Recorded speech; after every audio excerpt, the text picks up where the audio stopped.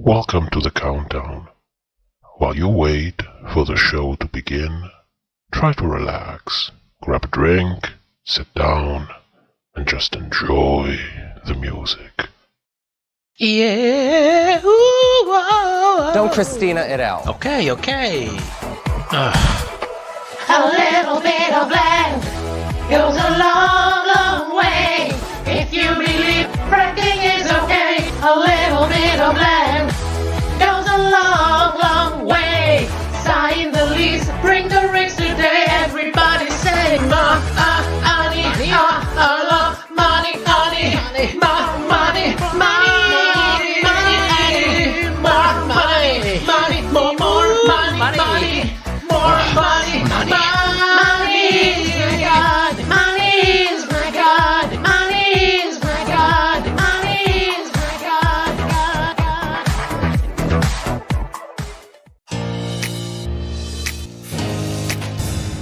She looks metallic. Though I can't quite recall overnight sensation.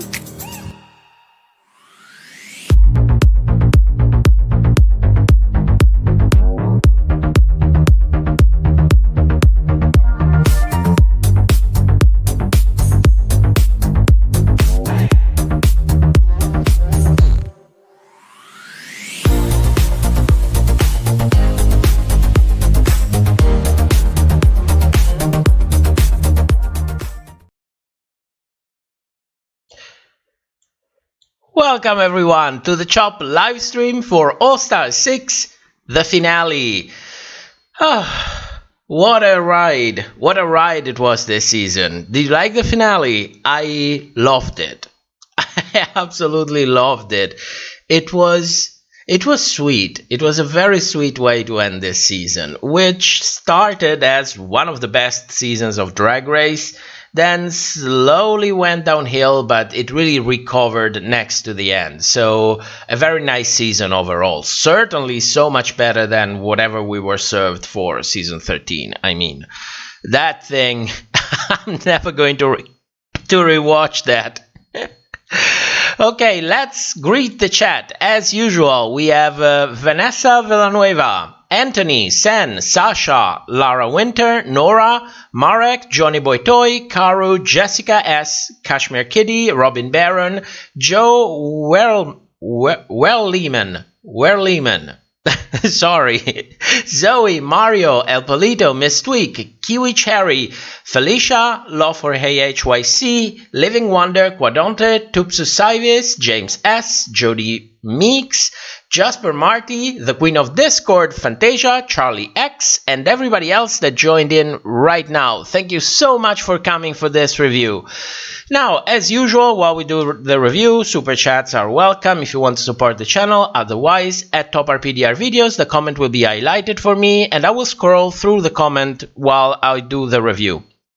Now, before we begin, did you notice there was something strange with Kylie's lip sync? Now, YouTube gives me the possibility to finally create a poll in the live stream. So, what I'm going to do is ask you guys in the chat. You can vote. Don't worry. Nobody will chase you telling you that you are transphobic for having an opinion. So, please let me know what you think. And there we go.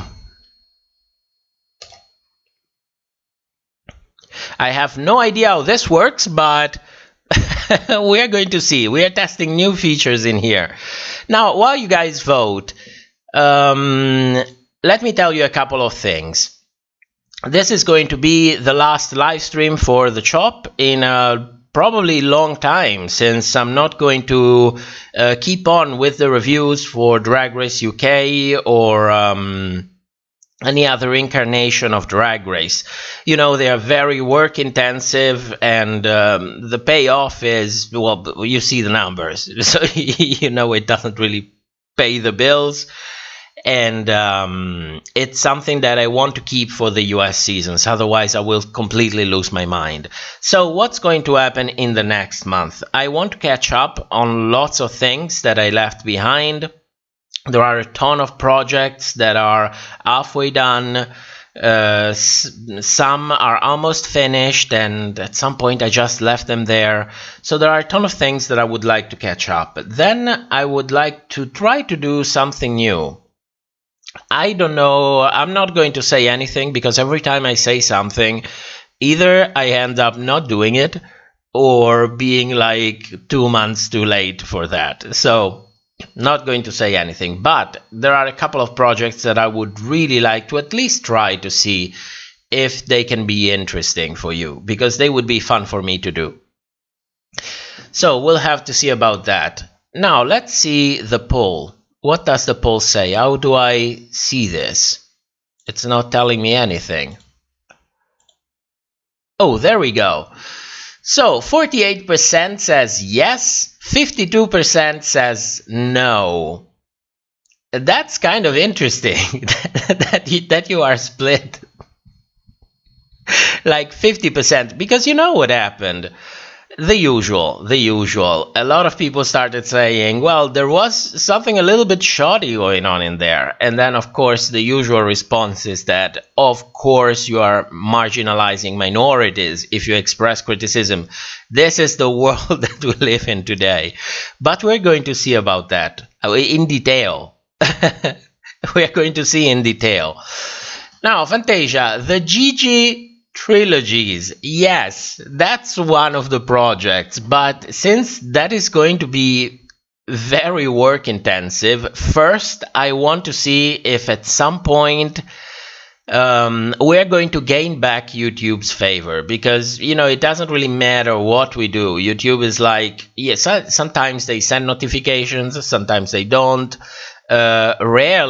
Fortunately rarely, I have people coming in saying I was unsubscribed, and you know, they're not really promoting much of our channel overall. So if before I'm going to commit 300-400 hours on a project, of which I already spent about 100, since that project has been in the works since last year basically, I want to see if things have changed a little bit. So what I'm going to do is doing something similar, but about another queen. It's going to be a much shorter work, and we'll see how that goes. And then based on that, we'll see if that project finally, if I finally manage to make that project. That's what I'm going to do. James, at first I thought the cloak was removed in the second shot of her falling, but it was there. Sus, I wanted Kylie to win, but it was hard to judge from what we saw. Marek, when you look at the live reaction of the top 4, it is shown how upset or unsure Kylie was when she saw that slip. Yeah, she left an interview. I don't remember where, because I saw it on Twitter, and she said, I was watching the live finale knowing that I was going to fall. and she was worried since she left the filming for Drag Race All-Star 6 last year, that people were going to see her fall and everything else that came afterwards. So, but we're going to see about that later on. Let's get a little bit of liquid energy and we start.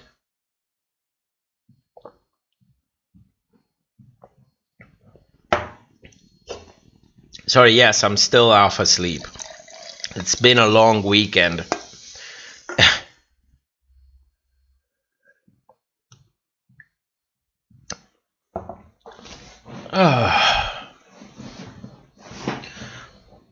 I kind of want to smoke again.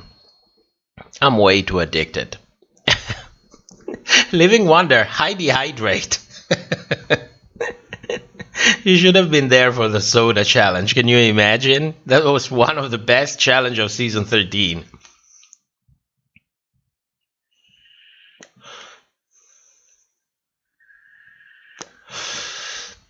Beaver, Do you think that every time RuPaul makes a new album, she's like, oh, I'm gonna make so much money? Money. No.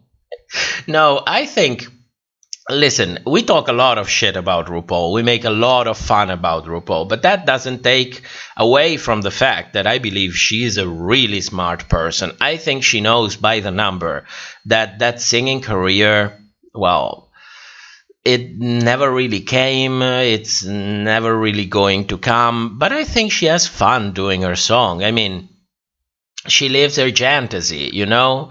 She sits there, somebody paints her, she looks beautiful, she wears all of these expensive gowns, and the songs are not half bad. I mean, when they are original, they are not murdering your ears. You can listen to them. And you know, if she's getting her life from that, then, you know, good for her. After all, she's living her best life in that, what was it, $30 million mansion? Whatever it was. I would be living my best life as well. With my fucked up singing, yes. I would feel like everything. Lysander, that green coat made Kylie's lip. That made Kylie's lip is her inner saboteur. She lost that one. She lost that one about 10 years ago, I think. Miss Kylie. Vanessa, you think Sonique owes Willem some money because most of her clothes, wigs, shoes came from his closet. Well, if they're good friends, I would say a thank you will be more than enough. More than enough. Maybe she can help Willem a little bit since she was cut so hard. Well, she is the one who really burned bridges with the franchise. And as time goes on and more queens rise to mainstream, it becomes very difficult to actually stay afloat. So, you know, it always helps to help others and receive help in return, you know? So we'll see about that. We'll see. I'm really curious to see what Kylie is going to do in the next 12 to 18 months. I'll keep an eye on that. Okay, let's start with the review. So, welcome to the shop. It's the All-Star 6 finale. So, congratulations to Kylie for winning the season. And you know, somebody left me a comment saying, your wife actually won. And I was like, yes. She didn't agree to anything. But yes, let's live in our fantasy. Of course, congratulations to Raja, Ginger, and Eureka. It's one of the best top 4 in herstory. I mean, no shade to anyone, but it's been ages. You know, last time it was season 9. It's been a long time. So I have no doubt that this season will do wonders for all of these girls' careers, especially for Kylie. Ginger and Eureka, of course, and maybe not Raja. Raja will do exceptionally well because the robbed narrative in this franchise, it is one of the best blessings that you could ever have. So I hope she will have an incredible career after this. Now, in this episode, we are going to discuss an interesting rehearsal for Raja, the Queen's interview with Ru and Michelle, the Maxi Challenge inspired by Old Town Road, then the runway, the cryptiques, and finally the 4-way lip sync. With, of course, Kylie's fall and recovery that generated controversy with people claiming it was staged, and at some point with good reason. So we're going to dissect what happened and try to find out the truth.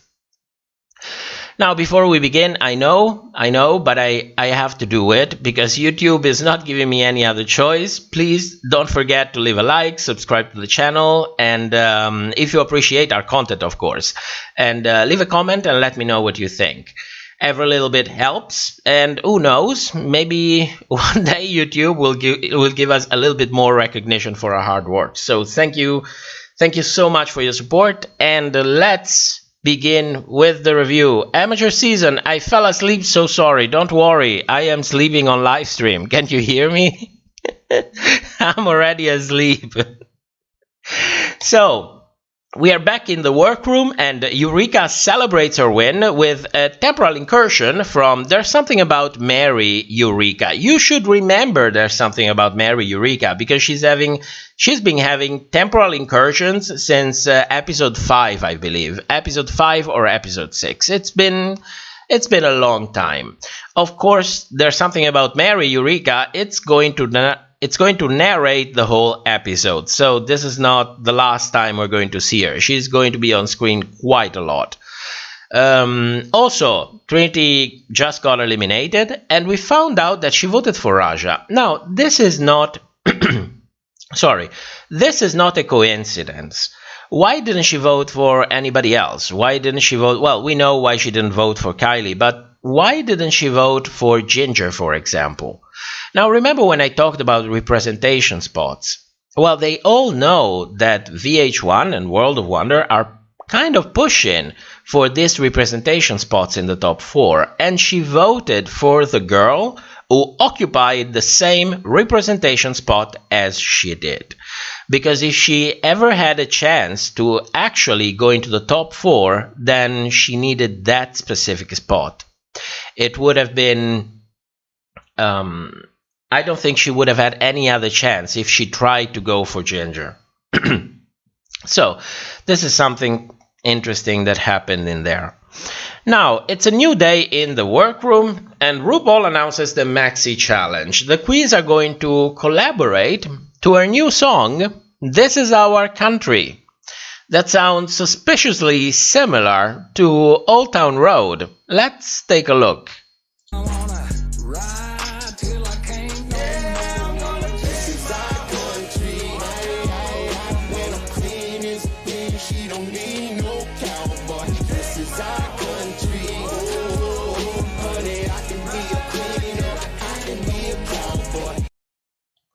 What do you think? Is it the same song? Is it inspired by the same song? We don't know. We might never know. One thing I can tell you for sure. You cannot fault RuPaul for that. She paid someone to write her music. I don't think she contributes to anything more than vocals to this new music, because let's face it, there is an album coming out every year. She is constantly filming around the world. She doesn't even have the time. I'm surprised that she manages to find the time to actually go to a studio and record lyrics. But that song sounds suspiciously similar. A little bit too similar, if you ask me.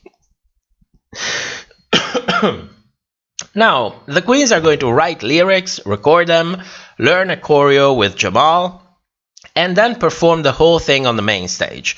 Now, this song is not just a patriotic song, it's also, and I'm saying this for all the people that are not native English like me, it's also kind of a play on word, since the song is in a country style. So, you know, now you get the name of the song, This Is Our Country.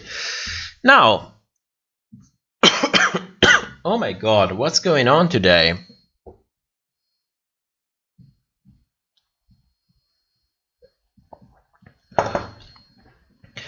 Ooh, my throat is not collaborating.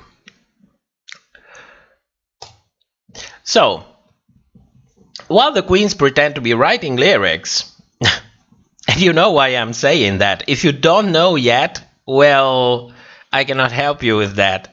So, while the queens pretend to be writing the lyrics, Raja kind of points out how convenient it is that it's going to be a country song when all of the queens in the top 4 are from the South. And I'm starting to worry for Raja. You are not supposed to be saying these things. You are especially not supposed to be saying that on camera. So I'm already like, oh my god, something's going to happen. But then she quickly recovers with a 3-way mismatch confessional, explaining the difficulties of being proud of a country that doesn't really feel like their own anymore. And remember, this was all filmed last year, less than 4 months after the murder of George Floyd, and her lyrics are going to echo the impact of that event on Raja and on the rest of the world, of course. Because, yes, we have all seen that. Don't forget it. You're not alone in this. Also, There we go. Also, Kylie asks Eureka about her verse, and Eureka explains that she wanted to be about powerful queens of the world. And at this point, Kylie genuinely, emphasis on the world genuinely, asks, what does it have to do with American? Which is a very good question. So Eureka replies that she is getting there and tries to explain her concept and motivation in a mismatched confessional featuring, of course, There's Something About Mary Eureka, that version of Eureka that keeps having temporal incursions basically everywhere. It's soon time to move to rehearsal, and a curious thing, as usual, we are not going to see the queens record their verses, but only the rehearsal with Jamal. This is something that's been quite common in the past seasons of Drag Race. I think for the past 3 or 4 seasons, we almost never saw the girls actually recording lyrics. At least not every time they recorded lyrics. I cannot really remember. I think it happened maybe once in season 13, but I cannot be sure of that. We just don't see that anymore. It's like it doesn't matter if you're a good singer, if you can hold a tune. It's, that's a section that can just be skipped. And of course, the song is going to be riddled with autotune. It's the usual thing that we get. Now, somewhat, this section was very balanced because every queen got the same amount of screen time. There are confessionals, they are mostly neutral from Jamal. And every queen gets to have a chance to have a confessional for herself. So, it's a pretty balanced section. However, there is something going on with Raja's rehearsal, because it looks like Jamal is not facing Raja while explaining the choreography. So how the hell is Raja supposed to know what to do if Jamal is turned the other way? Now this was kind of puzzling to me because I don't really understand why they put this section in there. I do understand, for example, the fact that Jamal needed to turn toward the camera so that we, the audience, can see what he's actually doing. But what was the point of showing this section? Because it kind of made look like Raja had difficulties in performing her choreography. And at the same time, if you look a little bit closer, it justifies the fact that she had difficulties to begin with. So this was kind of an ambivalent section. I didn't really understand the meaning of it.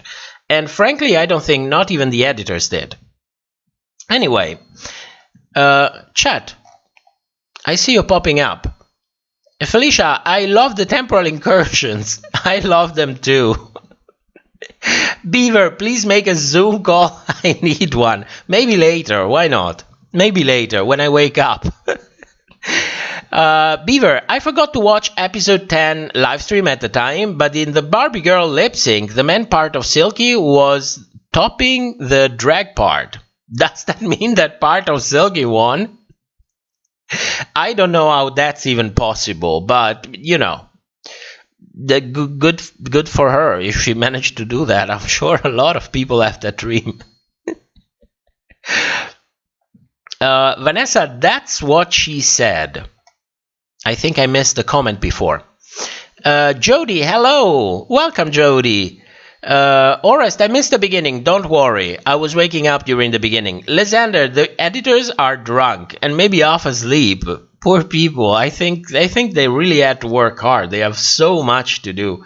With all of these seasons of Drag Race going on at once, I'm sure a lot have been hired also for editing, consulting, for, other incarnations on the show in which a new team of editors and producers have to, from a moment to another, get to be able to edit their version of the franchise in a way that doesn't feel too strange compared to what we got used to see. So I'm sure a lot of them are also doing consulting for other productions of Drag Race. They might be quite destroyed, I always shit on the editors, but at the end of the day, they're just paying their bills like almost everybody else. So, it's time for the interviews with RuPaul and Michelle. And I know that you always hear me say that I hate this part. It's something that we always get in every finale of RuPaul's Drag Race, and it's mostly because this section is usually used to rehash the Queen's storylines. Do you remember season 13? And it's kind of off-putting for me. I know their storylines already. Let me know something else. And fortunately, this is what we get in this section, something else. So with Eureka, she talks about the different attitudes that she got during the season. Of course, she mentions her mother as well. And she also talks about the difficulties and insecurities about being a bigger person and representation for big girls in the franchise, which, of course, is something very real. And if you don't know what I'm talking about this tweet. I think... I don't know all of the background. I didn't have time to check all of the background, but I think you can imagine the gist of it. You know, she eliminated Trinity. Probably people came off to her. A lot of people that, of course, come with a bias. I think also a lot of people that came with genuine criticism. The point is, it's social media, so everyone hates everyone, everything is polarized, and if you want to know more about what the fuck happened in here, I think Bassi made a video about this, so you can go watch that.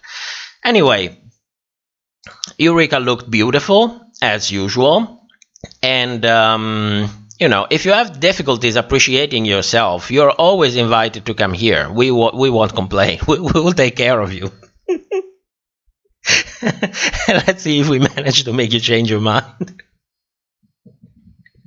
Anyway, moving on to Ginger. And Ginger gives this huge lick to RuPaul, which looks genuine. So she's recalling about filming for AJ and the Queen.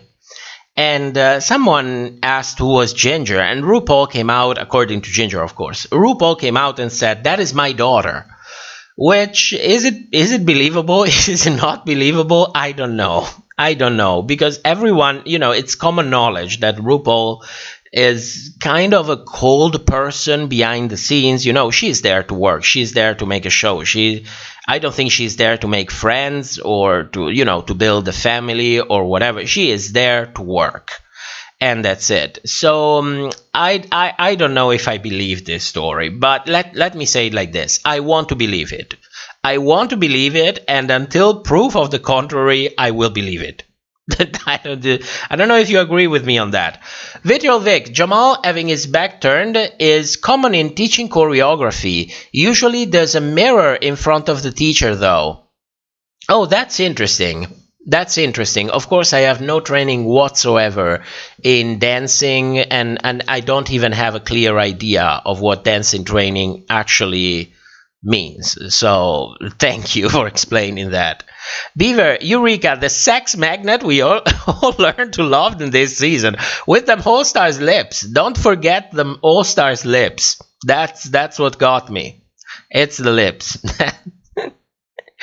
Moving on to Kylie. Now, Kylie, this is the section that I like the most. Well, first, because I have an adoration for Kylie to begin with. She's a person. What you see there is not a character. That is a person. A person that was forged in flame and fire. So don't forget that. Kylie tries to explain the difficulties in balancing feminine and masculine side before and after transitioning. So the difficulties in expressing the feminine side while being in a male body, and the difficulties in maintaining her male side while finally having a female body. And this is not trivial, because if you ever heard anyone, I think Gottmik also talked about this, when she was transitioning, the fact that she didn't transition in a way that she could appear like this big macho man, because she wanted to retain her feminine side. So she is not introducing a simple topic in here. And of course RuPaul doesn't understand anything about it, because her response is, "You are everything." Okay. okay. She completely got, my God. Such a guru, RuPaul. So at this point, Kylie tells Ru that she is a great example because, and don't forget this, power is nothing without the will to use it for a greater good. I mean, you have a queen right there. Unfortunately, Ru was still trying to come to terms with whatever Kylie said before, so I don't think she got that. I think she completely lost it. Anyway, it was refreshing to actually see these queens talk for once. For once. Nightmare, is it realistic? It's not just not realistic. Me, about Ginger the last 2 episodes. Lysander Person, who is Ginger Minge? RuPaul, that's my daughter. Did you catch that on camera? Oh my god. Oh my god, you're so shady. I love it. I love it. There was something similar to this that I don't know if it happened in Drag Race or in something else. But I remember this is not the first time that I've seen somebody doing this kind of shit for the camera. I'm sure it will never come to me. Until the other half of my brain wakes up, I'm sure it will not come to me. Where are we? Sasha, one more moment of RuPaul not understanding trans people / trans struggles. Yeah, you know, it doesn't take much. You just have to open your ears and shut the fuck up and listen. You don't need to necessarily be a trans person to empathize with the struggle that comes with it, you know. But, you know, it's RuPaul, it's TV, and outside of it, people are way more concerned with being right than actually learning something. So, you know, it's the usual gist. Homemade soup. Are you thinking of Ru telling Pearl, nothing you say matters unless the camera is on? No, it's not exactly that. It was somebody that did something on camera that looked, what's the word? It's the contrary of reprehensible. So if you know what I mean. And then turned back to check if the camera was actually getting, and maybe even ask the cameraman, did you catch that? But I don't know where it comes from. I don't know where it comes from. Beaver, when Kylie becomes more human, Ginger becomes more overproduced. Ginger was extremely produced this season. I understand why she did it. She's there to do the job. The problem is that she made it very difficult to empathize with her. So I'm not coming out of this season of All Stars saying Ginger wowed me. In a way, she did. She is a great actress by drag standards. But that's basically about it. Unfortunately, that's basically about it. Chi-Chi's, I heard Jay Jolie is going to be on Dragula season 4. That's a rumor that made the rounds everywhere. If she does, I'm really going to be interested in what she serves. Oh my god. Crazy for Wizard. Ginger made the rosé seem natural. Thank you for saying that. I was thinking about rosé today. I was just thinking about rosé today.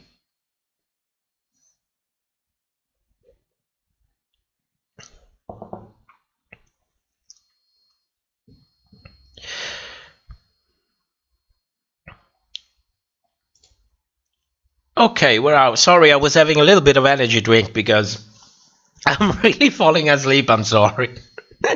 My god, I'm so sorry. This is just another shit show.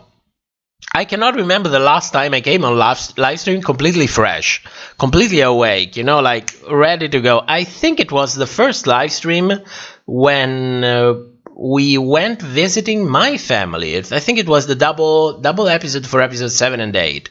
And I was like really fresh. I was like completely awake for once. For once. Moving on, we have Raja. Now, Raja talks about how she managed to focus after season 11 and finding her true self. As a matter of fact, she mentioned something very interesting, which is trying not to use people's feedback on social media as the criteria for defining yourself, and remembering never to do that, which, I mean, let's be honest, it's one of the best advice she could ever give herself, because people talk a lot of shit and never really care about measuring what they say on social media. They're like, you know what, this is my dumpster, so I feel like shit, I'm going to shit on someone, and that's it. And they don't realize that these queens need social media because that's part of their job, and they have to deal with this bullshit. So I can completely empathize with that. And of course, she says again that she made all of her looks, which is incredible. It's unbelievable. We're going to see later on her last look for the runway, and Ru compliments her. That's it. Everybody smiles, everybody is happy. If I was Raja, I would feel like probably the most lonely person on the earth, sitting in front of RuPaul and Michelle Visage, but she's professional and she's doing what she's supposed to be doing, which coincidentally is also one of my favorite critiques. Lysander, when I think of RuPaul voguing, I imagine she's thinking about all the money she's going to get after leaving these poor girls with all the expensive outfit they had to bring. Yeah, that was my first thought as well. It's like dancing on someone else's grave. I know it's grim, but in a way it's also true. Everybody knows that. That's not the whole truth, but I think it's a good part of it. So let's move on to the last day in the workroom. It's the last day in the workroom. These are our last mirror moments for this season. And thankfully, this section was very lighthearted. Nothing too cheesy, nothing too fake. It's just some genuine fun. Thank you. Thank you so much. It's not that I do not appreciate the Queen's stories, but when you start to realize how convenient it is that they all happen to share at the same moment, in the same day of filming, in the same place, you're like, okay, which field producer asked which queen to open out about what?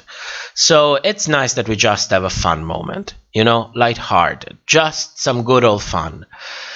And Raja is also joking about the fact that this might be a last day on Drag Race, unless they do a winter season. Cursed words, if you ask me. Cursed words. So let's move on to the main stage performance. And I was expecting, because you know that the queens had to write lyrics for this song, so I was kind of expecting that they would celebrate the American pride, you know, like I'm used to see when I see your media from the other side of the ocean.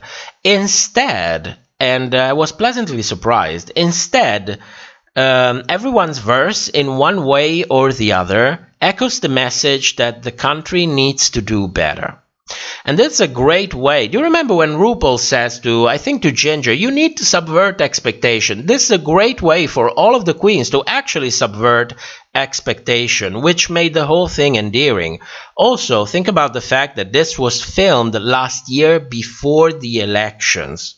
So since, you know, McDonald Trump was still in office, nobody knew if Joe Biden would actually win. So it feels like they kind of prepared for the worst, in a way. Because I find it also a little bit convenient that all of the... oh my God. That all of the queens echoed the same message. I mean, it's 4 of them.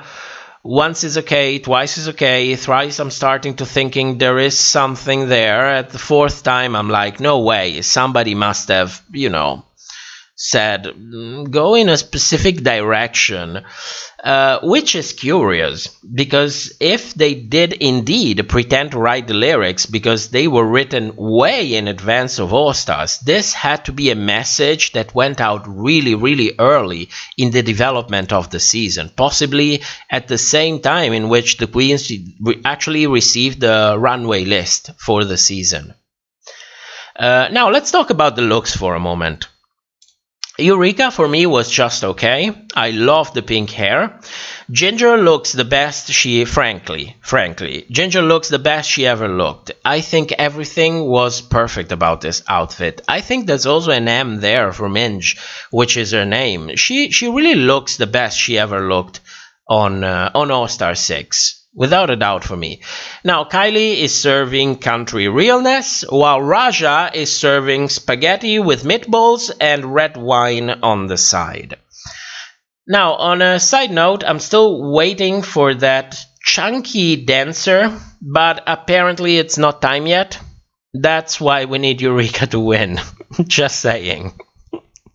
Chat, what do you think? Sasha, I feel we couldn't count how many outfits the queens had to bring this season, because just the ones we know, it's for every runway, every lip sync song, group presentation, and extra.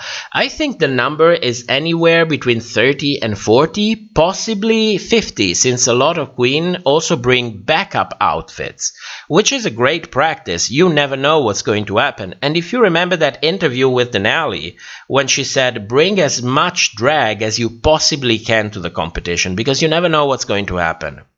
Lysander, Miss Relatable enters the workroom for All-Star 6. This is the top 4 I imagined. The representation is so relatable. Learn how to do drag Asia. Oh, we're never going to let that go. I am never going to let that go. I am petty like that.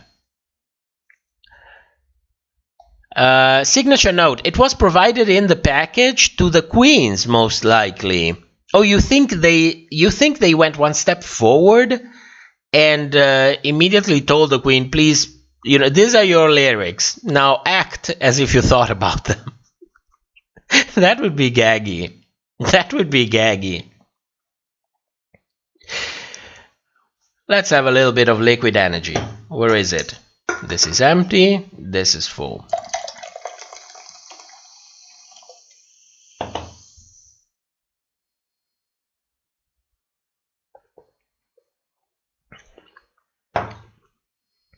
James S. Raja was wearing picnic table.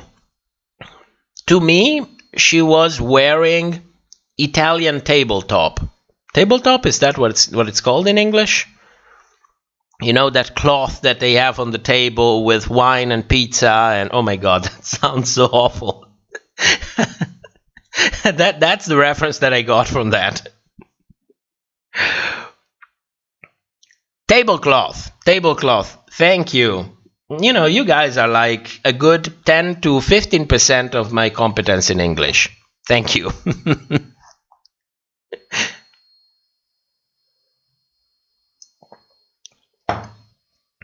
So let's move on to the runway and the critiques. Let's start with Eureka. Now, during the top 4 of Drag Race, it's kind of customary to compliment every queen, no matter what. And since the judges are really not going to make shit up to throw anyone under the bus, I think there's really no need for me to actually review their critiques, because they were really saying everything positive about everyone. And also because there is a generous amount of yada yada involved, and how allergic I am to that. So, nevertheless, we managed to find something interesting. Now, for the moment, let's quickly review the looks first. Eureka. Now, Eureka, for me, she was the best on the runway. The headpiece was fantastic. The outfit was organic. The proportions are impeccable. She sure learned how to proportionize. She just looked incredible. And the makeup. She is everything. It's really everything. For me, this was the best look on the runway. And she looks expensive. She really looks expensive. Now, Ginger, I didn't like it. I didn't like it. It was a punch in the face for me. It looks so busy. This skirt is way too busy. There is no waistline. I can't believe that she looked so good in the video for the road home, the long road. What was the name of the song? I forgot already. Old Town Road. And then she served this on the last runway of All Star 6. I don't know. I didn't like it. Sorry. It's not just that I didn't like it. I find it, can I dare say, revolting? I hated this outfit. I love Ginger, but I hated the outfit. I'm sorry, I cannot stand it. It's awful. It's just awful. I don't get it. I don't get it. Who's next? Kylie. Kylie, ups and downs. The bodysuit, I think, was stoned beautifully. It was incredible. It fits incredibly well. Those titties are front and center, and girl, you know that I cannot stop looking. The gloves, the glitter, everything works wonderfully. I mean, it's a full concept, except for that skirt. We all saw that skirt. It looks like an afterthought that was patched together in the last 5 minutes of a sewing challenge. It shouldn't have been there. I think it took away from the whole outfit, because when you look closely about how that bodysuit is stoned, that is stoned from top to bottom. And the arrangement is done so well. It's a take on the American flag. It's beautiful. And then you have that skirt, and you're like, why did you even have that? It really takes away from the whole thing that she was presenting. So she should have just removed it. It would have looked perfect already.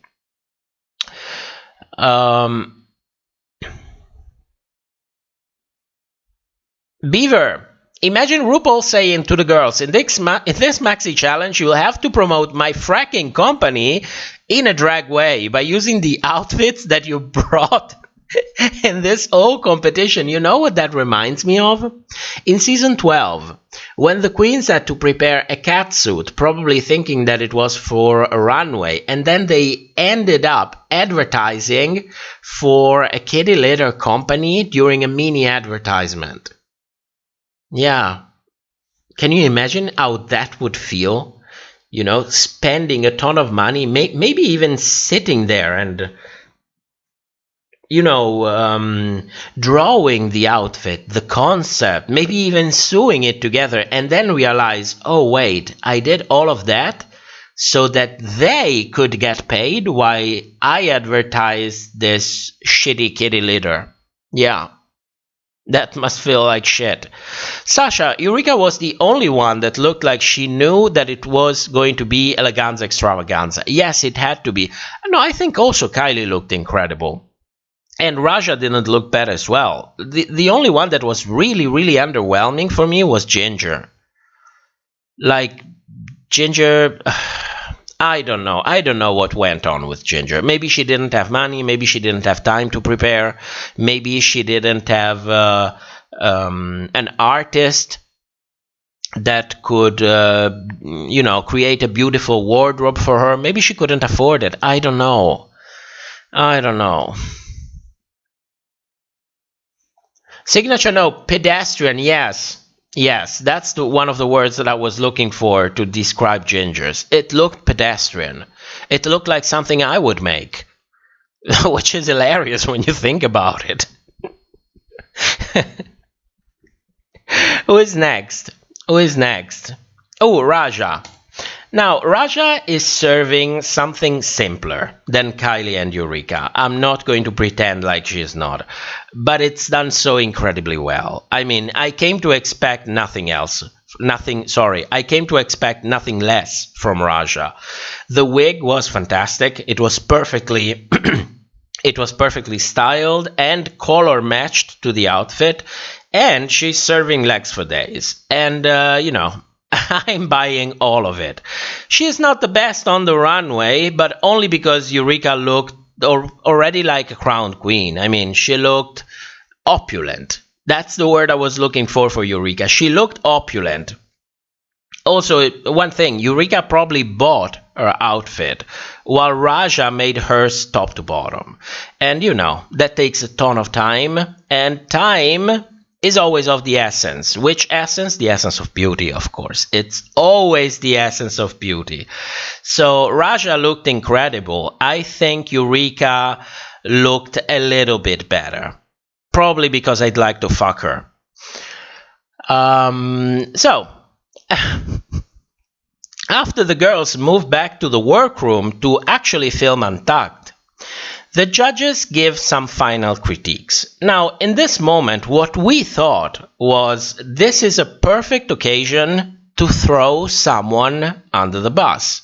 If we're going to hear anything, even slightly negative about anyone, then that is a sign that that queen is never going to win.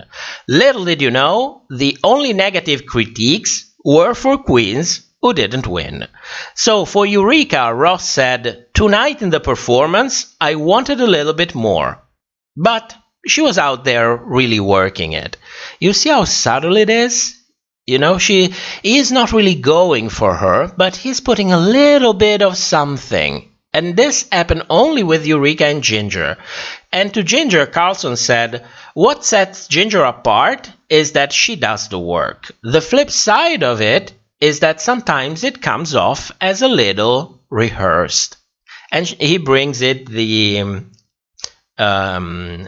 as an example, he brings in the storytelling monologue from the episode before. So this is kind of curious. This was really kind of curious.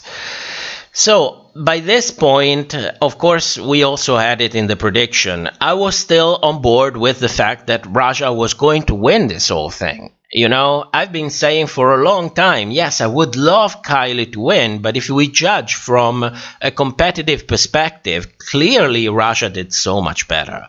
And she made all of her outfits. I mean, it's mind-blowing to me that she could make all of those dresses. I mean, we've seen how quick she can be. I mean, for me, I cannot even sew a sock by hand. So, you know, it doesn't take much to impress me from that point of view. But nevertheless, from a competitive perspective and from an editing perspective, I was expecting Raja to win this whole thing. So at this point, I'm still in that fantasy. The only confirmation that I have is that Eureka and Ginger are definitely not going to win. Eureka, because, you know, she didn't have a bad run, but compared to everybody else, she had the worst run. And Ginger, because we saw her heady going completely downhill since episode 9. So we knew already that they threw Ginger under the bus. But still, the question was there. Is it going to be a single crowning? Is it going to be a double crowning? At this point, while I was looking, I was still thinking, yeah, Raja is probably going to win. I was shocked in a way when it came out that she didn't win. Anyway, speaking of who won and who didn't win, oh my god.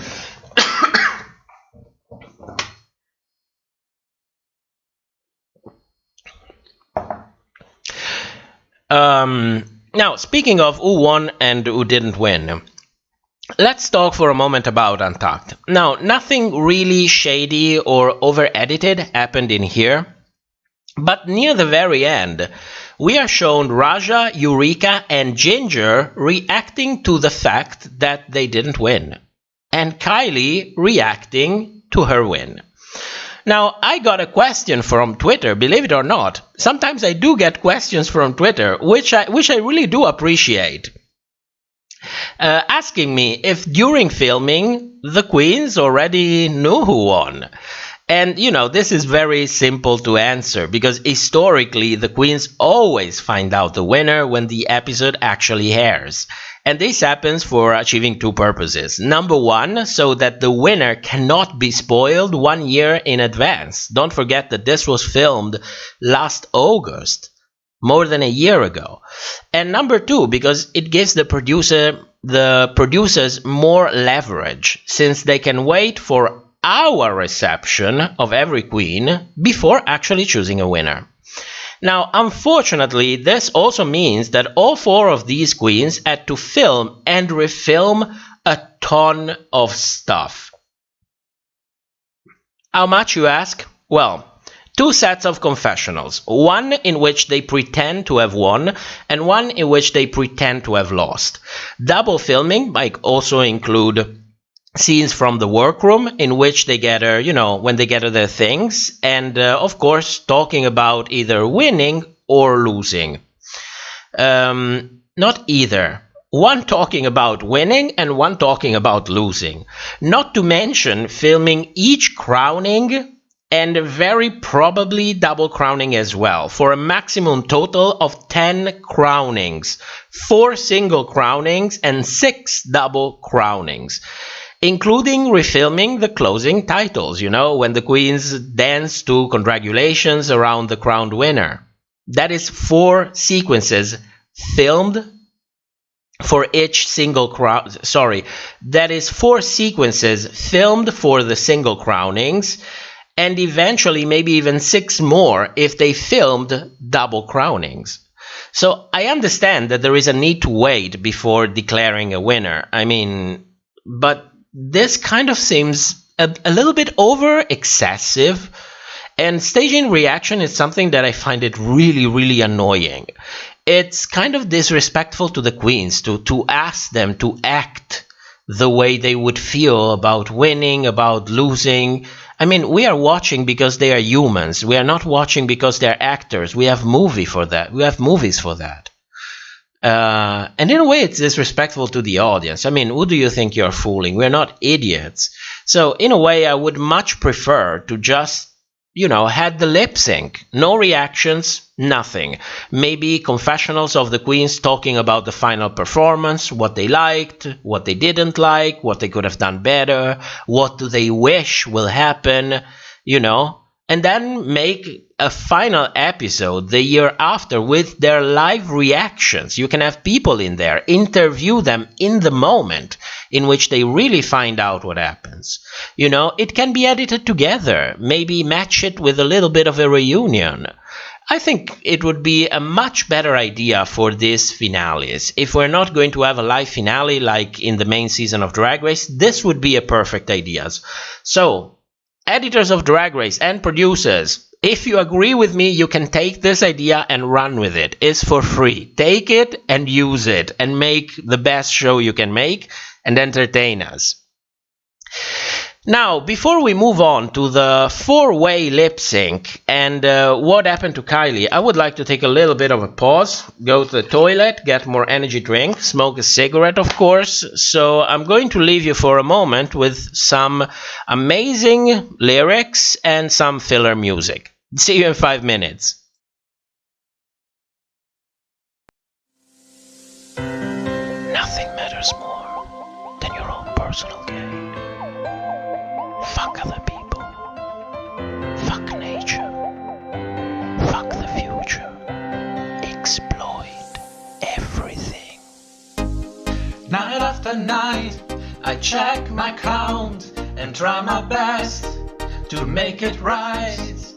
Day by day, I close my eyes, ignore the pain in my brother's lives. An injection of cash is all I need to shut the voice in my head.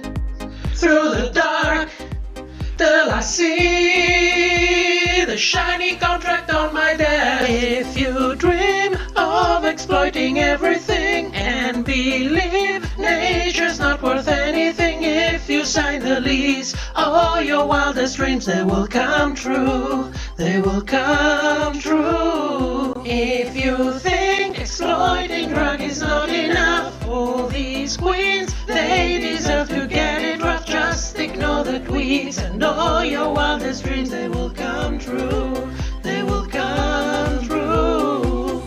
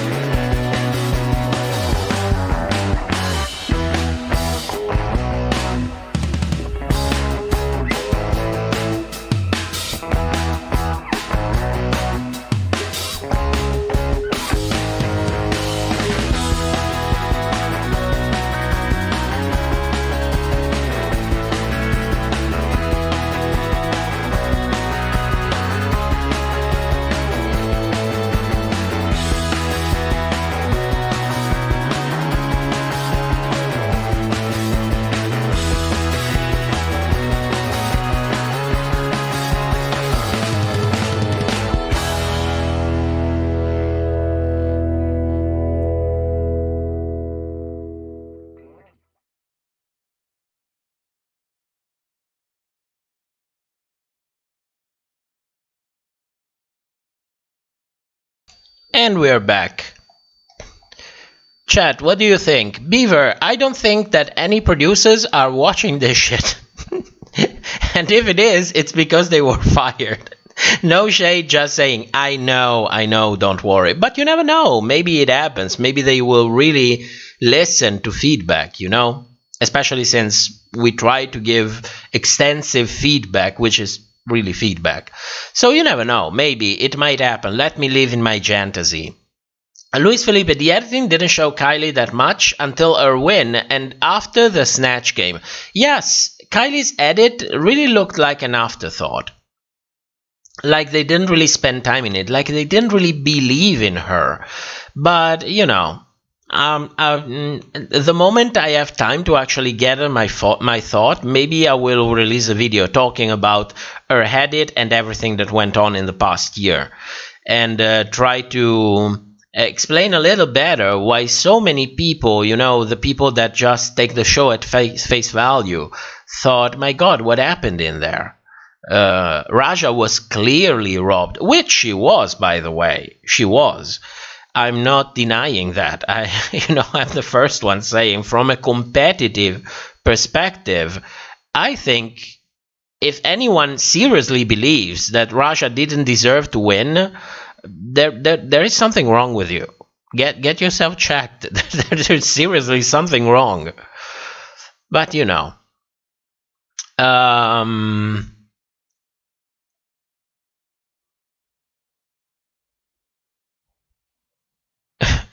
Kago Games, Pearl got carried to the finale. Yes, she was. She was. Andy Stephen, Kylie was a progressive win. She peaked at the finale, which is beautiful. Raja peaked too early in the beginning, and Ginger picked midway. Kylie slowly and consistently slayed all the way. I wouldn't go as far as calling it slaying.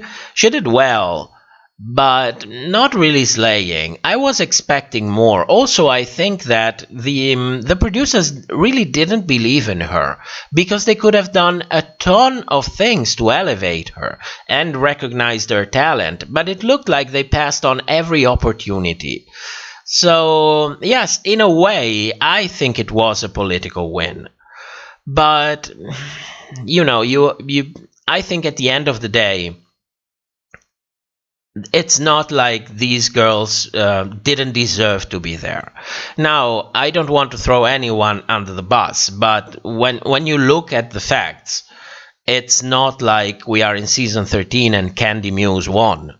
So, you know, there is a little bit of a difference in there. Sasha, I was happy for Kylie's win because this whole season was a clownery, and Kylie didn't do enough to be a deserving winner. Yeah, she was. I want to stress also this fact. She was never even given a proper chance to deserve to win. I mean, I thought she did amazing in that Snatch game. She could have easily won that. But the edit decided to go in a different direction. Okay, so where are we? Okay, the four-way lip sync. Now, Shea Coulee is here, the goddess of All-Star 6, serving AI realness. I think she looked beautiful. And I don't know if it's because I'm looking at this through the shady side of it, you know, because to me, she is impersonating RuPaul. Of course, that is my opinion. But I like to believe that, you know, that Shea came back and says, oh, so I have to do this. Very well. Then you know what? I'm going to look beautiful and throw a little bit of shade that no one will really get. So let me live in my fantasy about this. Now, the four-way lip sync. I think it was an awful choice. And this was definitely done to mess with our perception. Let's not, you know, let's call it for what it is. The queens didn't even lip sync together, so the editors are basically free to cut and paste whatever they want to make everyone look however they want to. It was terrible, frankly disrespectful, because, you know, as I always say, we're not imbeciles. We see what you're doing. And in a way, it's also a missed opportunity. If anything, the lip sync for the crown should be aired in their entirety and completely unedited. This is a celebration. This is the celebration show at the end of the season. Why can't we see them shine? Why do we have to have all this mess up? I didn't understand virtually anything of what was going on screen. It's difficult already to keep track of two queens when you never get to see them together on stage. Imagine with 4. And they're not even together, so you cannot even say, you know, okay, this queen is doing this while this other queen is doing that. No, there's nothing. They are performing alone on stage, then the editors and the producers can do whatever they want, and, you know, it's World of Wonder, as usual. They don't like to have most of the power, they want all of the power. Now, 3 things happened during this lip sync. Number 1, Eureka and Ginger completely disappear, so if you had any doubt before, now you know that for sure they have lost. Number 2, Raja is killing it. She's giving incredible energy. She doesn't miss a bit. She owns the whole stage. And personally, I loved every frame of what she was serving. To me, she was the clear winner of this lip sync.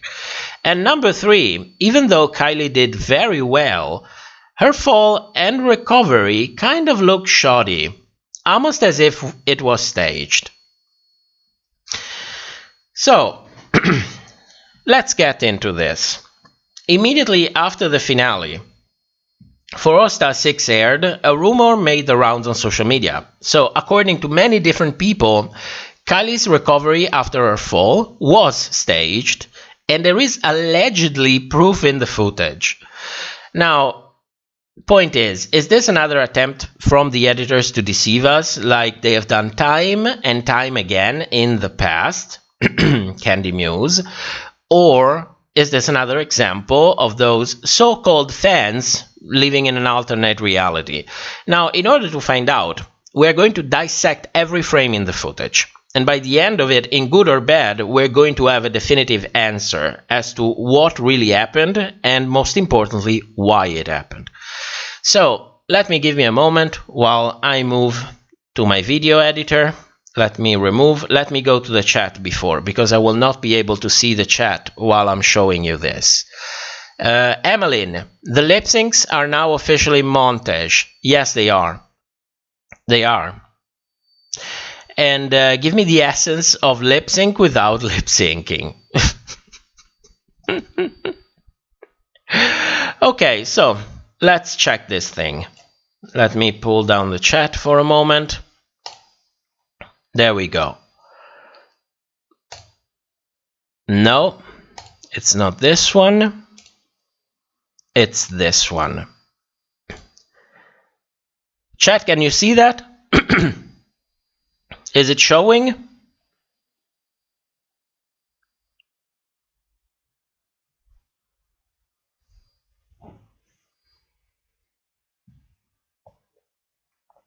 Yes, okay, great. So, yeah, this is the first time that I try to capture something from my computer and show it to you. So, good to know that it works. Now, in the original video, you see 2 main cuts. One in which RuPaul is reacting to Kylie's fall, which is this one. And immediately after this cut, you have this part of Kylie in which you see that she looks like she kind of lost her momentum. When you play it, frame perfect, look at it. It doesn't really look like a fall. It looks more like an intentional roll. So, why is it playing so slowly? Oh, because I didn't... Shit. There we go. Now it should play in real time.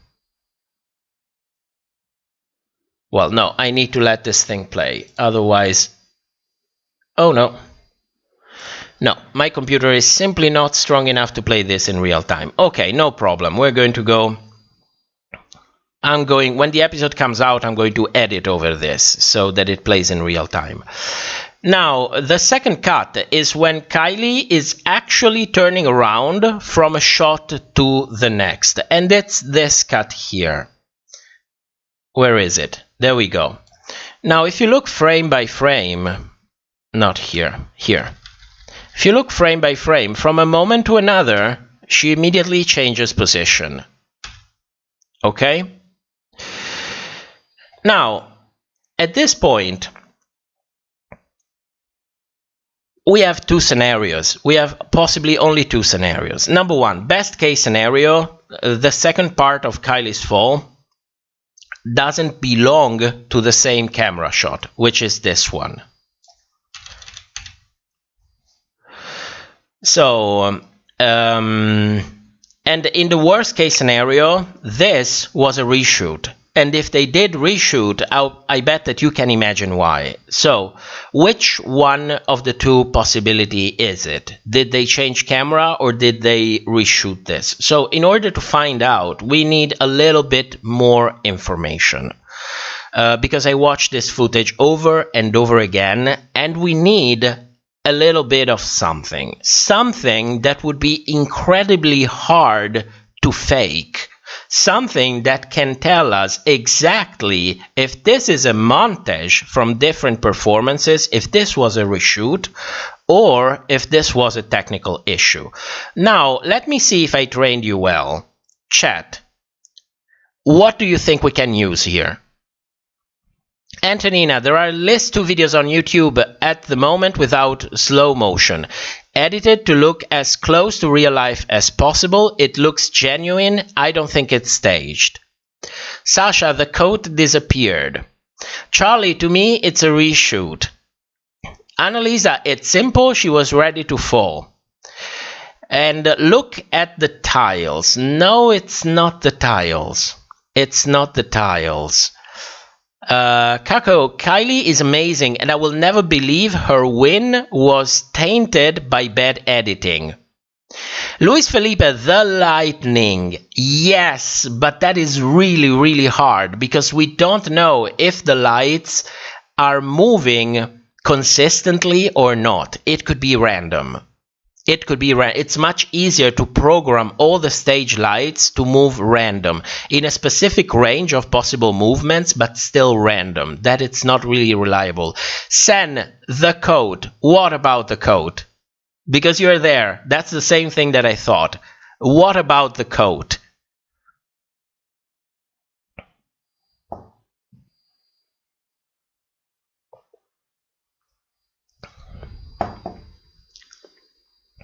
Emmeline, the coat moving. Yes. Yes, the coat moving. Do you know how hard it is to replicate the falling of clothes? The way they deform while they are falling. This is incredibly hard. You cannot, unless you have everything set up already for the first and the second shot. I can guarantee you, you will never be able to let a piece of cloth, especially something as light as Kylie's head, in the same exact way every single time.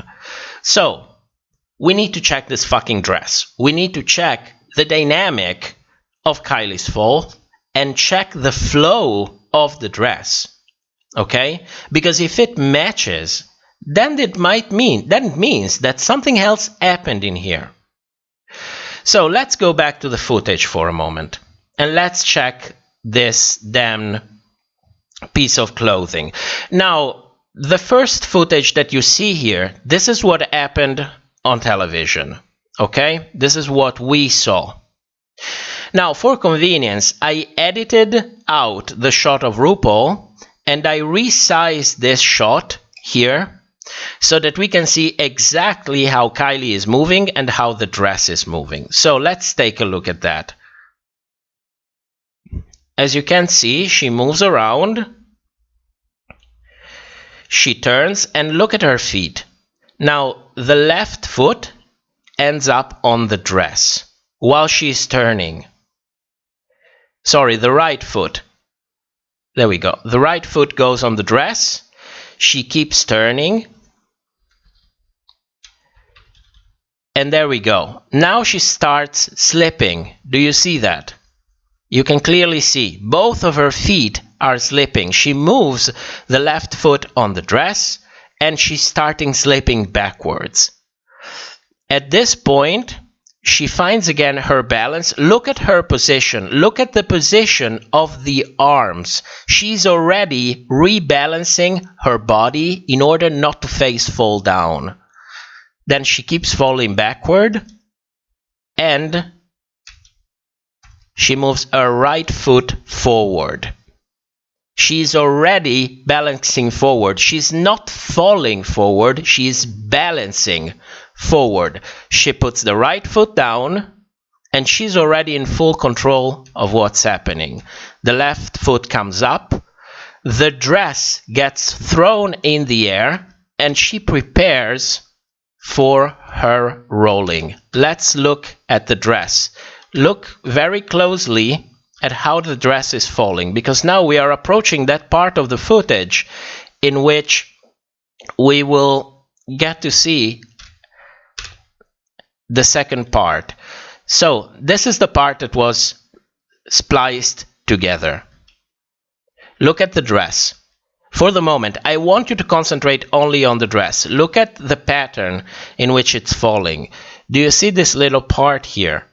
When you look back, we're going to find it again here, hidden behind Kylie's foot. And when it goes down, it continues, it flows in the same way downward. So if we accelerate it and only look at the dress, you can see that it's a consistent motion, except for what happened in here. In this moment, you see that there is footage missing. Do you see that? From a moment to another, it falls on the floor. It's a complete motion, but a part of that motion is actually missing. So, when you look at it this way, I think this is definite proof that she did slip on the dress, but she was immediately prepared to not fall face down on the floor, roll it out, and then look beautiful in the end.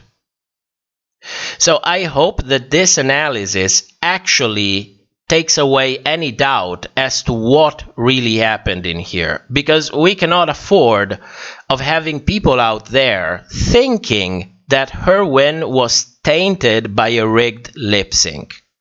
And the dress is what I hope will convince everyone of what happened. Nevertheless, there is footage missing. And this is what initially started the rumor. And we have an issue with editing, because when we get here, this was edited so badly that it made people raise their eyebrows. We are not shown the final motion of Kylie's roll. From a moment to another, she's rolling and then she is already looking beautiful on the stage. So, number one, this part here, where is it? Here, there we go. This is where we get RuPaul's reaction. Now, if you follow here, if you look at the floor in here, in the very beginning, here, there we go. You see that the background is moving to the left. Do you see it? Just look at my cursor and this corner here. The background is moving to the left. Then, as we approach the cut in which we see RuPaul's reaction, look where this corner is. Look where it is now. In addition to that, it looks, if you check these lights in here and look at the second part of the footage, these lights are more down, as if the footage come from a higher point of view. So why is this happening? Well, what I think is happening is that when they film on stage, apart from the fact that they have a ton of camera, they surely have handheld camera in the center of the stage with an operator moving the camera. In addition to that, we have aerial cameras. Now, in this specific moments, you see some of the stage light actually almost blinding the camera. What I think happened is that this footage comes from the handheld camera, but that was completely blinded. So they needed to resort to the aerial camera, which is positioned higher on the stage, and which also explains why these lights here now move down here to the bottom, because it's from a higher perspective. This camera was partially blinded as well, but maybe not as bad as the handheld camera that was in the center of the stage. Unfortunately, the footage was kind of spliced badly together, and adding that reaction shot from RuPaul, which is imperative, because when you're shifting from one camera to the other, people will notice the difference. So you need to add something in there to distract everybody from the fact that you are switching from a camera to the other.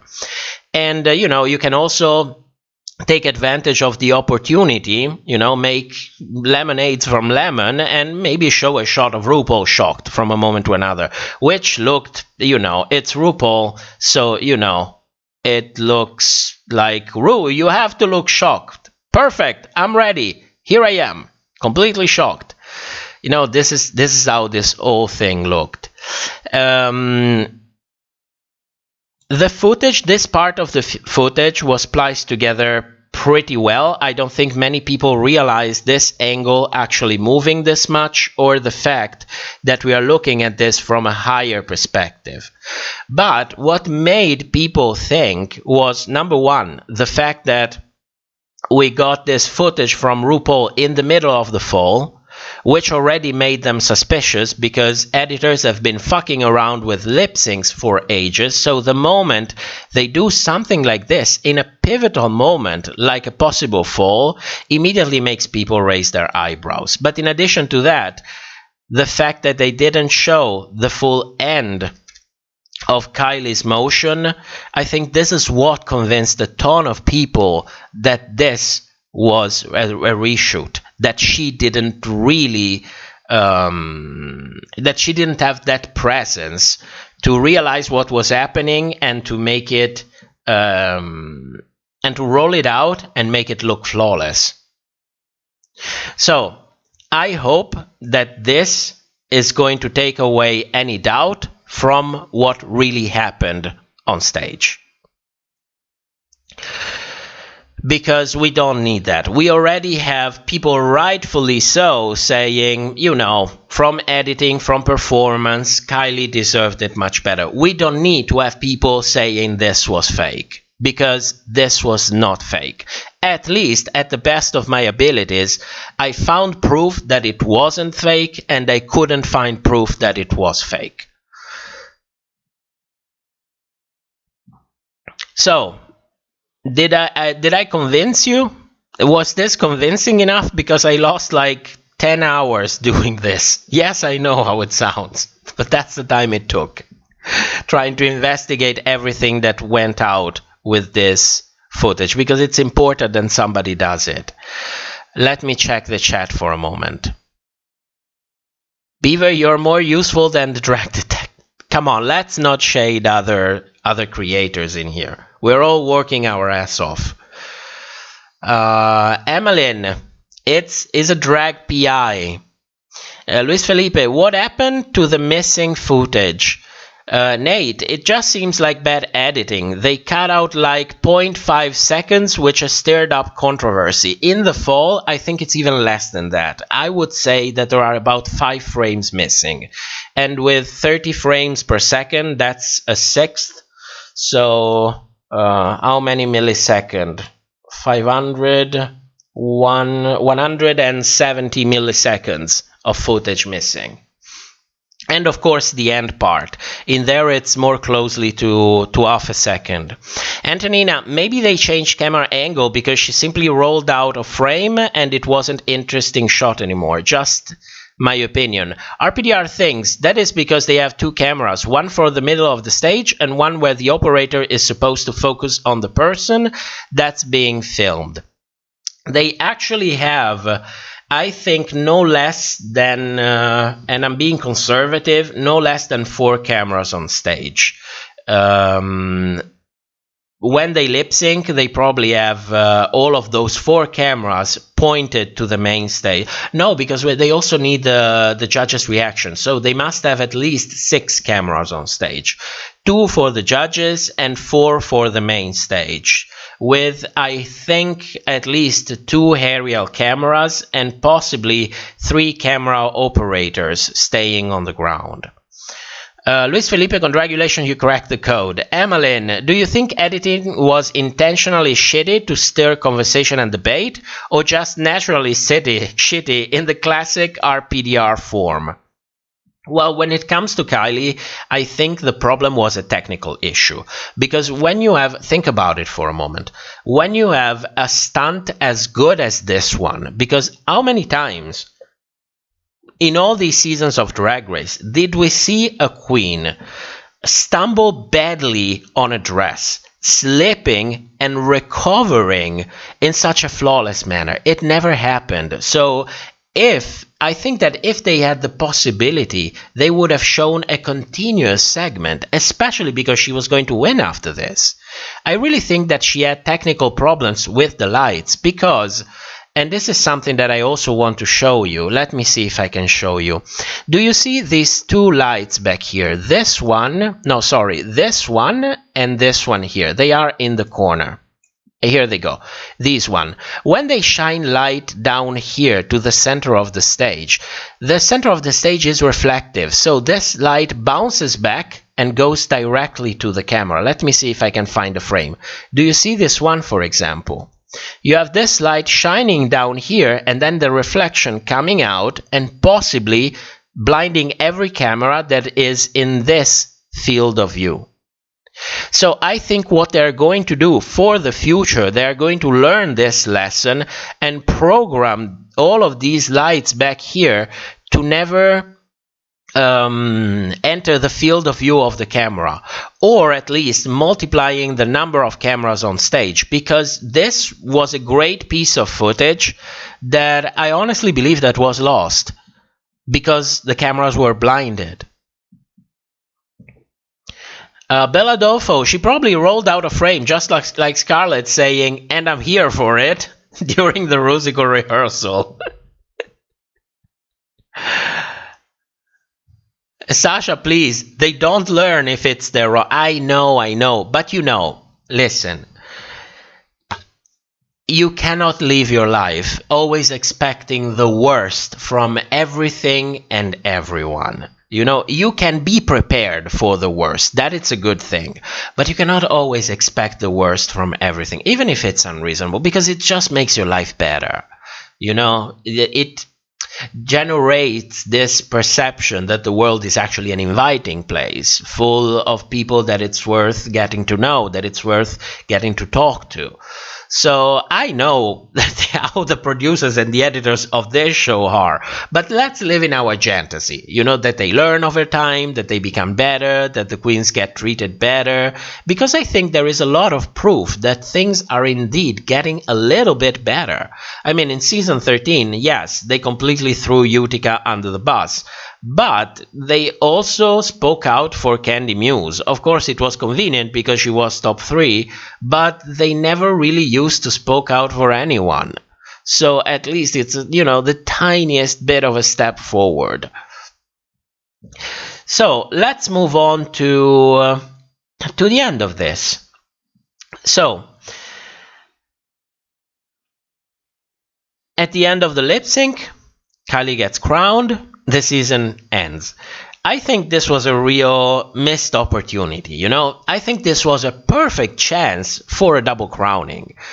And because a lot of people agreed to the fact that Raja did incredible. From a competitive perspective, she did so much better than Kylie. By the way, look how flawless she looks in this frame.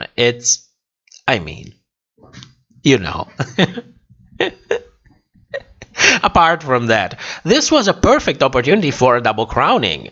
But unfortunately, we already had a double crowning. So I don't know who made the decision. We couldn't have a double crowning with Kylie and Raja. And you know that double crowning that they did back in All Stars 4, that was all footage spliced together. Even RuPaul narrating the fact that they have two winners, that was recorded at a later time.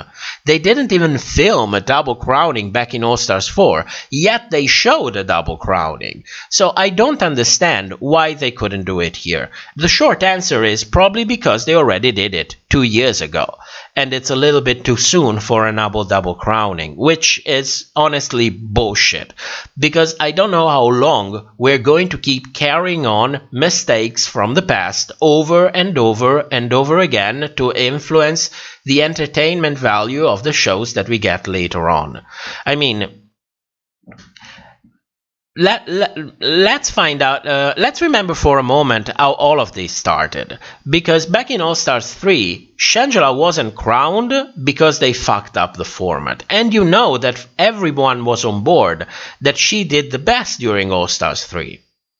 Again, not to shade anyone, but, you know, from a competitive perspective, Shangela did the best.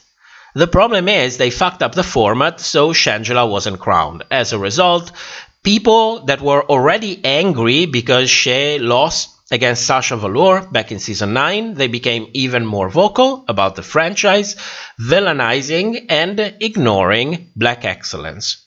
So as a result, in All Stars 4, we've got the double crowning that made no sense. Now, no shade to Monet, but it made no sense. Also, Monique deserved it more if we really needed to have a double crowning, so sue me for that.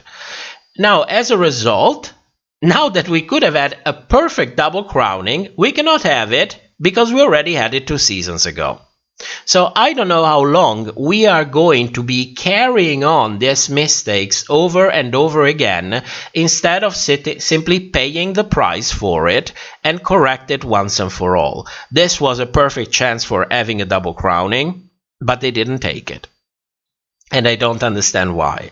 I mean, we can look at the positive side of it. When you have a robbed narrative on the show, people really empathize with that. People really create an emotional connection with that. And you know that emotional connection, if you are a great entertainer, if you have talent, and if you are creative, you can take advantage of all of that to build a very lucrative career for yourself. So, you know, looking at the bright side, it's not so bad for Raja, but of course it feels bitter, you know. I think it taints the whole season. This should have been a double crowning.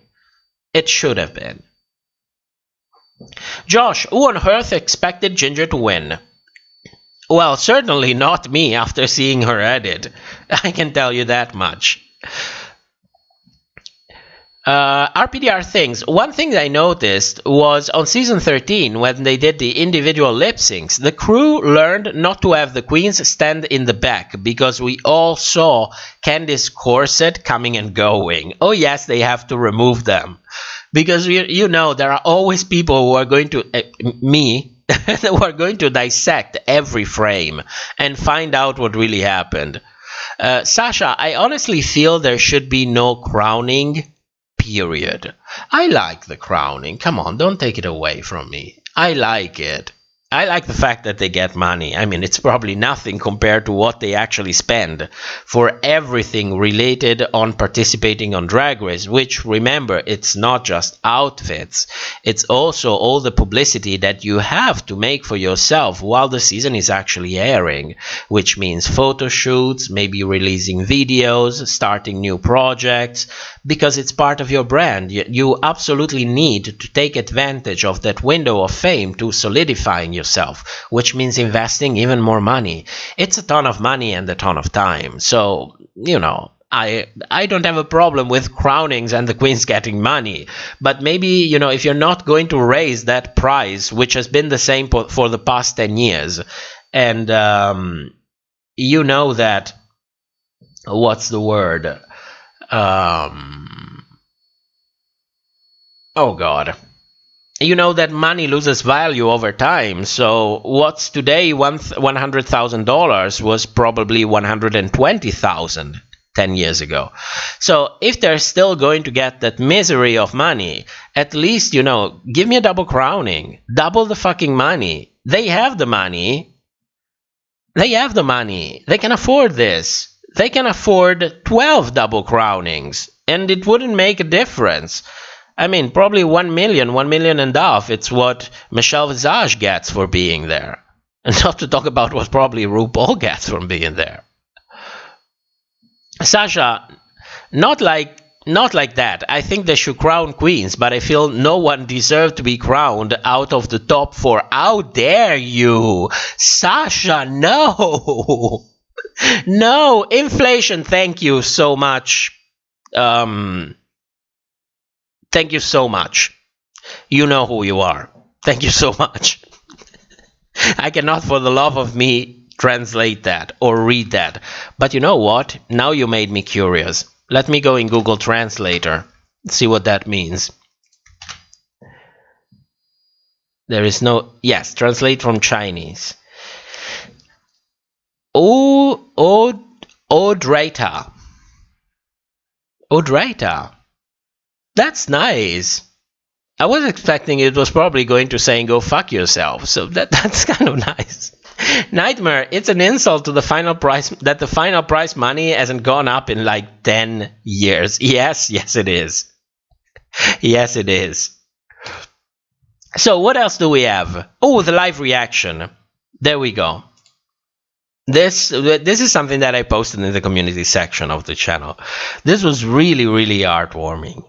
It was really, really heartwarming. And you see at some point Kylie saying, you know what, I never really won anything. Not anything that matters. You can tell that she wasn't expecting this. No one was expecting this. Which in a way made it more entertaining. Yeah, I like this. You know, this is something that never happened for a long, long time. That I watch the show and I'm actually full on with the fantasy. You know, I'm believing everything in it. I'm letting it surprise me in a way, and it manages to surprise me in a way. I'm happy with it. I'm really happy with it.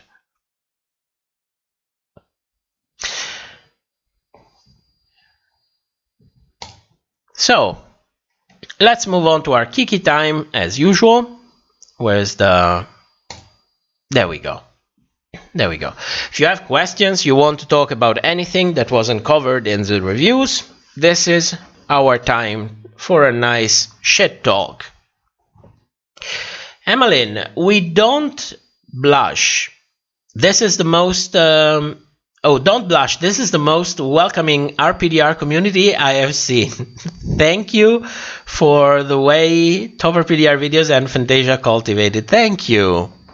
Well, I'm trying to be. I don't always have success, mostly because I have like a no bullshit politics. So when I see some things happening, I really go hard on people. Like, at least in here, I want everyone to be able to say what they want to say in a polite manner, of course. You know, especially if we don't know each other's yet. So you don't know that somebody speaks in a specific way because it's just the way they are.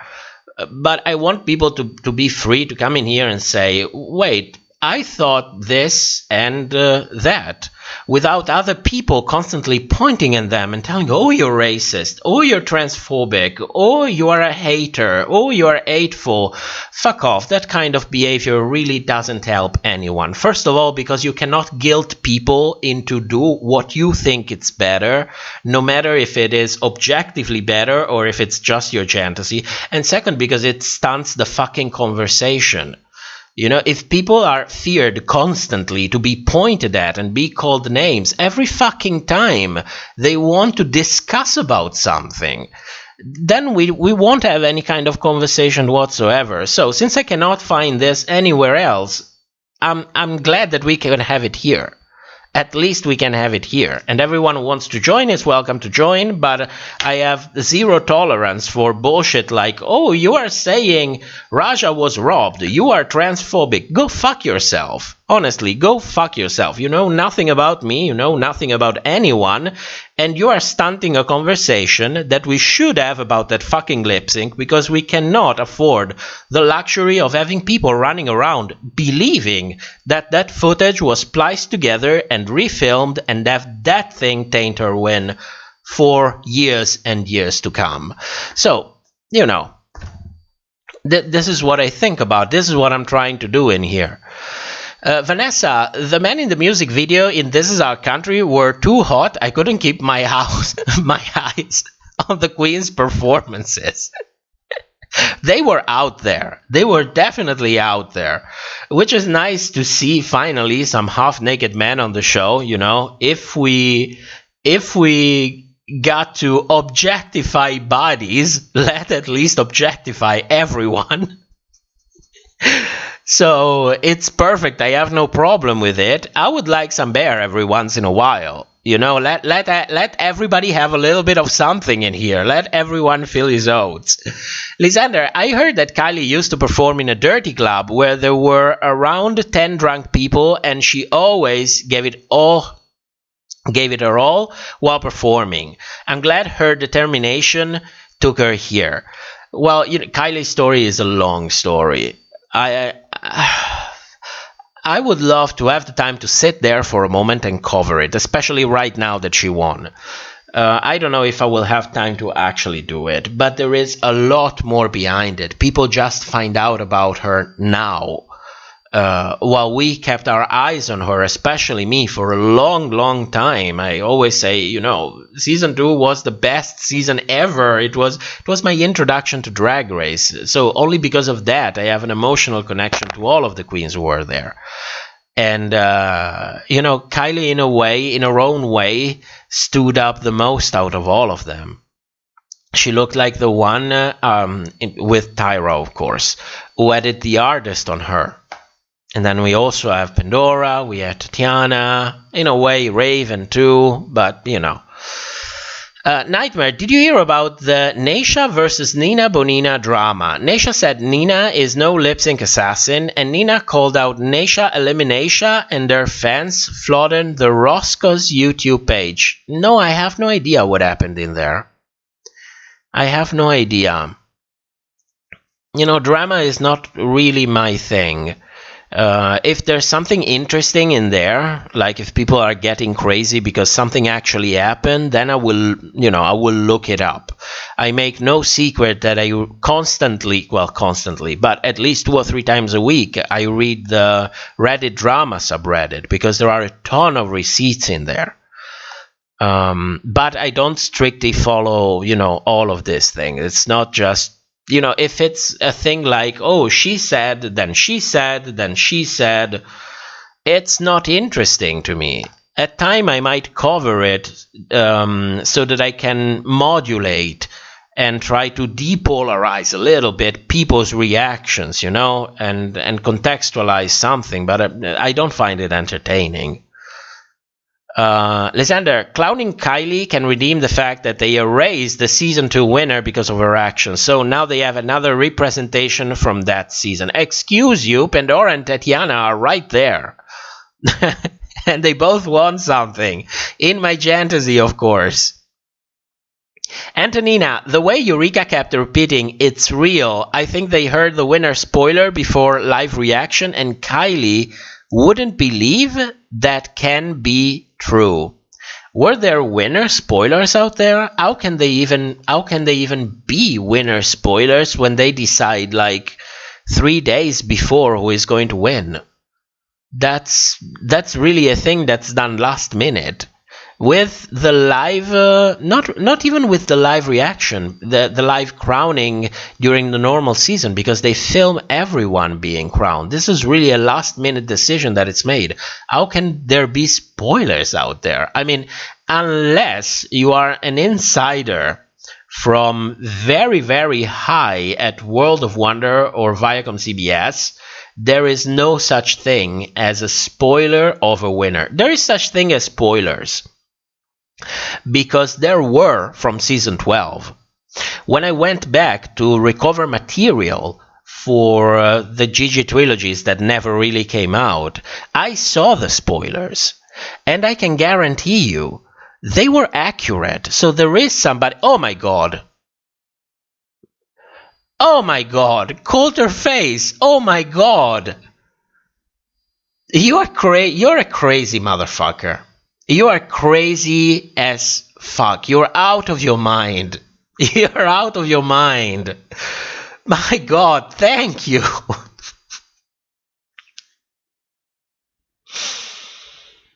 My god, Coulter, come on, oh my god.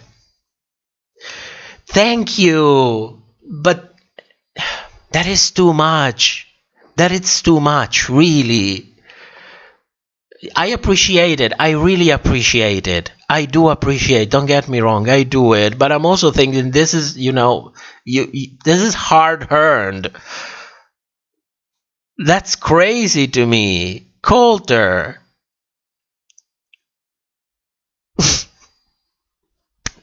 My God. Well, thank you for the support.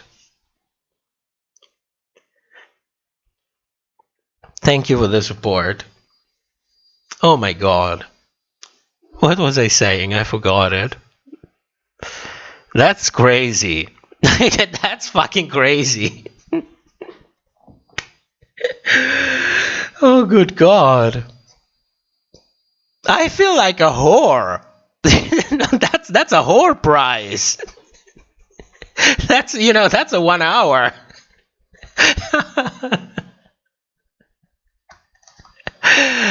Oh, Coulter, there you are. That's BU mistake. It's a mistake? Is a mistake. I can refund it. Wait a moment. Oh, just a little goodbye to the streams till season 14. Thank you.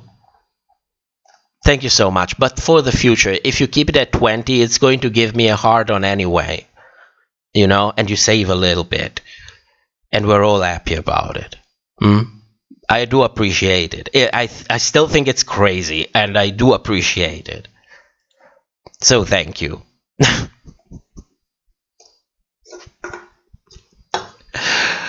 Oh, what was he saying? Where was the chat?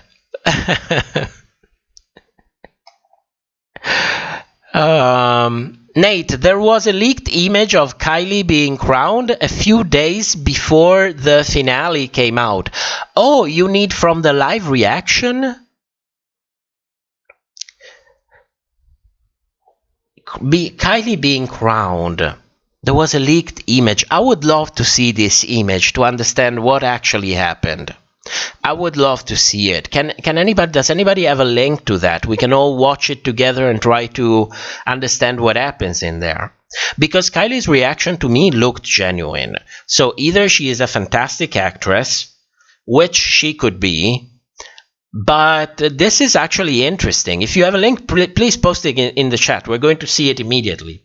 Vitriol Vic, yes, the spoilers are out already for the winners season. I won't say a word, but it's out there. Damn. Well, yeah, yes, thank you for not, saying anything in the chat. I would like to remain as virgin as possible, because I'm going to cover that. Am I going to cover that? It depends when it comes out. It depends when it comes out. If I'm going to cover that, it could be really annoying to see spoilers. If I'm not going to cover it, it's not the end of the world, but yeah, I like to be surprised in this show because that doesn't happen often. Lysander, picture was leaked, same with All Stars 5, and there's probably production people who spoil things and all of that. They've guessed the spoilers right for all the winners all these years. Are they making a business out of this? Because it's World of Wonder. I have, they are not stupid. They are actually very smart. So the question is are they making a business out of this? Antonina, I think 2 days before there were leaks on Reddit about Kylie as a possible winner from insiders, allegedly. So 2 days before. Annalisa, like we say in Italy, Miko Joni, which means damn. Take you at face value. Fantasia, somebody loves you. Yes. Thank you. Emmeline, oh, you deserve it. You just said you spent 10 hours on that clip. Yes, I did, but I also like doing it. You know, it's not.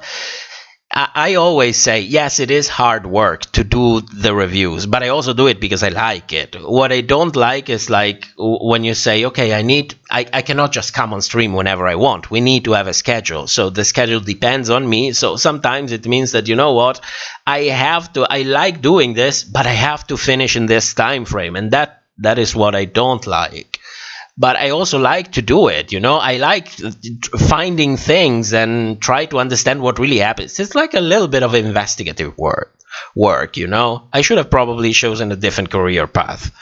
But, you know, this is how we got here. Rebecca, this season surprised me with how enjoyable it was, and the shop made it even better.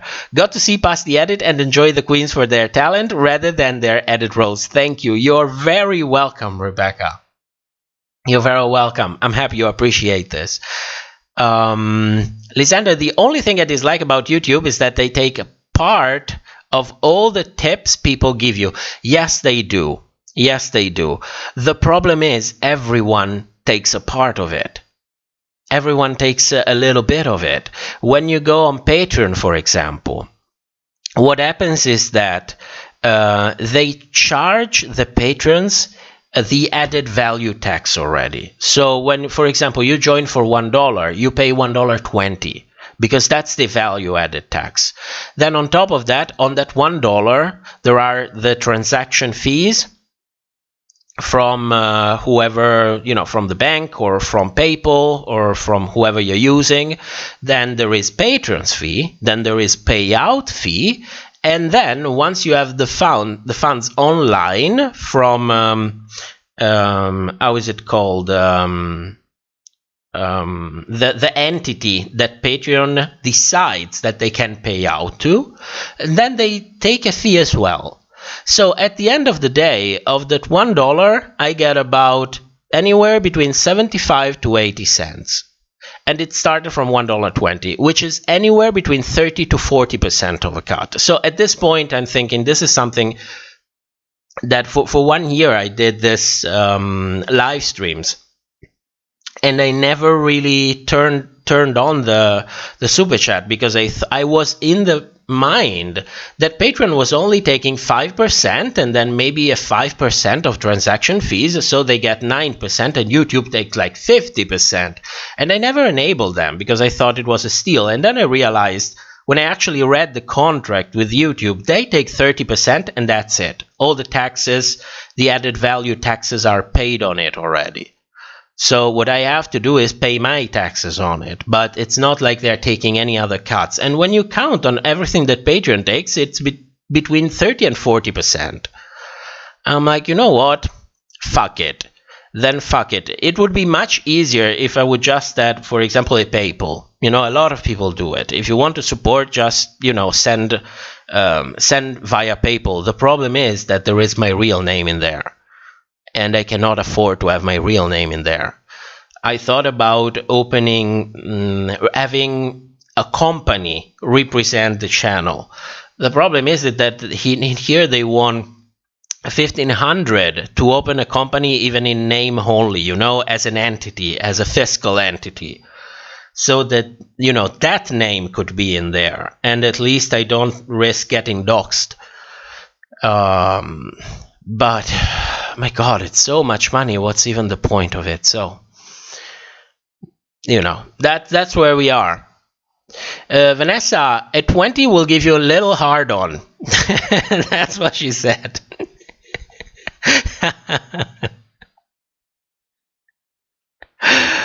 Oh, where am I?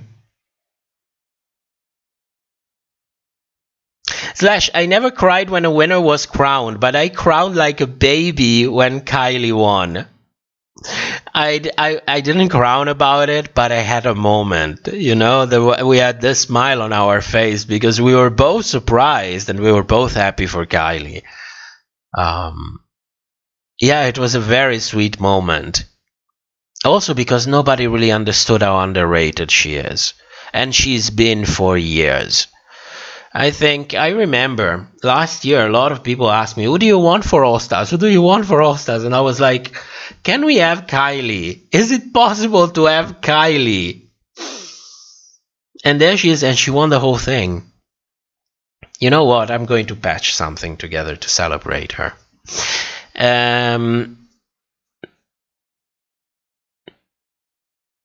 Vitrovic, it all comes out on Reddit. Yes, Reddit, but Reddit is a big place. Slash, the only time I recall a winner spoiler being wrong in the recent time is that Bimini was going to win.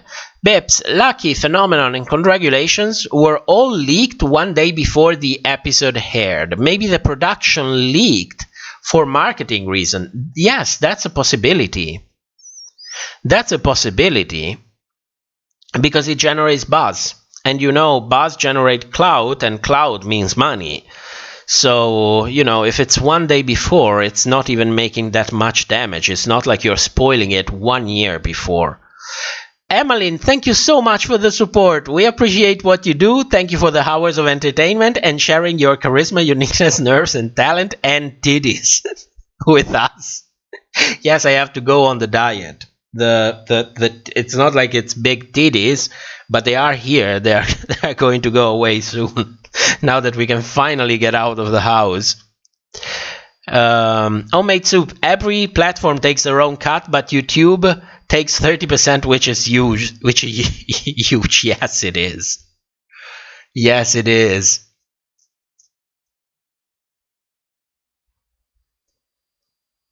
Victor Hugo. Greetings from Brazil. If you don't ever make money from the channel, considering applying for a criminal investigation agency, your level of professionalism far too much. You know what? I thought about it, but that's something that you need to commit. You know, I think, okay, let me tell you this. Between you and me, since it's like, you know, our own intimate. When I was really young, I was an hyperactive kid. If I was born 10 years ago, I would have probably been given medications for a year. And as an adult, I came out still hyperactive, at least in my mind. So I get bored easily of things. And I want to do many different things. Like my ideal life would be having 3 different jobs. Because it keeps me on my toes, you know. It's always something new. It's always something different. It's something that I live with. I like it. I like being the way I am. I like it more since I learned to take this thing under control and actually work for me, if you know what I mean. It's like you have a wild animal jumping everywhere all of the time, and you found a way to actually chain it and say, you will take me there at the speed of light, at the fastest that you can go. So I would love to join an investigative agency. The problem is you need to commit all of your time to that, and I would get bored. That's the problem. I would get bored. And incidentally, this also, you know, makes you understand why I have like 2,000 different hobbies. That's it doesn't happen by chance. Orest. Sorry, the chat skipped. Orest, maybe you can answer this for me. Why is it that with nearly every win, not all, but many of them, I felt like it was the wrong winner? Was it the edit that did a bad job, or was it me? Well, that's a perception, and you know, a ton of different things contribute to perception. Now, I don't know exactly for you. I can tell you about me. For me, the edit is the first thing that influences my perception. The second thing is the actual performance on the show, because it's no secret that when I watch it for that 1 hour, I like to get sucked in. I like to believe everything that's happened. I like to be transported in that world and believe that it's all real, you know? So when I have the perception that somebody didn't do as well enough as somebody else, I'm left with the feeling, yes, it kind of is the wrong winner. On top of that, also everything that happens online influences you because you listen to other people's opinions, you see what other queens do on social media, maybe somebody is doing something that exceptionally incredible, so you know that changes your perception in a very positive manner, or the opposite can happen. So a lot of things come together to generate this feeling. But I can tell you one thing, for me it has become really, really rare that I watch Drag Race and I actually root for someone and that someone doesn't get eliminated the first 2 episodes. This is what's been happening to me. In the recent year, it got better. It got much better. Like, I would have been underwhelmed if, for example, Eureka won. And you know that I think my feelings for Eureka are pretty much out there. But it would have felt really underwhelming for me. And it felt also a little, if we didn't have everything that the production did to trans men and trans women on the show, and, you know, RuPaul's attitude and Michelle's attitude, which they recounted, by the way, but we still had it there. They created kind of a scar. So if I didn't have this win kind of heal that scar, I probably would have felt underwhelmed as well. Still happy in a way, but also underwhelmed. So I hope it helps. Green Goddess, thank you to the person who gave $99.99. Thank you for supporting our top RPDR videos. Thank you. Thank you, Coulter. Green God, oh no, Lysander, I've sent you the link on a DC message for the Kylie leaked image. DC, what's a DC message? Discord message. I'm getting on Discord right now.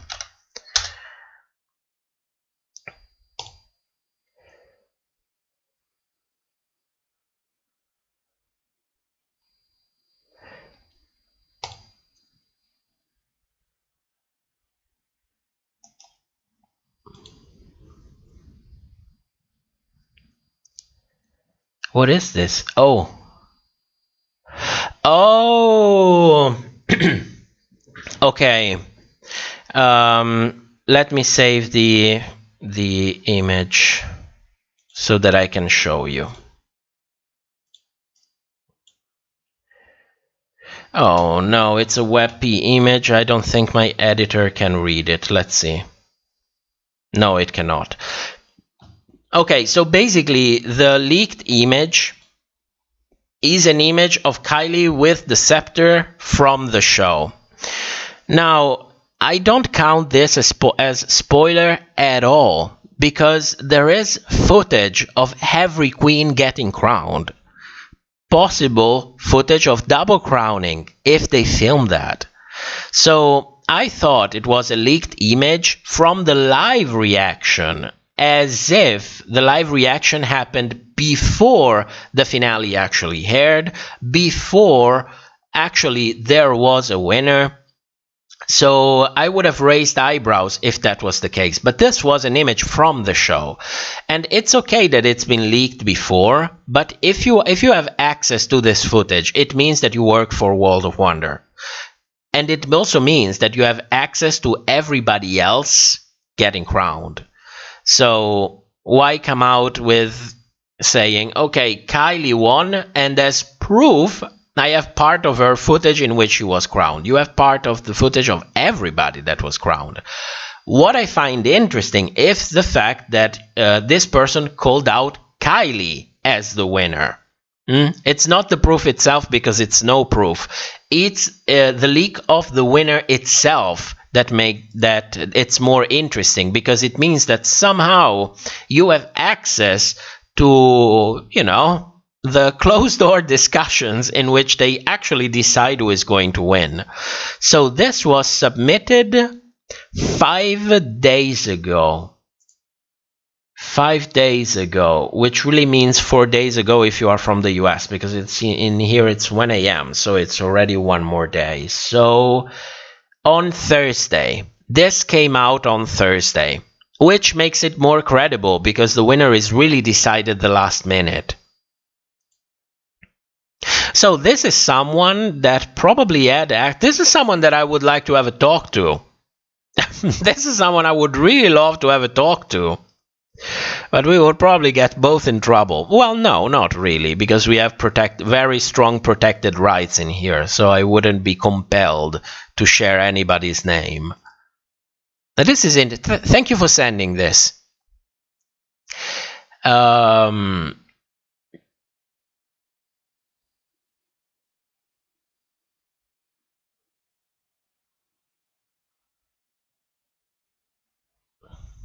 Vic, the winner is out yet, but the elimination is not out yet, but the elimination order is.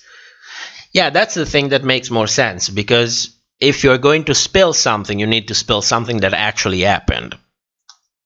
So I believe that. I try to stay away from that as much as possible. Otherwise, I don't think it takes away a lot of the entertainment value. You know, I don't have a problem with fucking up my predictions. You know, I was out there saying Raja is going to win for sure. And for much of the season, I said, yes, Ginger is going to win. But it's not, you know, the point is not having a 100% accurate prediction. The point is the journey that brings you to doing that specific prediction. Why do you make it? The way everything was edited around to create this perception. I think that's the most entertaining part for me. Orest, Amazing Cancer, thank you so much. I think there was much truth in what you said, and also I don't feel alone with this issue. Don't worry, we are on the internet age. We are all, you know, we are diverse. Meerkat, everyone was talking Kylie being the winner for 2 days, so it was not. I was not at all surprised when she was crowned. Well, what I tried to do is to, for this crowning, I think I only went to the Discord. Because we have like a strong spoiler politics in there. That's the only thing Drag Race that I read. And also I watch all of my Drag Race YouTube video in a private window so that YouTube doesn't risk spoiling me by suggesting any kind of video that has spoilers in the thumbnail, or you know, people that reports spoilers before anything ever happens. So I was pretty good with it. I wasn't spoiled. I was very surprised when it happened. And I had a good time. I had fun, which is the most important thing. It was entertaining. Mustafa, what's in the Ginger edit made you believe that she was not winning? I think I covered this on episode 9. From a moment to another, the editors completely threw her under the bus. So they showed her in a light that made her look shady. What before were simple questions that were there out of genuine curiosity, they started to become shady remarks. And this was only done through editing. And when it was done over and over again, I think they did it like 3 or 4 times in episode 9. I was like, this cannot be coincidental.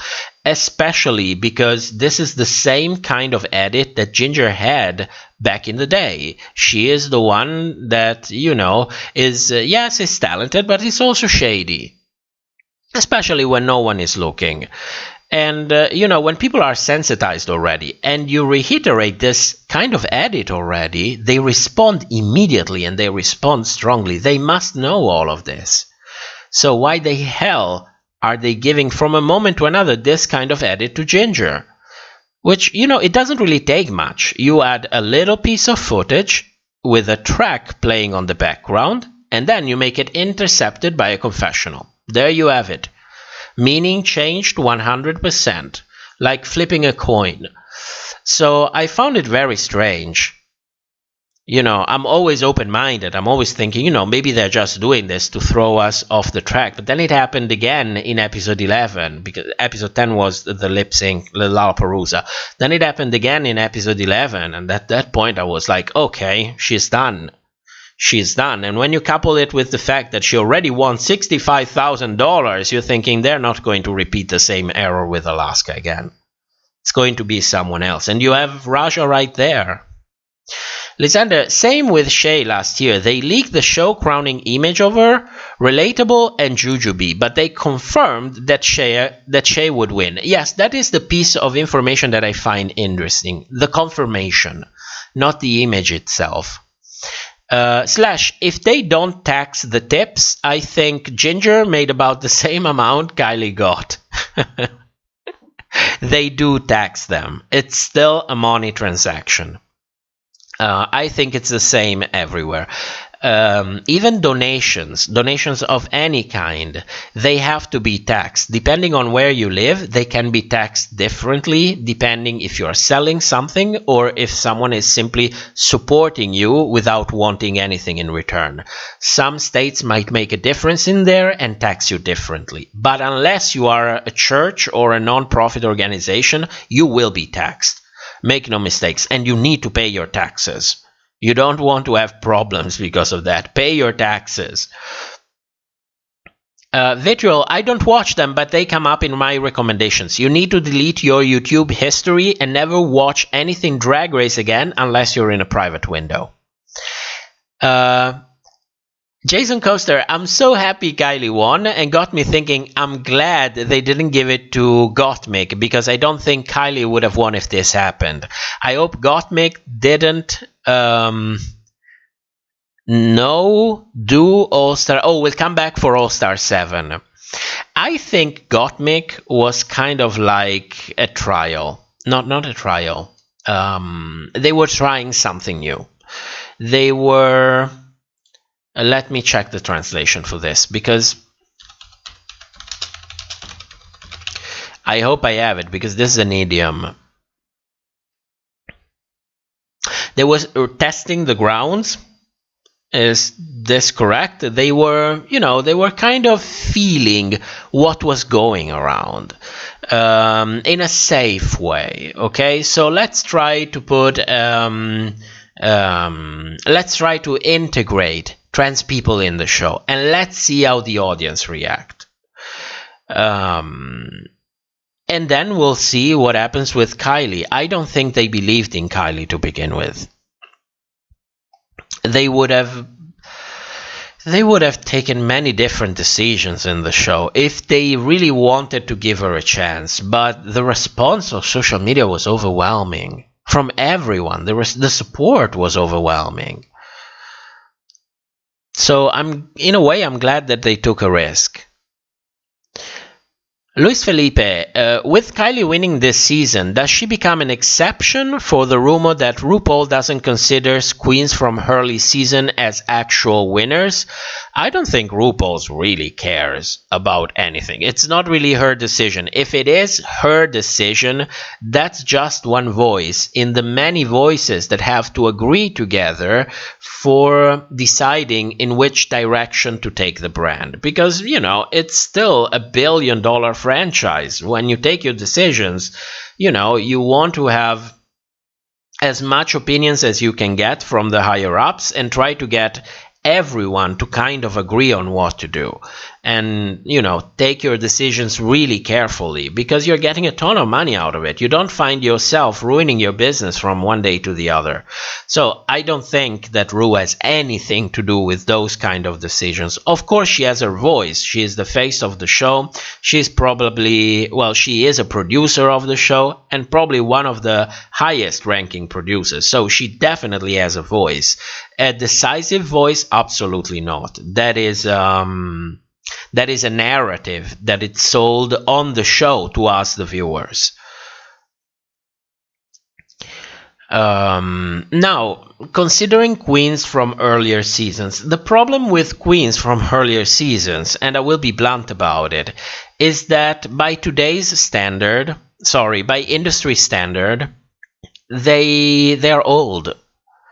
You know, they're old. That's the problem. They don't consider them profitable. When you start to become 40, 50, you cannot extensively tour anymore. You know, you don't have that younger body that can rebound and recover from anything in a matter of seconds. You know, you have your age, so you cannot do most of the things that you could do before.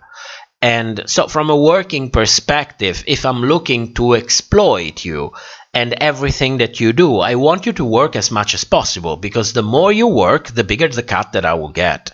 So when you're thinking at this level of higher ups, of course, it's more convenient to have your winners be between the age of 20 to 30, 35 maybe, unless you have a very specific exception. But on average, that's kind of the range that you want to hit, because it will guarantee you a bigger return on your investment. So that's the problems with queens from earlier season, that the moment they come to All Stars today, well, they are all already outside of that age range. Tatiana was the big exception, but that is because she was extremely young back in season 2.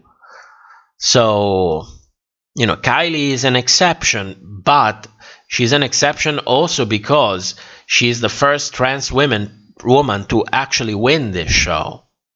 And her win brings something else other than just the money that you can get from exploiting this person's talent. It's a matter of image, and a good image means that it will be easier for you to make money from other IPs. Meerkat, I don't understand why Ginger was given another chance on All Stars. Ginger is very professional, and I think when they create a cast for All Stars, you just don't take random queens and invite them for All Stars and say, okay, come to All Stars and we'll film it. You also want to create something that is organic, something that works well together, depending on however you want the season to go. If you want the queens to fight, you will find queens that have a little bit of beef with each other, queens that have clashing personalities. If you want everybody to go along, then you try to have them fit like a piece of a puzzle. And Ginger, in that way, she's kind of a joker. She can fit well almost everywhere, unless it's a fashion season. That's with Ginger, it's not going to happen. So I do understand calling back Ginger, but I do understand also what you are saying, because when I found out that Ginger was on the cast, I was like, there are so many girls from earlier seasons that I would very much like to see. Ginger already had her chance 4 years ago, 5 years ago, and she's here again.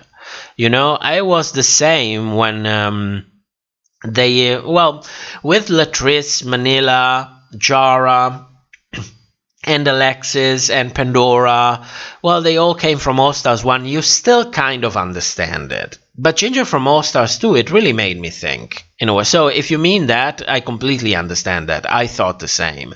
Give a chance to a bitch who didn't get the chance yet. That way I would appreciate more.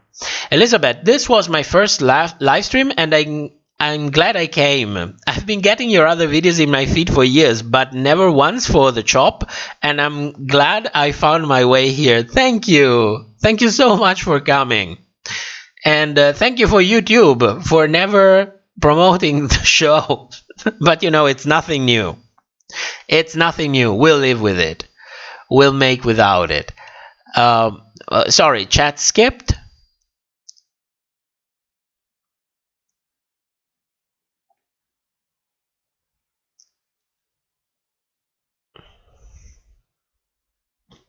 Melanie, no tax on winning is the Great White North, CA. No tax on winning? That's crazy. Vitrovic, I think Ginger was the intended winner, but then Kylie did so well, and politics. Well, on Drag Race, they don't have... History has proven, let's say it like this, history has proven that it's always the best choice. It's to never confine your choices to only one possible outcome. You might want to have a couple of those, just in case. And I agree with you when you say that Kylie was not one of the intended winners. I think the intended winners were Ginger and Raja. And then, you know, there was this sudden change at the very end.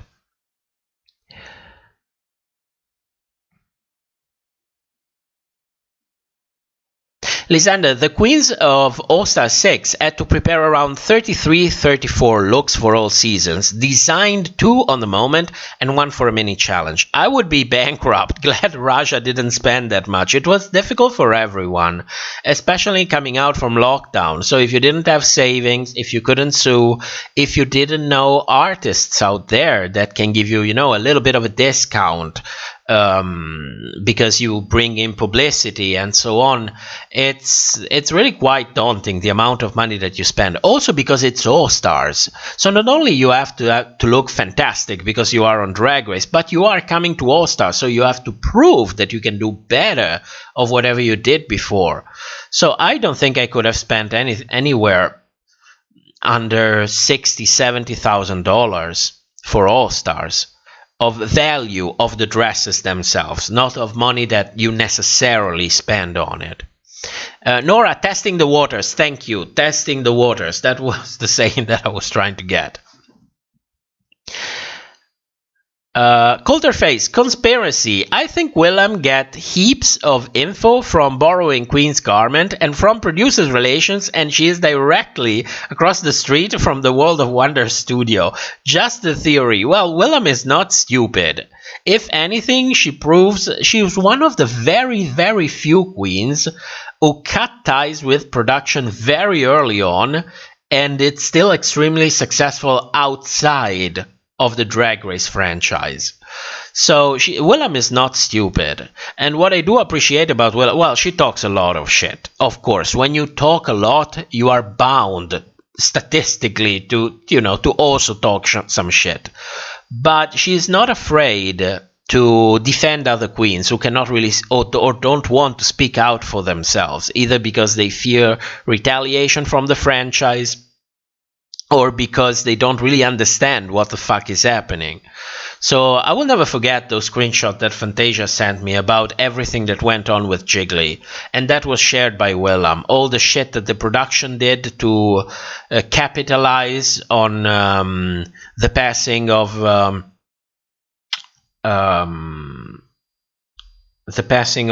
my god. Oh my god, I had a hole in my brain.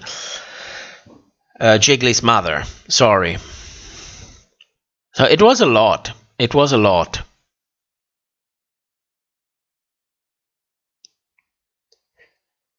Sen, I think that's what you are meaning for God. Yes, that's exactly what I was meaning. Thank you. Craig Morton, nobody wants to see Gottmik again. What are you talking about? I would love to see more God Crunch. God Crunches. I feed on God Crunches every morning. It's part of a balanced breakfast. What are you saying? Luis Felipe, Kylie is almost 40. Yes. Yes. And she looks amazing. My God. My God. Nora, don't forget that it's not relatable to be old. Well, you get older, you get wiser. But it's difficult to capitalize on being wiser. That's not how, you know, the economy of entertainment works today. If anything, it's the complete opposite. You know, the more bullshit, the more grandiose statements you make, the more clicks you get, the more you get rewarded for it. So, you know. Lysander, why do I imagine RuPaul records the crowning and production doesn't tell her who's going to win and she finds out at the moment? And then mistakes like saying that Brooklyn Heights won. I don't know. There is something that I find hilarious about imagining she's not. For the record, she's not. But imagining that RuPaul is senile, that she doesn't remember things, that sometimes she asks, where am I? Did I eat already? Who are all of these people? In a cute way, not in a shady way. Meerkat Gottmik was carried through the season. I don't think she performed well in most of the challenges. I do like her as a makeup artist and her outfits are amazing, but she was not the best contestant. Yeah. I covered all season 13 in the live streams and in the episodes. So yeah, that was something that I repeat over and over and over again. Great makeup skills, and then that's it.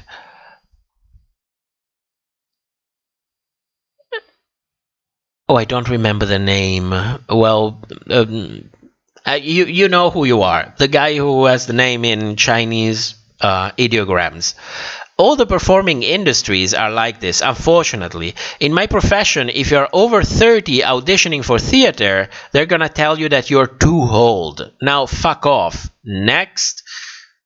Yes, unless, depending on in which kind of field you work, you are not really welcome at an older age. You are welcome sometimes at an older age if you were already part of that kind of industry. It's like, for example, take the film industry. Imagine being an unknown actor coming out at 40. You decided to take a change in your life. You woke up at 35 and thinking, I don't like what I'm doing. I am a born actor. So you know what? I will invest 5 years and go study acting.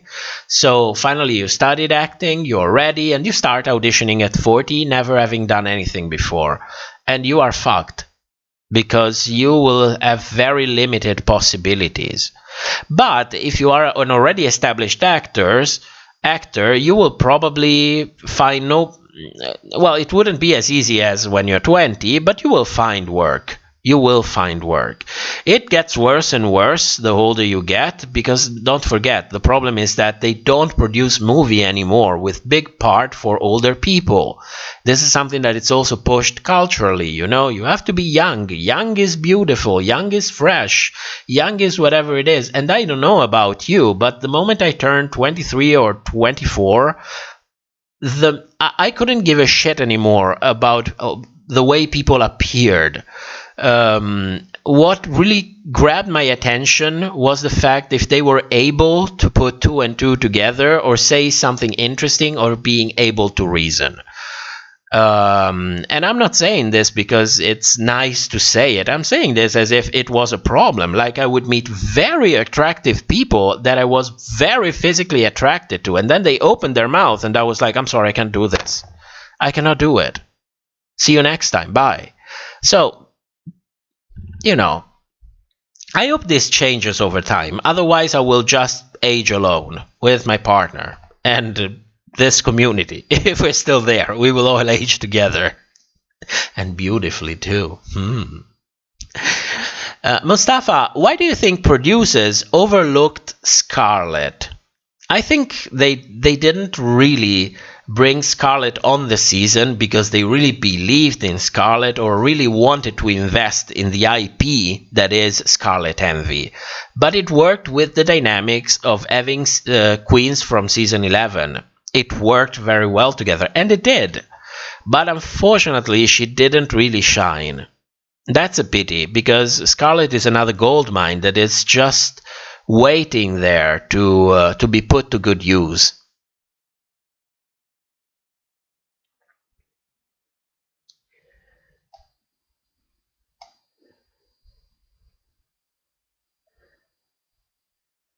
Vanessa, production was baiting Jiggly.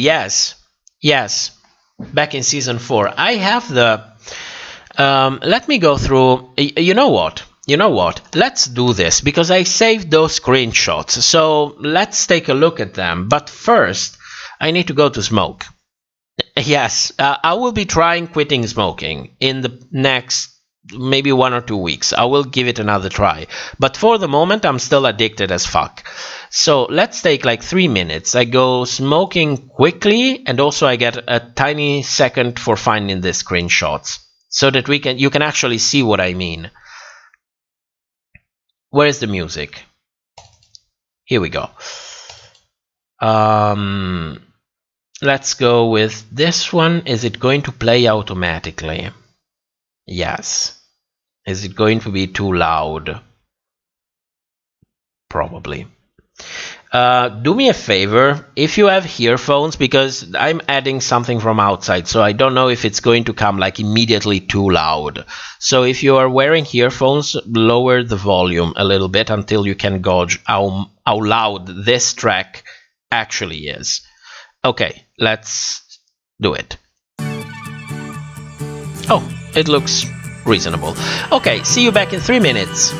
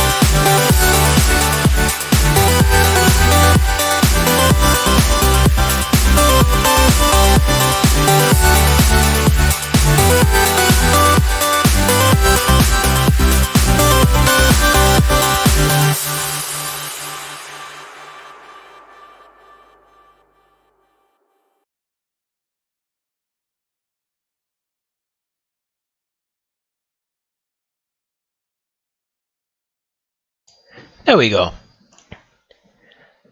Where's the image? Here it is. Okay, where did I put those? Let's see. Materials.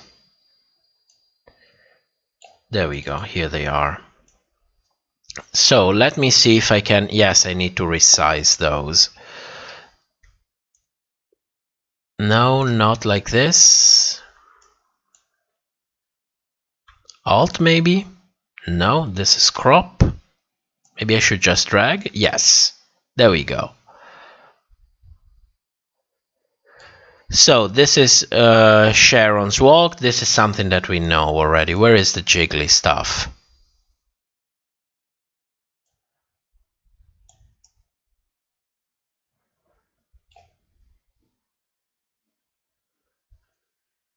Episode 2. Offered showrunner Chris McKim some ant sanitizer, and as he rubbed, I told him I got it at the store last night when I went with 2 other girls. We were supposed to be sequestered in our rooms because production hasn't provided us with stuff after we gave them dollars for shit that we needed and that they didn't have. In Untucked, I complained about them emotionally exploiting Jiggly on the anniversary of her mom's passing. She was having a bad day and they exasperated it, and I called the producers, Jen and Steven, out on it. I was told by Steven that if I didn't like it, I could leave. So I did. It stunned them. I went into an adjoining room and Jen followed. Jen, a producer, followed to get me to come back. I said no, explaining why I felt they were manipulating Jiggly with messages from home, from her brother, on a specific day like that. And she actually listened. Good producing, but at what cost? So Jen asked me to come back. I said only if Steven apologizes. Steven enters, gives half-hearted apologies to get me back in a room. He's British. And made everything he said sound cunty. But I went back in. Is there something more? No, that was all the jiggly. That was all the jiggly stuff. By the way, this stuff is all available on Twitter. If you want, I can repost it on Reddit so you can read the whole conversation. But it was a lot. It was a lot. They have been doing shit for a long time. We just started noticing very later on. I'm not just talking about me. I'm talking about the internet in general. You know, now that finally a lot of people started to cover all of these things that happen, it becomes more difficult to actually completely exploit these girls once they get on the show, because they will be called out, and which is a very good thing. But back in the day, it was much more difficult. Nobody was talking about these things. Certainly, I think the subreddit for RuPaul's Drag Race, which now has like almost 500,000 subscribers to it, it actually was funded for season 4, but there was almost nobody there. People started flocking after season 7. And from then on, it grew, it exploded when the show moved to VH1. But there was not much going around back in the day. Of course, on the flip side of it, there was not this social media frenzy that we have today. So if you had a bad edit on the show, unless people remembered it, like what happened to Jeremy, for example, unless people remembered it, people wouldn't get so crazy on social media. Social media itself wasn't so crazy back in the day, so it was a little bit more difficult to actually lose gigs, to actually reach all these fucked up people around the world that would come to you and tell you, I will do this to you and I will do that to you, and look your back, because, you know, all this quality feedback that people so gladly share today. So that was the flip side. It was a different time. It was a very different time.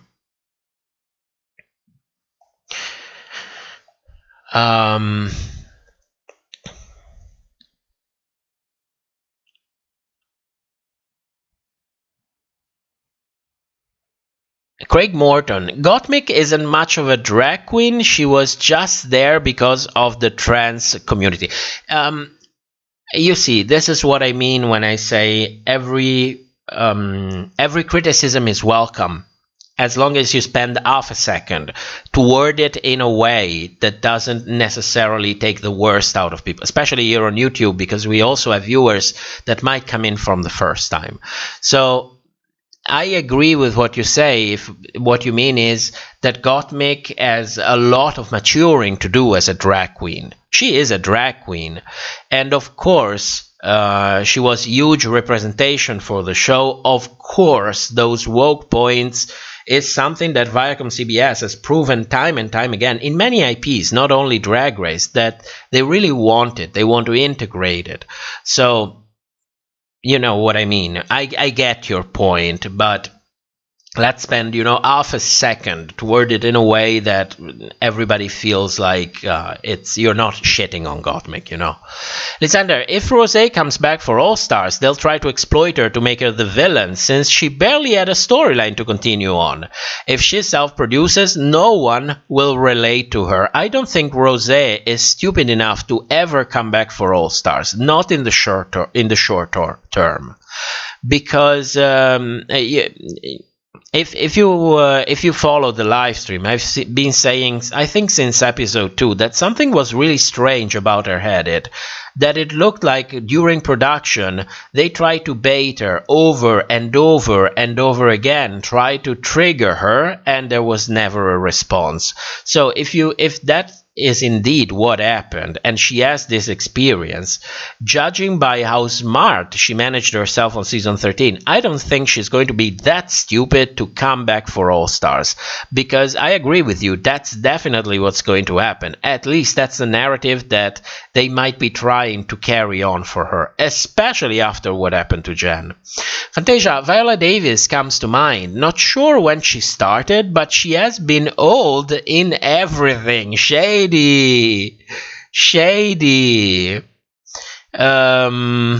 Wasn't Viola Davis on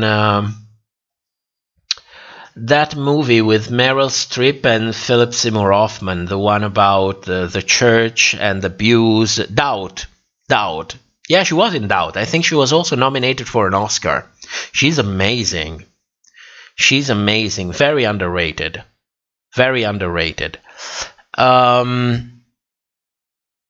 Nightmare Youth is overrated. Oh, it is. But youth spends without thinking too much about it. So if you are a business, you do understand why you want youth. Visual Vic, addicted as fuck. Too funny. You talking about cigarettes. I hope you're talking about cigarettes. Elizabeth Johnson, I'm 37. I have been smoking since 14, 15, and I'm still trying to quit. I was successful for a year, and then I came back to it. Here is the thing about addiction.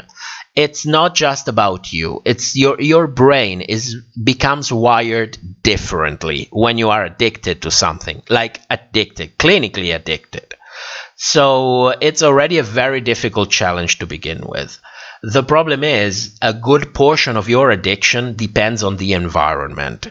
So if you are stressed by the outside, if what you have around you continuously keeps reminding you of your addiction, it makes it impossible.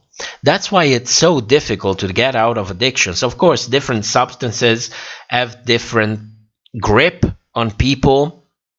But if we're talking about smoking, this is, for example, what really fucks me up, because I quit smoking a ton of times, sometimes for 3 months, sometimes for a week, sometimes for 6 months, and then I fall back on it because it comes in a period in which I'm very stressed. Then I find people around me smoking, and I always make the mistake of saying, well, can I smoke half of your cigarette? Do you mind? Well, this was before, Can I smoke half of your cigarette? Would you mind leaving me the butt of the cigarette? I would like, And then it all falls down.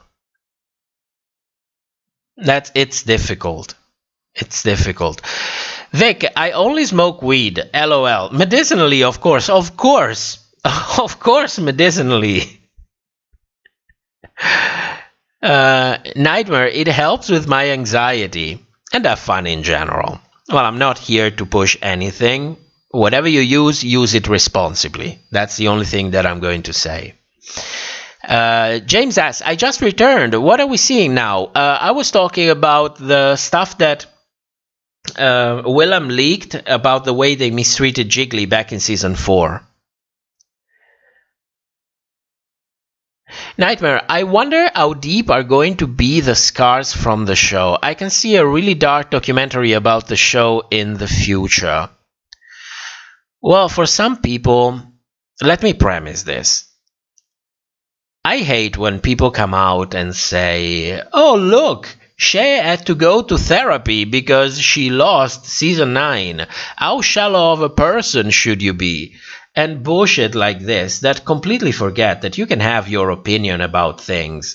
And I don't doubt that there are people out there who would probably audition and then lose and say, you know what, I had fun with it. It was okay. I gained something from it, and take it in a very positive way. But the fact that they take it in a positive way doesn't mean that other people should be stripped of the right of feeling the way they feel. If for some reason, what happened in season 9 scarred Shay, well, nobody is in a position of saying you don't have the right to feel scarred. What the fuck is going on here? I mean, everyone is made in their own way. Things impact people differently. You know, that it's part of recognizing the fact that we live in a varied world with different people, which also makes it entertaining. And on the flip side of it, everyone lives in his own little world. So, you know, I hear this kind of bullshit, and, you know, it's not that I'm surprised. I mean, when you go out there, it looks like Twitter is really the trash can of people's lives. Whatever. But some people were definitely scarred. I mean, Jeremy comes to mind, but also for me, what I don't know why I relate to that the most. For me, it was Pheromone. I don't know why I connect more. It's not like she was treated. Jeremy was the one definitely treated the worst by everyone, but somehow I seem to connect more to Farah because she looked really, really young, really, really, you know, full of dreams, really naive in a way, you know. And she bought all the bullshit that was going on in All Stars. She bought all of it. She even confirmed all of it. She left a comment. It's one of the few queens who actually interacted with us. And she described the way they fucked her up. They convinced her that there was no other choice, that they had to show everything in there. She spent money. She invested emotionally on the show. And then she got completely fucked up, and she went to therapy for that, and things happened. I'm not going to share it, but things happened in there. So it made it more difficult to continue the therapy. So, you know, for some people it's a terrible experience, especially if they have big expectations, especially if they're very naive. So yeah, there is a cost to all of this. Inevitably, there is a cost. It's always a gamble. When you expose yourself in a huge platform, you are always going to get some kind of pushback. It's just life. It's just how it is. The problem is when production doubles down so that they can, generate more buzz, more talking, more money, and then you get to pay all the emotional price of it. That is what I found reprehensible. And what I hope that would change, because there are ways to make the show interesting without really fucking with other people. But they need to have an incentive to do so.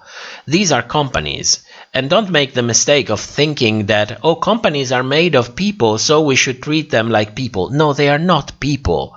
They are companies. Their only final goal is money, and they will do whatever they have to do in order to make money. Point blank. Sometimes you might be fooled in the idea that they care about issues, that they care about people, that they care about us. That's not the final goal. That is a mean to reach the final goal, which is money. Now, a lot of people also behave like companies, so I won't deny that, but let's establish some basic things. Companies are companies, people are people. And companies will gladly fuck over people if they can get money out of it and avoid backlash that will deter them from making more money. This is what happens. So what's changing is that the more they get called out, the more people come out on Reddit, on YouTube, on Discord, on every platform that we have available today, the more people come out and start talking about these things and create content about these things and maybe even, make a career out of this. A lot of YouTubers made a great career out of talking about Drag Race and what goes on behind the scene, especially Bassi. Bassi completely conquered the mainstream YouTube interest on RuPaul's Drag Race, and she often talks about all of this bullshit that comes out. So the more these things start happening, the less the incentive for them to keep doing it. Because if people get tired of this bullshit, they stop watching. And if they stop watching, VH1 will not make that much money on advertisement anymore. Because advertisers pay based on the amount of people that are watching. So you are hitting them on what counts the most for them, which is money.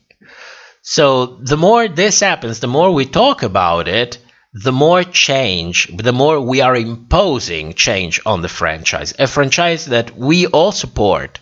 It wouldn't of course, it's built on their hard work and the work of the queens. Of course, nobody's doubting that.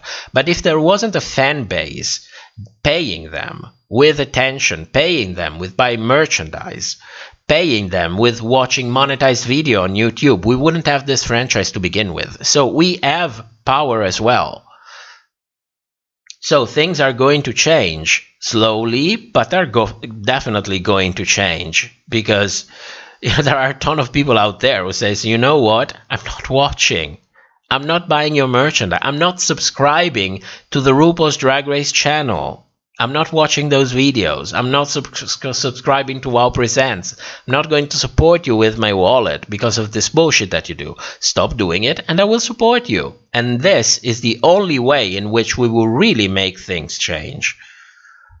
So sorry, I always go through my TED Talks and then I lose a little bit track of what's going on in the chat. Lysander, Miss Relatable was scarred because her Sand finale titties reveal failed, so she blamed Aisha, who was the producer. Yeah, Miss Relatable is one of those examples of, no, I cannot say that, it's not fair, and it's just an opinion, so I cannot say that. But I didn't appreciate what the interview that she left after season 11. I didn't appreciate those. Jason, our differences are our most endearing parts of one another. I couldn't have said it better. I couldn't have said it better. And I can tell you, because I have a long-term relationship with a person coming from a culture completely different from mine. And even though we clashed a lot, I can tell you that being so different is what makes us as a couple more resilient. Because whenever I don't have the instruments to face a specific situation or see things through a different point of view, well, there is somebody else different than me that has such a different point of view, a refreshing point of view, that maybe he has the solution, that I just cannot grasp it. So, Butch McQueen, I feel sorry for Mystique Summers. She's also an example of coming on naive, unprepared for the cameras and the scripted guises to vilify her. Yes, that's true. Also, a lot of people, Morgan, antagonized her back in her season, but it was still not as bad as it would be today. Imagine if it happened today. You know, all the people screaming, you know, you are an aggressive person and so on, as if they immediately forget the meaning of being triggered. You know, like they never got triggered.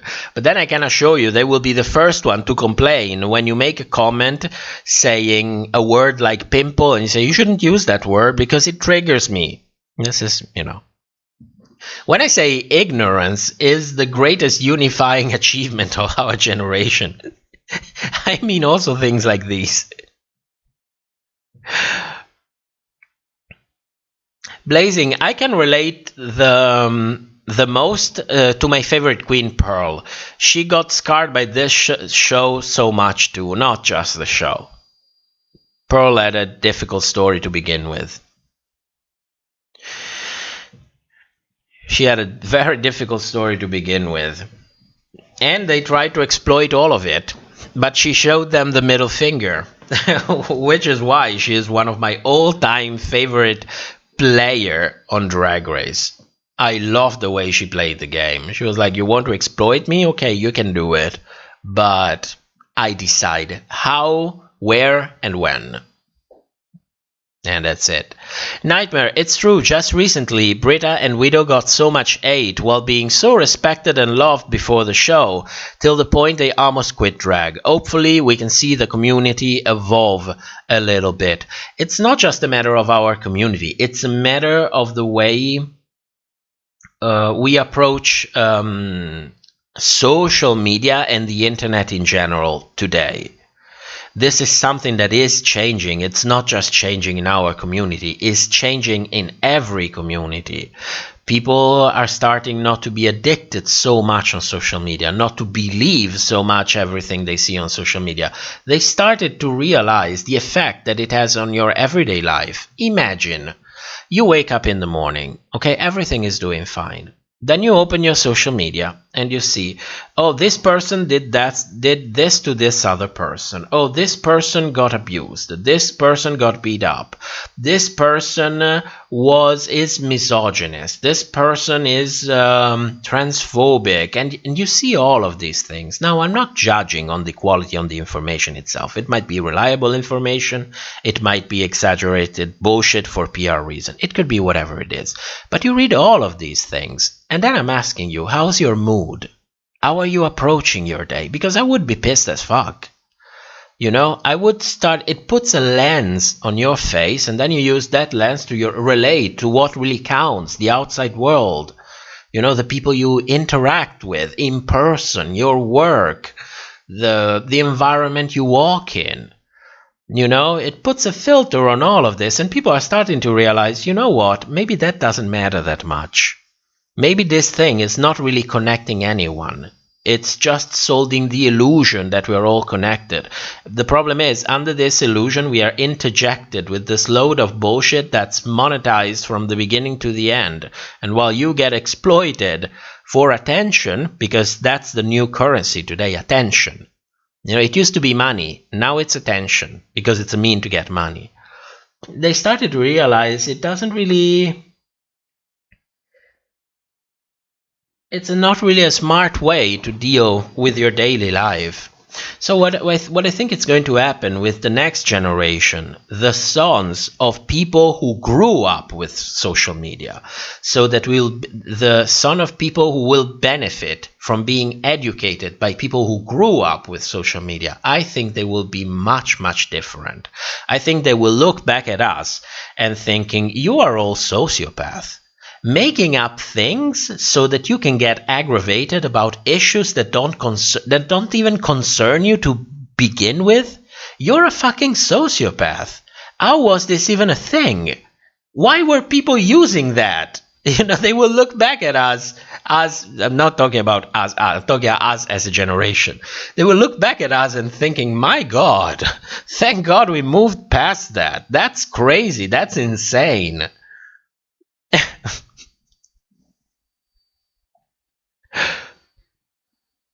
Butch McQueen, I feel like the fact that this show requires such a dissection with videos like this really tells you how problematic RuPaul's Drag Race is. I don't think it really needs it. I like to think that a lot of people are out there and approach media saying this is entertainment. Real life is something else. Yes, it's the same person, but that is in an entertainment context. The real person, who knows? I like to think that there are a lot of people like this.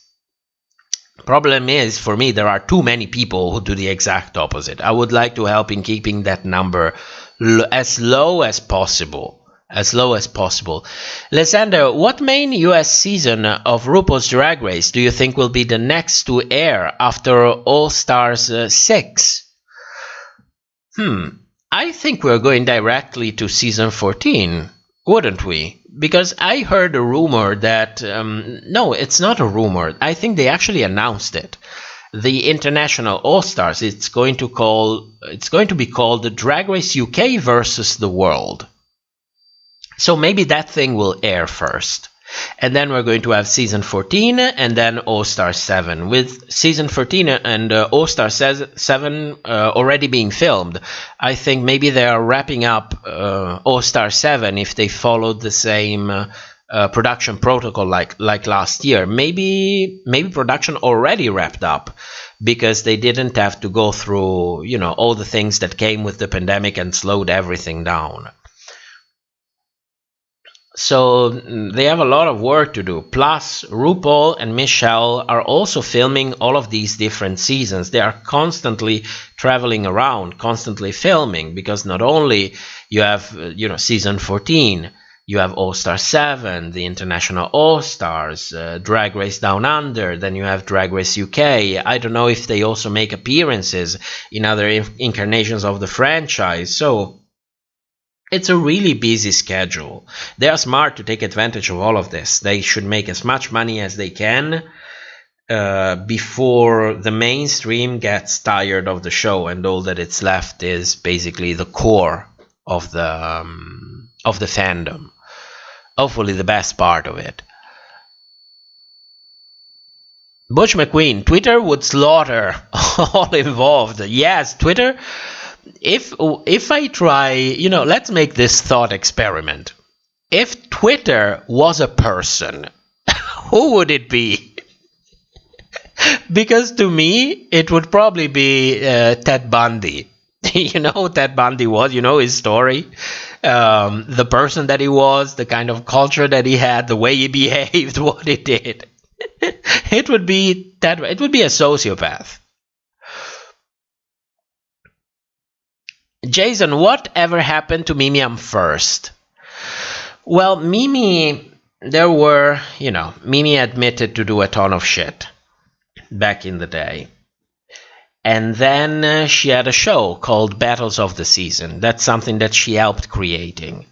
And then she sold that show, but she didn't get much of it in return, or it was straight taken out of her. I don't remember. But it's something out there. If you do a Reddit search, I'm sure that some good soul created a post with all the receipts and everything, because I think I read something like that months ago. And then she had financial difficulties. She actually started a GoFundMe because she couldn't pay her mortgage anymore. She was at risk of losing her house. And I think she stopped doing drag. She was really fucked up by the pandemic. It was ugly. It was ugly. Not Mimi. The situation was ugly. So, you know, it's sad. It's sad. And it's not just what happened in season 3, because she got a very good redemption in All Stars 1 at the expense of Pandora. But she got a good redemption after All Stars 1. Plus, she was, and she still is, a hard worker, a creative person. She could have really made a good career for herself if she didn't misuse her power. You know, she admitted to doing things she should have done. So, you know, I of course I feel sorry when I think about the possibility of losing your house I mean, I don't own a house, we rent. But if I think of the possibility of being evicted, for example, and not having a place to go, it's terrifying. It's one of the things that is genuinely terrifying to me, not having a place to live, having to ask people for help, and not just any kind of help, you know, to take you into their home because you have nowhere else to go. It's terrifying. It's really terrifying. But she also has her own responsibilities in this situation. Lysander, for the next season, when the producers try to make a previous fan favorite the villain and give them a delusional edit, let's say that person got janned. Yes, that's already in our vocabulary. You got janned. You can get janned. You can get candy-hoed. I'm trying to make words out of all of this. Butch McQueen, Mimi is an alleged predator. I wouldn't go as far as calling her a predator. That's what Shitty Pie fits much better as a definition. So I wouldn't go as far as call her that. But she, it looks like she abused her position, you know. She abused her clout.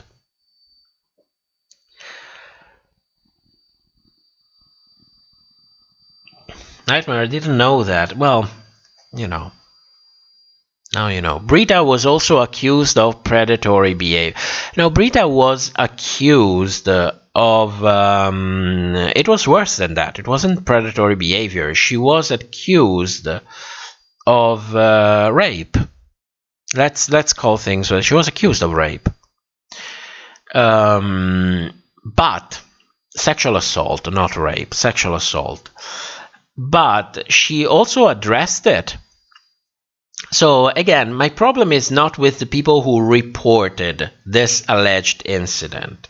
As I said, I think the episode before, or I cannot remember anymore. My mind is all mushed up. I don't have a problem with the fact that it was reported. But notice what Britta did. She immediately addressed the situation, she told her side of the story, and she lawyered up. And simply said, you know what, if you're going to claim this, let's go to court about it. Let's put a magnifying lens on the whole situation.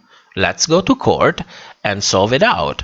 I will not have my name treated like this and scarred like this because you are saying this bullshit. You are saying it, fair enough, prove it. And if it's true, I will pay the price for it and look like a complete asshole because I claimed it wasn't true. But if it's not, then you are the asshole. And this, I think, it's the very only way in which we can honestly face this kind of situation. We shouldn't stay silent about allegations, but we should also realize the fact that sometimes people will weaponize them. We certainly have example of those. Now, I cannot say about the Brita case because it didn't go to court, so I cannot legally say it didn't happen. But it looks like it didn't happen because nothing went on from it. Nothing at all. So, I don't think we should be afraid of asking for receipts in this kind of cases, because these are serious allegations. And the moment you do it, you start a circle in which you have to own your responsibility. I know that sometimes it might be painful, but if you have been a victim of something, coming out and saying it, it's not enough. So do it at your own time, do it at your own pace, but group up with other people and bring on the receipts. So that we don't run the risk of falsely accusing anyone of this kind of crimes, which will really ruin your career and your life.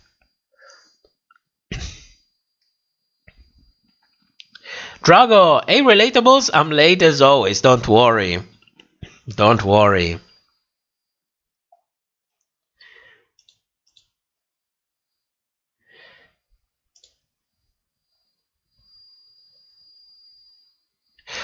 Ooh, I just received a message from the Discord. I left the Discord open. George says, a live stream idea for you to speculate the cast of All Stars 7. I don't think it would be interesting. If there are really spoilers out there about the cast, people already probably watched it. And maybe somebody would also spoil me during the live stream or in the comment section. No, There are so many people who do this kind of content already.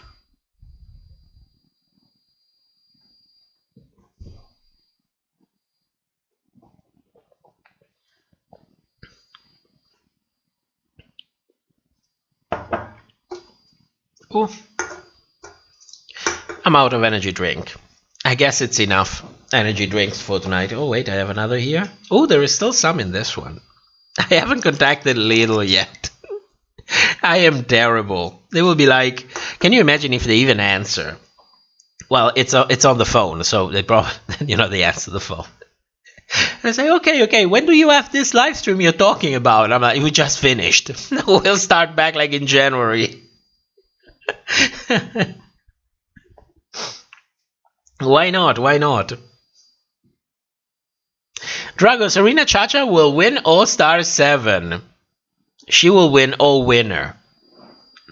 Lysander, I can confirm you there's no rumors about All Stars 7. There's not? That's interesting. Let's think about it. We know for sure that Peppermint will not be there, because she has the other show, Call Me Mother, so she's under exclusivity period, so she couldn't have filmed this. So Peppermint is not going to be in there. Who are they going to come back? What are they going to bring back? Let's go with fantasy. Jade from season 1. Jade from season 1. Then maybe Mystique from season 2. Then one from season 3. I don't think they are seriously going to give Henny a chance. Maybe they skip season 3. Who else could it be from season 3? Maybe Chanel from All Stars 1. Tammy. I don't think they're bold enough to ever bring Tammy back. Madame La Queer. No. Alyssa Summers. Maybe Magnolia Crawford from season 6. That would be interesting. I also would like to see a little bit more of Linecia Sparks from season 5. That would be nice. Darian. I don't think they will ever be bold enough to call Darian. Jocelyn, no, of course, because of the tweets. Dida Ritz has been pretty pissed, so she was probably not invited, otherwise she wouldn't be so stupid as to ruin everything with being pissed on Twitter. Season 7, it's time for Mrs. Kasha Davis. Season 8, Kim Chi will never say yes. She is too smart for that. She's also too big as a franchise. She's too big for that. Who else from season 8? Robbie Turner, dressed as a Uber driver. Maybe Acid Betty. Then from season 9, I don't know about season 9. Maybe Alexis Michelle? But Alexis Michelle, if I'm not mistaken, she's Jan's drag mother. So after what happened to Jan, I am not sure she would accept the call. Nina Bonina said multiple times she didn't want to go on All Stars anymore. Also because she by contract, she would probably have to give up the YouTube channel. At least for a while. Which, that's sure money. So I don't think she has the incentive even to come back. From season 10, Asia O'Hara could be. I think she was asked for All Star 6 but said no. From season 11, I think no one. We had too many queens from season 11 already. From season 12, Jackie Cox. Not yet. No, I think she's smarter than that. Not yet. But definitely someone from season 12. Maybe already Crystal Method. Maybe. Gigi, I don't think so. It's too soon. Who else could already come back from season 12? Rock? Maybe. Brita, I don't think so. Too soon again. And season 13, I don't think anyone. Maybe I should have written these names down. Ooh, James. Oh my god, I forgot James Mansfield. I'm a terrible person. I'm a terrible person. Maybe yes. James Mansfield. Could be. Could be. I think it's a pity that nobody got to really see her back in season 9. I think when they cast her, they wanted to keep her in the race for at least 3 or 4 episodes. She just shut down. I remember Ru saying something like, I was expecting you to go much farther. And you know, when Ru says things like this, it's basically code for you were supposed to do much better, but you fucked it up. You know, like she did with Valentina, when she said, you know, I saw you in the top 4 or something like that, which again is code like you were supposed to go there, but you fucked it up big time. And you know, when you fuck it up that way, there is no editing that can go around it. You are just done. Fantasia says, Ongina. Well, after All Stars 5, she is never going to come back anymore. Maybe on International All Stars, I would love to see her. But also Ongina is, I don't think the franchise is right for Ongina anymore. She's too real, too sweet, too polite. She is too human for the franchise. And you know, it's not like everybody else is inhuman, but you also need to have the ability to act a little bit, to produce yourself a little bit. It's part of the job. You know, if you cannot really do that, it becomes difficult. Felicia, when will you return? A time approximation. Well, I cannot stay away from live streams too much. So I would say worst case scenario, maybe I will take, because I have these episodes of the shop that need to come out. Then I still have the video about Patreon that absolutely need to come out. And I needed to get back to these projects next week. And that's the last time that I have, because then I start working again. So I will not have that much time again. Then there are some projects that I want to start working on. Certainly, now that I have the money for it, I need to start looking for a new computer, an editing computer for the channel, now that I can afford it. So it's going to take a little bit of research. I don't want just to go out there and throw money at something and then find out that it doesn't work. I mean, I worked hard for this and everyone supported. Patreon, the donations here on the Super Chat, everyone supported so that I could afford to buy this. But I need to take time to value my options.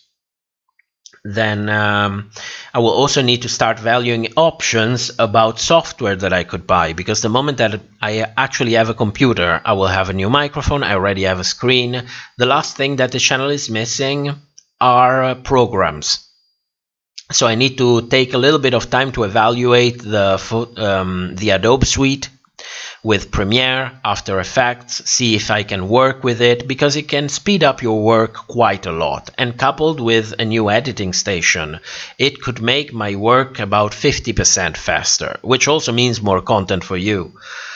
But I need to take time to actually, they give me a 30-day trial period. So I need to take this time to actually try these programs, see if it works for me. Because if it does, then it's a commitment. Because it's, I think it can be as low as 40 euros, about $50 a month for the whole suite. But you have to pay for a whole year. So it's a huge commitment in terms of money. You know, it's anywhere between 500 and 600 euros for a whole year. So before I commit to that, I need to take time to actually sit down, see these programs, see how they work, see if it's actually speeding up my job.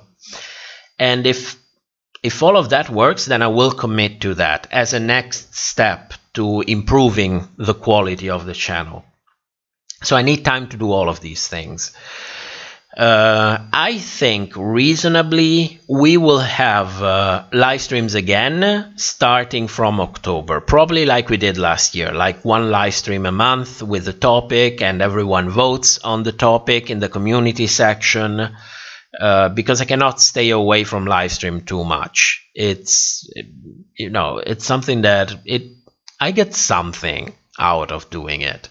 Yes, it's a pain in the ass when you cannot sleep, when you work too much and so on, but there's something in the experience, in the exchange. It's a unique way of communicating.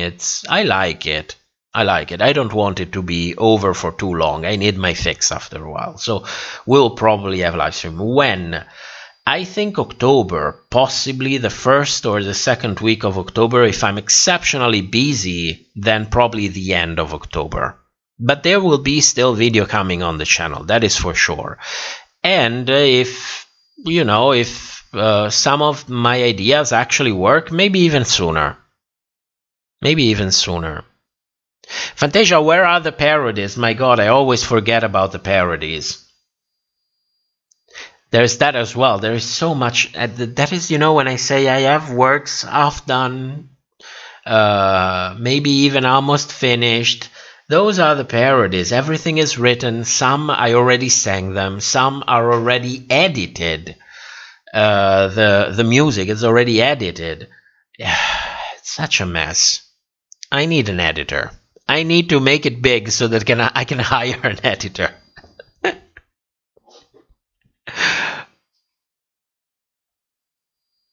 Sorry, I lost a little bit of the comments. Drago, if James was able to survive that lip sync, she would have made it to top 4. And I don't think RuPaul told her any. Top 4 is a little bit too much. But I would think top 6, maybe. Top 6, maybe. Nora, Aiden Zane owns at least 2 more wigs this time, so maybe they would take her. To send home second, that is so shady. I love it. By the way, Aiden was extremely chill. I was expecting a shit show after season 12. Instead, he was extremely chill, didn't give a fuck about anyone, kept doing his thing. I was impressed. I was seriously impressed. Felicia, oh, I just read this one.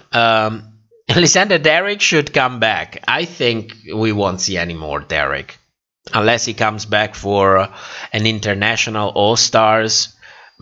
I don't think so. Because he already had that show. What was the Vegas Review?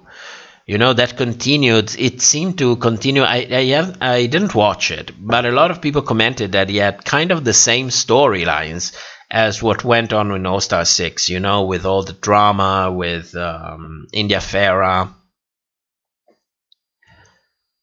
Watermelon, I love your live streams. Thank you. Felicia, I would like to see Vivacious with Ornacia being brought back. I don't think they have the incentive to bring back Vivacious. As a meme, maybe, like, you know, they did with Henny, but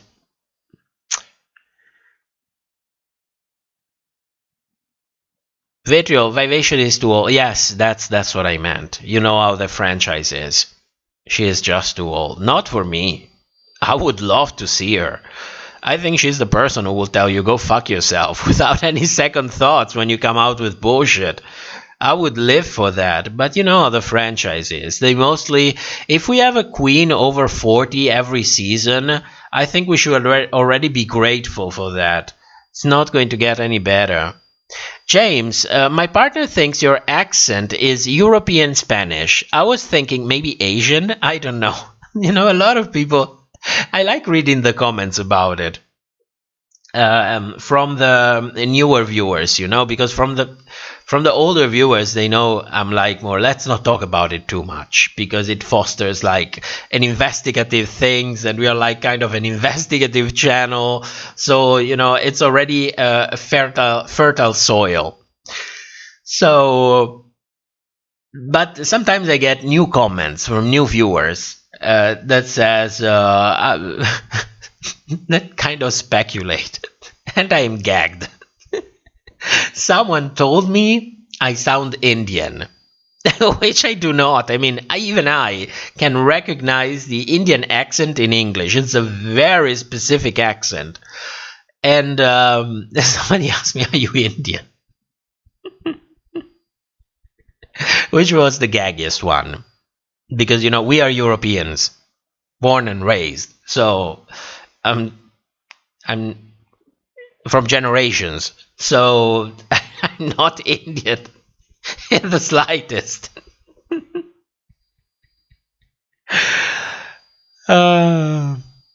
Lysander, do you think Jada Essence, 2 Crowns Hall, soon to become 3, I would add, should ever come back as a competitor on All Stars, like BB or All Winners type of season? I think if they are smart, they're going to ask Jada back, because Jada is a gold mine. Now, I don't want to go on my tangent as usual and lose my mind, but Jada is a fucking gold mine. If you don't ask her back, you are a complete idiot. With that said, will she come back? That will depend on many different things. She's not stupid, so she's probably going to evaluate the cast if they ask her to come back for an international All-Stars, an All-Winners All-Stars, or maybe even a regular season of All-Stars. She will probably evaluate the situation, see the people who are in there, the kind of narratives that they can build, and then decide if she wants to do it. I want to see her, and I can tell you, if they're not stupid, they're going to call her. With that said, I don't know if she would come. Maybe the fact that she didn't get the opportunity to really capitalize on her winning will be motivation enough to come back. But I don't know. As a winner, I think it's a very difficult, as a recent winner, it's a very difficult choice to say if they want to come back or not. Because you don't know what you're going to give up. I mean, as a winner, you already have a reputation. Risking to lose that? I don't know. Jason, I think it's time they put up the... Oh, yes, thank you for saying that. The prize money should be at least $500,000. At least 250,000. Okay, 250,000. Basically, the cost of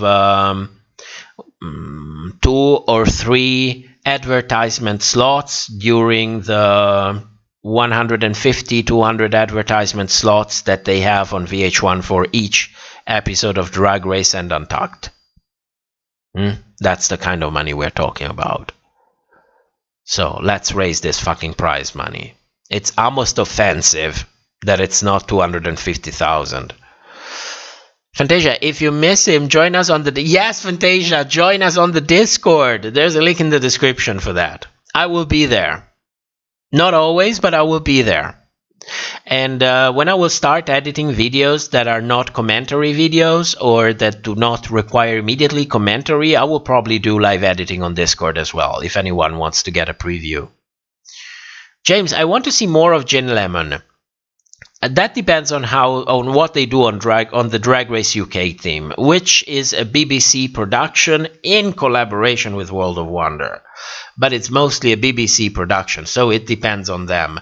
And Drag Race UK is a totally different animal from Drag Race US. I don't think I could ever make any sort of reliable predictions. If I would do this show for Drag Race UK, it's a totally different animal. Like, I remember when I watched Drag Race UK Season 1, my prediction was Divina as the season villain. I don't think I've ever talked about this, but my prediction was Divina as the season villain. Then Vinegar Stroke as the hero. And there was something really young in there that I thought was going to be in the top 3. As with the young and talented kind of edit. Let me check for a moment, because I'm sure I can recall everything about it, but I need to see the episodes and see the list of the cast. I cannot recall all of them.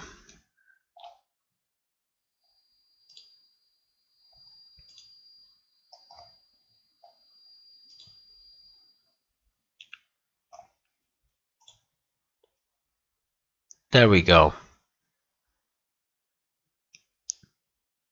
Who was it? Blue-Eyed Ranger. I thought Blue Hydrangea would have been in the top 3 as the young and talented. And when you look at all of these predictions, they're all fucked up. Because UK is a different animal.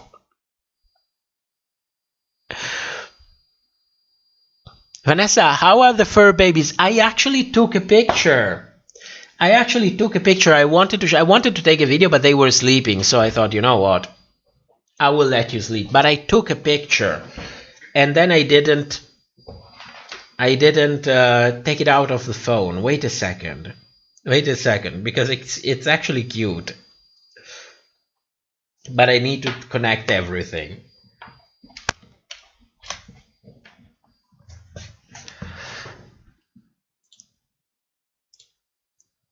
Let me get there. Oh, by the way, among the things that I need to catch up, it's time to build that mousy beach, the secret mousy beach on the top of the cage.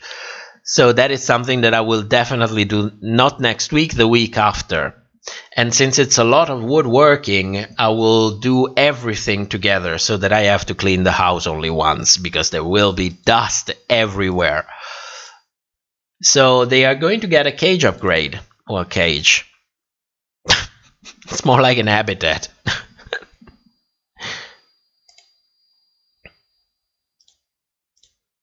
No, of course it's going to take... I also have to format the laptop. This thing needs to be cleaned up. Let me see. Is it this one? Yes, there it is. One moment, I will load it into the OBS.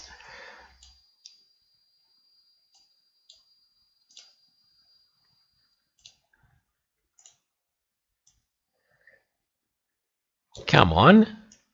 Here it goes. Oh, I need to resize it.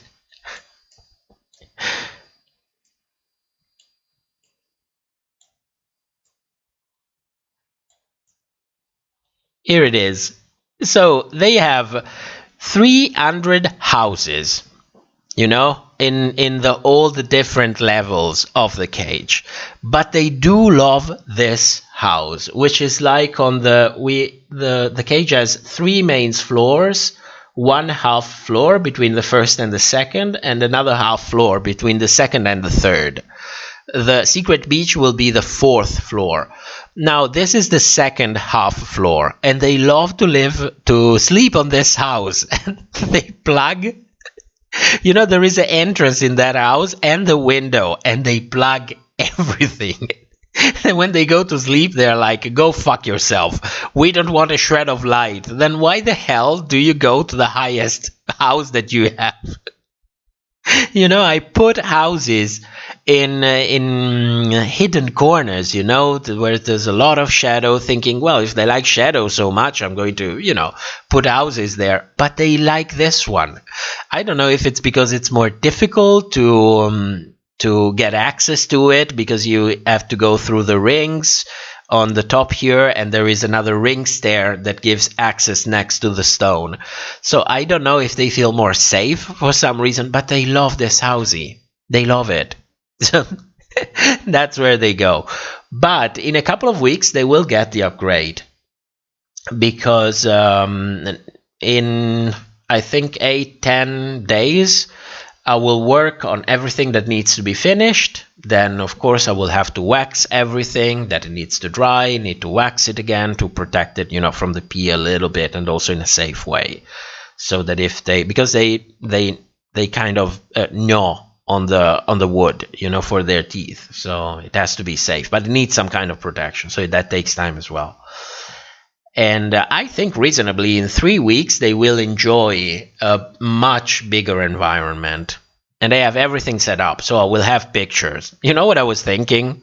Since we have these problems with Patreon, that we don't know for how long we'll be on Patreon, and thinking, you know what, we need to give people other ways to support us. You know, let's not concentrate only on Patreon or only on YouTube. So I was thinking maybe I can open channel membership. This is something that YouTube does, but then I have the opposite problems. What if YouTube starts fucking me up in that manner? So I thought, you know what? I could actually open an OnlyFans for the mousies. So you know that you are supporting the channel. You know that you are supporting us. But the extra content is mousy content. And people will be like, this person is fucking crazy. You have a drag race channel and you open an OnlyFans without porn in which you post about mice. That would be confirmation that I'm out of my mind, which I am in a way. Don't get me wrong, which I am. But you know, that was an option. That was an option that I considered.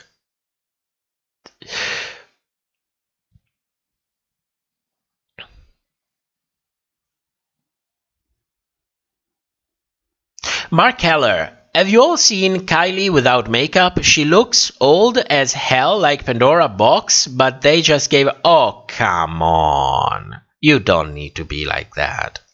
You can be better than that. She's almost 40. She had to go through a transition surgery. She had to go to hair removal. You have any idea the effect that it has on your skin? Come on. To me, she looks beautiful. No matter what. Of course, she looks like a goddess when she's on full drag, but, you know, to me, she's a nice piece of grown woman. Nightmare, I always thought it was an English accent. It sounds like Jara Sophia. Jiggle those titties. Which I just realized, Jara never said jiggle. She said jiggle. Which I found incredible. It's endearing to me, you know? It's funny. It's a funny way to say it. Jiggle. Lysandra Kahana Montrese had a huge glow up. She looks so good and it's a great performer. I would love to see her on All Stars, but she'll most likely carry the legacy of her mother and go home first. Well, they did her no favor. Back, what was it? Season 11? Season 11, I think. It could be. It could be. They always need someone to go home first, unless they start changing the format of All Stars, which I don't think it's going to happen anytime soon. Jerry Moore, I'd love to see Jada back, and we all would, I think. I would certainly love it if they don't fuck her up. If they dare fucking her up, I'm done. I am done. Lysander, I think we forgot to add a door for a possible All-Star set. Oh, yes. They asked her already. You're right. You're right. We should consider a door as well. And she continues, stay interested in her. Plus, Ginger opened the door for another All-Stars queen besides All-Stars 1. That's true as well. But I think it would be a little bit too soon for other queens from All-Stars. But at some point, you know that they're going to bring Katya back. That's definitely going to happen. I don't think next All-Stars already, but for All-Stars 8, I think that that's a definite possibility because Katya is so established, especially with World of Wonder, that there is virtually no risk whatsoever involved. They would never ever risk throwing under the bus a queen that's already working for them. And that's been working for them for years, making them a ton of money. So expect Katya to come back. Not All-Star 7, that's still too soon. I think they would like to explore other things first. Maybe see how the UK versus the world season performs. For All-Stars 8, that would be she would be on the top of my speculations. Nightmare, didn't Bob... Sorry, chat skipped. Shit. Where is it? Didn't Bob, the Daily Queen,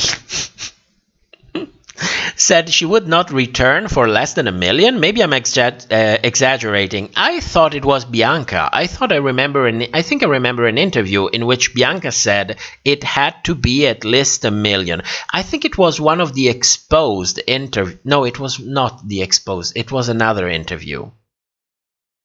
It was another interview in which he said if they would ask me to come back, it should be at least $1 million. Vanessa, I'm thinking you're from Romania or Hungary originally, and now live somewhere else, like in Sweden. Watermelon, I think she said at least 500,000. I'm sure Bob says something about it, because the moment the rumor of an all-winner season would started running the rounds, definitely people went to Bob asking if she would come back, because why not? So I think she said something. It's just that I haven't seen it. What I do remember is what Bianca said. Fantasia, do you think that moving to Paramount was a good move for this season? Do you think it will be the new thing? It's not just a good move for this season, it's a good move for media in general, because television is dying and has been dying for a long time. The future is in streaming, so it was definitely a good move to streaming. I would have hoped they would have put their eggs in different baskets. Like Paramount is part of the Viacom CBS corporation, so I would have liked to see the regular season keep being under Viacom CBS, but then All Stars being sold to another company, not necessarily Disney Plus, but you also have other options out there, like for example, how is it called, HBO as a streaming service, and it also gives you more leverage, because you can always say to the other, I can still take my show to that other company. If you don't give me this kind of leverage or this kind of money, it opens up the door for competition. And healthy competition, it's always a good thing. So they could have been smarter. Definitely, if I was if I was a consultant for World of Wonder, I would have pushed more for moving to another streaming platform, not a streaming platform that was already owned by Viacom CBS. But who knows? Maybe they had clauses in their original contract that prevented this, because, they have consultants out there, so I'm sure that somebody vented the idea already. Vitriol Vic, I tried to watch Holland, but the too much gets lost in translation for me. If you're not used to watching shows with subtitles, which is how I started to properly learn English, then it can be daunting in the beginning. But on the bright side, you get used to it. And if you're also interested in learning the language, even, the most basic things about that language, it also becomes rewarding. So for me, it's not really a problem of different language. Because also when I watch movies, for example, I always watch them in original language. So, I am used for years to actually watch with subtitles. So for me, it's not a problem. It's just that I don't have the time or the motivation, since a lot of people said, well, Holland was terrible the first season. The second season looks like it's been received better. Lysander, I've had people said UK season 3 will be the last season, or at least the last season on the BBC without prizes. So we'll see. Holland doesn't have a big drag scene, so may reach a third season only. You think? I haven't seen any data, because BBC is it actually airs, so we can actually check the reception that it had, at least how many people watched it. But you also have to understand one thing: time have changed. The number of people that tune in to watch a show on television doesn't represent anymore your ability to make money out of the franchise. You want some other form of indicators, like Google Words, for example, that tells you how much a word has been used on the internet. Social media interactions, those are much better indicators of how healthy is a franchise. So let's see, do they have that? No, there's no data in here. That's interesting. Of course, they don't have Nielsen in the UK, but I thought they would have some sort of... I will have to dig in to find out. I will have to dig in, but that's something that I will definitely do at some point.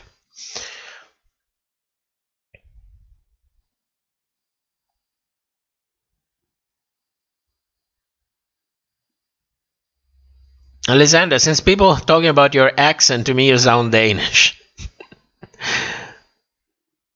Melanie, I am unreasonably excited to see the babies. They're awake right now. I think Spotty is running on the wheel because she always runs on the wheel. I'm saying it as if they have one. They have 3 wheels. But one is turned so that from the outside, we cannot see them running. They feel more protected. And they are very, very shy, both of them. So they always run, especially Spotty. She always run on the wheel that is facing the cage. Vilma, I don't know, where is she? That I can tell you, when you have something to give them, like a little bit of peanut butter, some seeds, I always get their seeds fresh. You know, from melons, from pumpkins. And she's always there. She's always super excited to get seeds. Felicia, do the All-Stars Queens only get the standard 500 per episode, or do they negotiate the price? I think it's in the contract, the All-Stars contract. No, not the All-Star. It's already in the normal contract. I think they get 1,000 for All-Stars, if I'm not mistaken. Where is the contract? Where is the contract? Oh, materials again. There we go.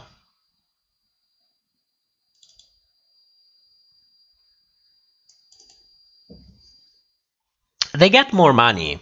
That I can tell you for sure. They get more money. Now, which section of the contract was it? Additional participation.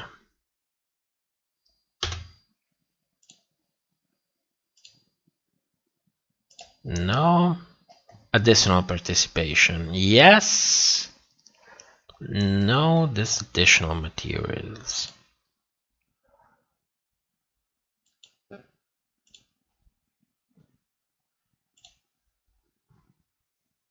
Payment compensation. There we go.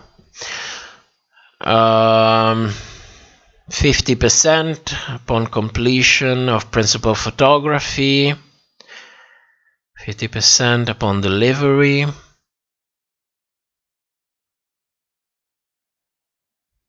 Oh no, it's not like they have a different way of being paid for All-Stars.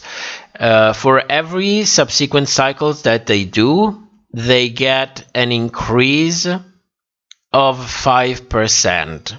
So yes, they get a little bit more, but not that much more. Good God. Video 300 houses? No, not 300. They have like 1, 2, 3, 4 plus hiding spots. And we have 3 other houses outside that we haven't put there yet. Plus I wanted to build a couple more. Yes, I'm spoiled. Let me spoil them. They're my babies.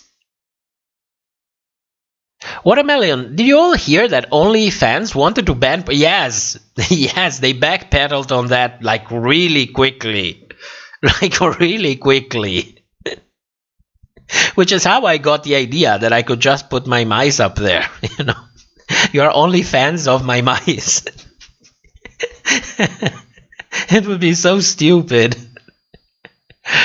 Nora, blocking the door isn't enough for my hamster. She will bury the house as well and sleep underground. Yeah, hamsters are... My hamsters are... They are so different from mice. First of all, they... At least the hamster that I had, she was not that engaging. She didn't give a shit. The only thing she gave a shit is if I had food. You know, she would never come out of simple curiosity. Like, of course, the mice learned to kind of interact with me, that I was not a threat, because I gave them food. I gave them seeds, I gave them peanut butter, I gave them all of these things. But once they realize that I'm not a threat, if I put my hand in there, they come out of simple curiosity, you know. Sometimes they come and stay on my hand as if I'm telling me, please, take me somewhere else, take me around the house. You know, let's go in the kitchen. Let's see what's in there. So it's not just food motivated. Hamsters are like, give me food or fuck off. That's how they are. Jason, you can do an Amazon wish list so that we don't see your... I don't buy that much online. Most of the stuff that I buy from AliExpress, and it's mostly electronics, you know, because I will, in the future, I will create a little something for the mousies. I want them to have a fountain. And it takes a lot of parts to actually do that. It takes an Arduino, it takes a pump. I need an ultrasound sensor. I need to find one because I have some of those, but I need to actually program them. But I'm sure that I can buy one that it's easier to manage. You know, like you have a wheel and you can put a potentiometer, you can turn it around and decide the range of this ultrasound detector, you know, so that the whole fountain starts only when it detects that a mouse is approaching. I want to have a UV filtering because I will sure as hell forget to change the water every day. So I want to have a UV filtering system. I want to have active charcoal in place to filter the water every time it comes down the fountain, you know. I want to have all of these things together. So I'm buying a lot of different stuff, UV lights, then you have transistors, resistors. Of those I have like bunches, but some things are more a little bit more specific. So yeah, I mostly buy from them. Melanie, English accent? I'm dying. Fantasia, plot twist. People might support the mice more than what you have on YouTube. Oh, that would be crazy. That would be crazy. Well, I like them. You know, this is not just a drag race channel. It's also an awareness channel for mice. Lysander, since we're at it, do you want me to draw Kylie? You can draw. Listen, what you do with your free time, it's your free time. You can do whatever you want. I will definitely show what you do. That is something that I will definitely do. But you don't have to do it. Or, you know, it's not like I ask you and you do it. No, it's a little bit too close to exploitation for my taste. If while watching this you get inspiration to do things, then do them at your own time, at your own pace, and when you have them, there is a very good chance that I will show it. If everyone has the clothes on. Ask for the upgrade. As to the fall, Kylie, 38, claim on Watch Your Packing with Michelle Visage that when she tripped on her robe, it was her gymnastic instinct to tumble, and then her drag queen instinct to pose. This is exactly the same thing that I saw when I went through the footage piece by piece. If you look at the position of the body, the way it's balancing immediately, you can see. I wouldn't even go as far as calling it an instinct. I would call it more like muscle memory. When your body immediately takes a position to counteract to what's happening to your center of balance. And not just any kind of position, but a very specific position that you know you had to be trained for that. That's what I saw. Lysander, Raja got more money on All Stars than she spent. Same with Ginger. Ginger, I believe. Just look at her outfit. Yes. Maybe Eureka spent the most money from the top 4. Probably. That's what I thought as well. I would have thought Ginger spent a good amount of money. I mean, I didn't like most of her outfits, but you can see that money was spent for making them. Fantasia, Eureka used outfits from her show, I'm sure. Well, I think it's smart from everyone to recycle everything that you have. You cannot always have the luxury of buying or creating a new outfit for everything that you want to do. You need to recycle a little bit. I think it was Utica that said that she had to adjust a lot of her drag in order to prepare for all the runways that she received on her list. Nightmare, what do you mean by your hand? Oh shit, this was too long ago. I don't have the context for that. If you write me, I'm getting to the comment in a moment. Felicia, does anyone have any update information on Widow's legal issue?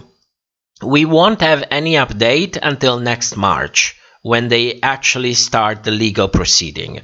So everything that I know, no, not everything that I know. It's not just what I know. It's the situation how it is. Nothing will happen until next March, because they decided that who decided? There is a name. There is a specific name. The grand jury decided that the case was going to go to court. So the case is going to court. And until that time comes, everything that happens is behind closed door. Mostly, the defense team will prepare their defense, and the other party, not the accuser party, because it's the prosecutor, will have to prepare its prosecution. Again, that's behind closed door, and Widow was granted the right to work. So that's why, you know, she can move around. She can also get out of the U.S. because she has the right to work. You know, nothing was proven yet, so why the hell shouldn't she be able to actually work? Then if she commits a crime outside of work, then it's another story. But she's allowed to work. And that's the extent of the information that we are going to get, because there is no other information until the proceedings actually start. I will talk about it. I will definitely talk about it. I'm following that case as much as I'm following the Neverland case with, you know, all of the queens involved. Jake Yonce was involved. Pearl was involved. So I'm following that as well. Jason, can we buy the thing off your wish list for you and Amazon sends it to you? No, we don't need that. I rarely buy anything from Amazon because the problem with Amazon for me is that most of the time I get something, and even though I go through the reviews, even though I check online, then I realize that something doesn't work. I need to send it back. And even though I don't pay for sending it back because my partner has this Amazon Prime, it's still a back and forth, you know, it's still, you know, packaging that was thrown away. Then it's not just the packaging itself. Then you have all this paper going back and forth. It's like, no, unless it's something like really specific, something probably that I'm buying again. I'll probably mostly spend a little bit more, but buy in a shop where I can actually see the product, touch the product, check the product. Mostly for vulnerabilities, for planned obsolescence, you know, those things that make everything in your house break after 6 months. So I prefer to pay a little bit more and buy in a shop. And it also makes me feel better that I'm, you know, supporting more the local economy. So, you know, I don't really, and it really feels like... It really feels like whoring, you know. Buy this for me.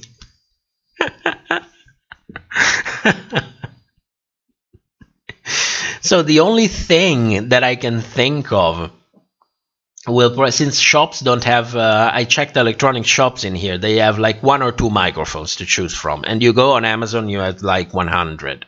That would be the only thing. The problem is I don't know the quality, so I will need to actually go around, check each one of these, not each ones, but at least, you know, 3 or 4.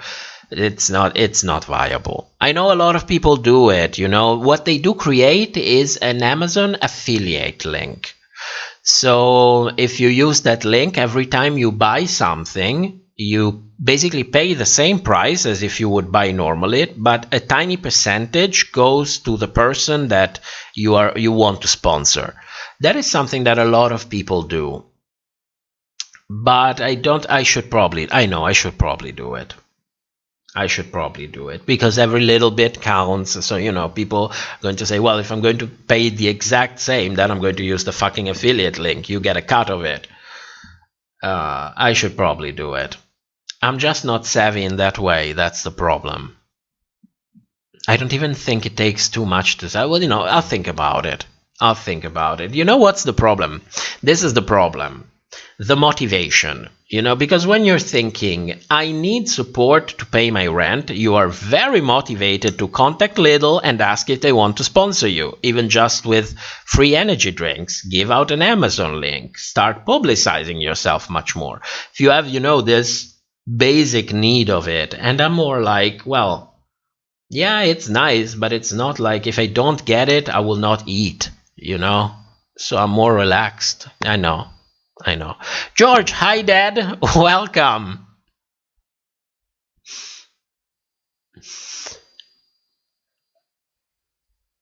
Lysander, can we discard that the order from the watch packing videos that are released on the RuPaul's Drag Race channel doesn't determine the winner, since the one who's released last usually wins? I don't know because I don't watch it.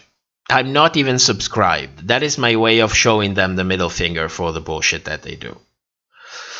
So, and plus I'm not really interested in anything that World of Wonder puts out. So, you know, sometimes I'll watch some of their videos, mostly because I will look for them. Fantasia, look at the supporter back into support.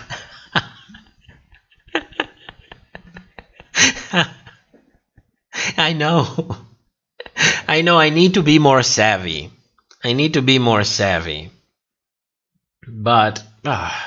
you know, I don't know. It's, you know what? I see a lot of people doing a lot of shit. I cannot say who and how. I cannot say that. First, because if you say these things, you need to be 100% sure. 99.9% is not enough. But I see a lot of people doing a ton of shit. And I'm not just, well, I see a lot of shit. And I'm like, you feel kind of guilty by association if I don't keep to the strict necessary, you know? So, you know, what I will probably do to be more reasonable in this manner, I think I will start like with milestones.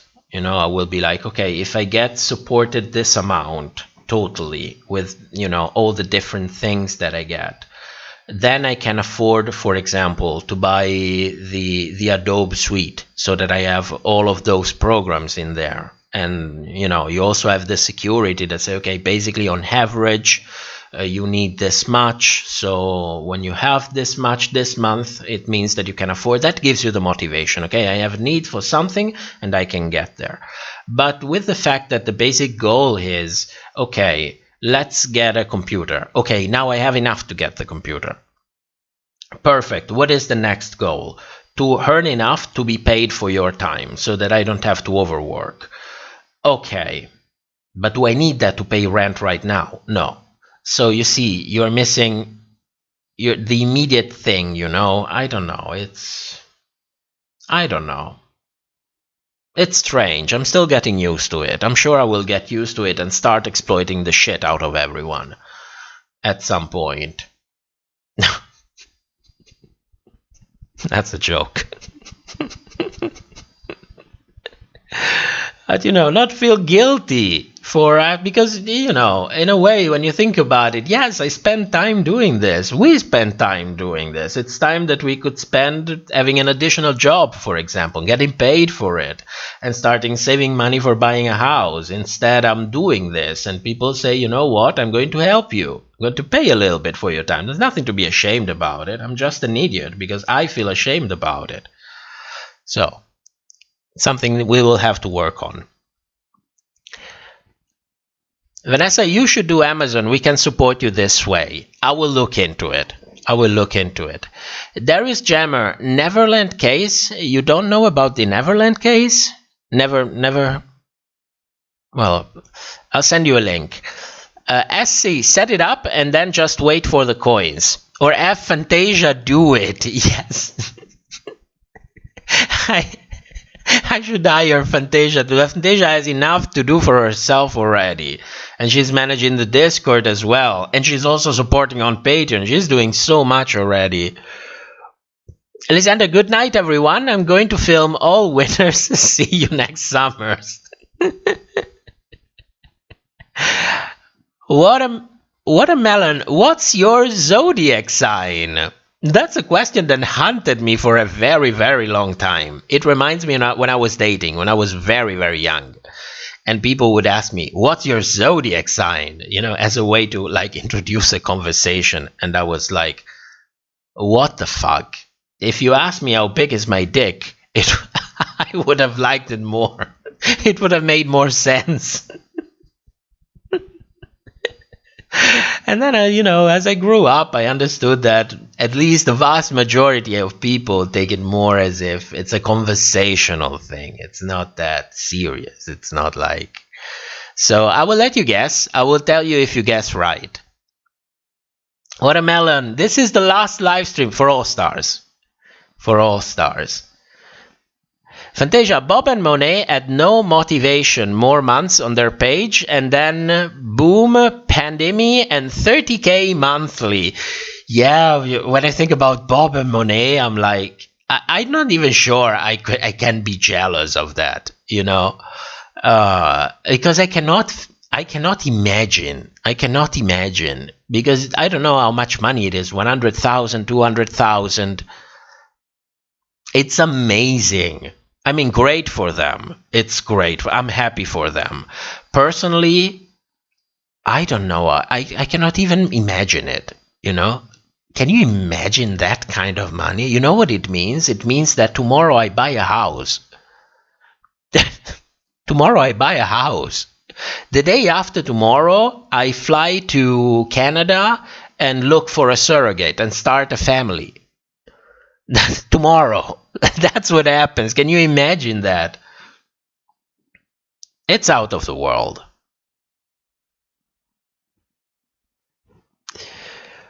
Jason, you deserve it. Well, thank you.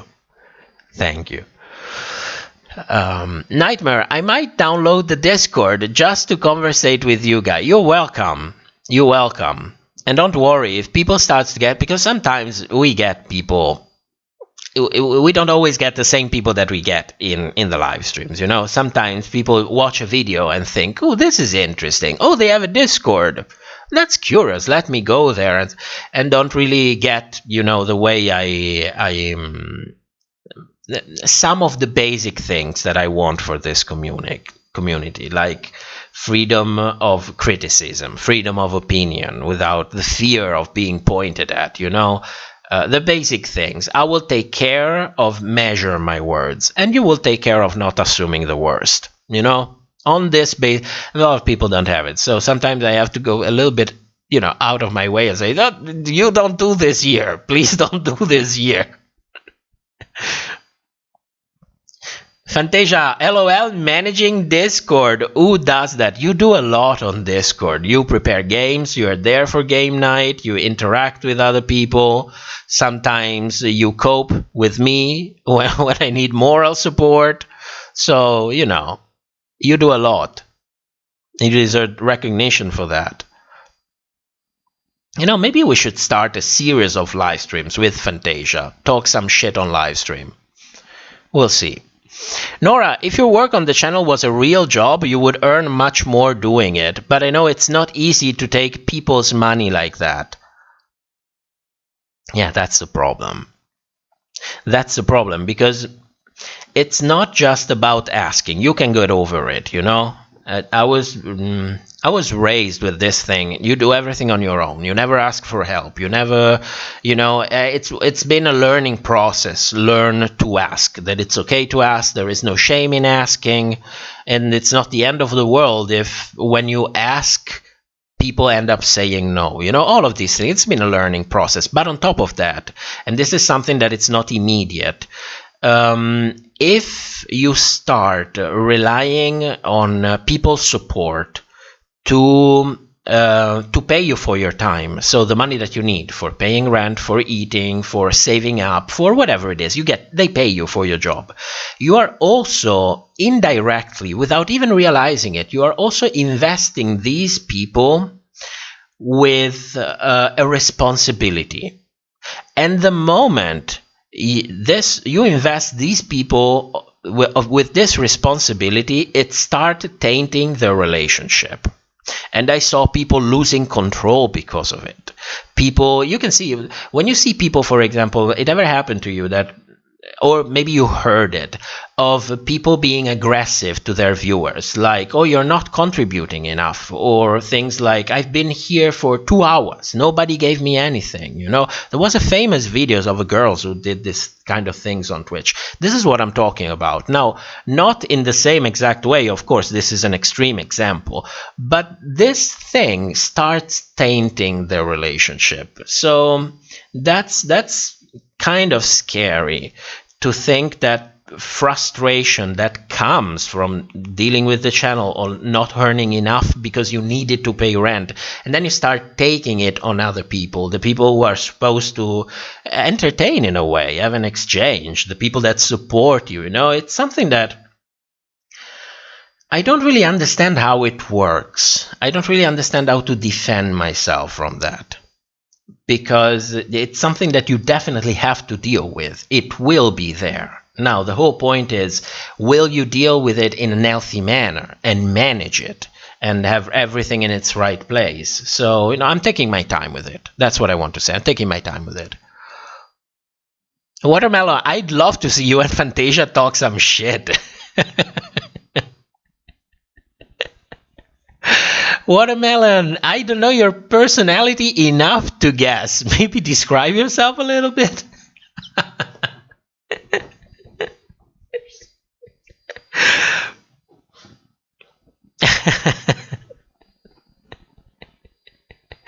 Nightmare, if you sign the lease, all of your dreams, they will come true. Definitely. All you need is a little bit of land. It's just a little bit, the tiniest bit of land. Felicia, I have to leave. See you in October. Haven't figured out the Discord yet. Don't worry. Thank you so much for coming, and see you next time. SC, you aren't taking if the people are giving. Your work really is unlike any other content out there for Drag Race. It's educational and brings awareness beyond the scope of just the show. Thank you. Thank you. Yeah, that's true. People are giving, but you're asking them to give. You're asking them. You know, that's why, you know, when in the very, very beginning, we used to have time with Fantasia taking me on the side and saying, you have to do this shit. You have to tell people, go on the Patreon, go on here, or be more clickbaity, or be more, you know. And I'm like, I'm trying. I am trying. And I'm getting better. I'm getting better. I think last time I sponsored the Patreon in the very beginning of the video. So I'm progressing. Don't worry. I will go full on RuPaul in the next 30 years. Watermelon, Gemini, no. Vanessa, Taurus, no.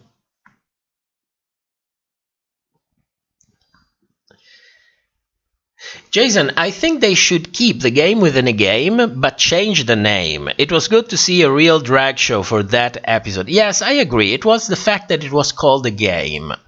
And then they hyped it so much. That's the only problem. Because other than that, it's nice to have an episode of lip syncs. I'm not going to complain about it. Fantasia, you can ask and still not need it. Oh yeah, a lot of people do. And I did not say clickbait. You said clickbait. You said you have to be a little bit more clickbaity with your titles and your thumbnails. Which you are right. You are right, because people don't... You know, in good or bad, people click when they see something interesting, when they see something that piques their attention. So there is really nothing wrong with it. But yeah, I need to work a little bit harder on that. But I'm also like very traditionalist, you know, like for the show, for example. I always want the title of the show first, so that you click on it, you know, you're going to be watching this show with this title, which means you know what you're getting. And then the season, and then the title for the episode that I chose. Like very traditional, you know, with always the name there, always. I know, I like it. It's like it feels like the old ways of doing shows, you know? So I like it like this. Aquarius, Aries, no. Scorpio, no. You're going to say them all. Nora, you must have Virgo placement, but I wouldn't bet on sun sign. I don't know what you're talking about, but no. Essie, it's okay if you don't want your page to explode in size, but it's okay to make yourself available to tips just like the queens on stage. I have many artist friends who feel this type of guilt. I care. I know. I'm not sure I could handle having like the channel explode. I'm not sure I could handle that. I would like to have more people watching, that is for sure. Not millions, not hundreds of thousands. That would be unmanageable. I'm not ready for that, not to happen overnight. But I always say my goal for this show, for this part of the channel, which is the shop, is 20,000 regular viewers. Like when they get to 20,000, I am completely happy with it. I don't need to reach anymore. I met my goal. Other videos are different. Depending on what you're covering, you can also make, if the YouTube algorithm likes it, especially when I create the kind of more compilation kind of videos. Those always went big, but it doesn't really feel under pressure. Not in the same way. Libra, nope. Leo, nope. Did you say them all? Fantasia, they think they're getting All Stars 1 and All Stars 4 stars talking. Fantasia is stroking. Guys, Fantasia is stroking. So let me see how many he wrote down.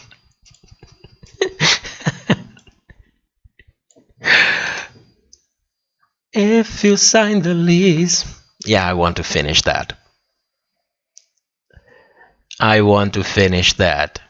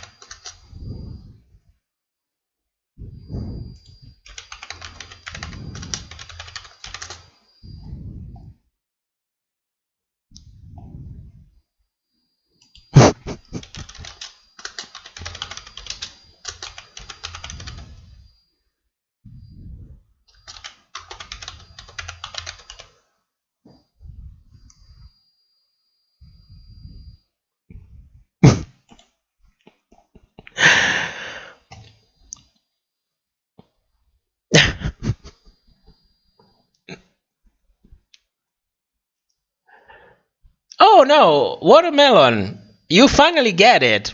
After, I will tell you, after 1, 2, 3, 4, 5, 6, 7, 8. 8 out of 12. 8 out of 12. How much is 8 out of 12? It's like 30%. Yeah. Typing away.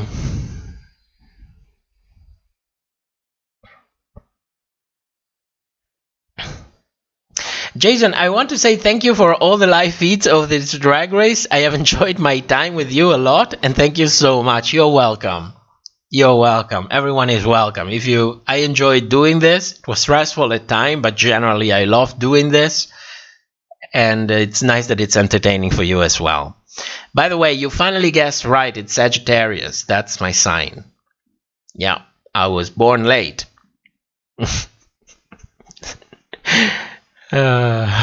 Apparently my parents had a lot of fun when spring came, you know what I mean? Fantasia, did I tell you my therapist is horrible? I think you've done a better job than she did.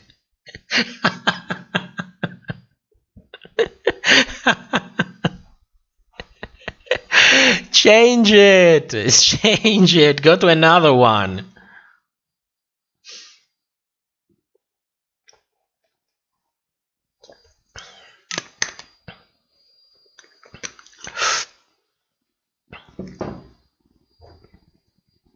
Yeah, in healthcare, there is a very important thing that is the relationship that you have with your healthcare provider.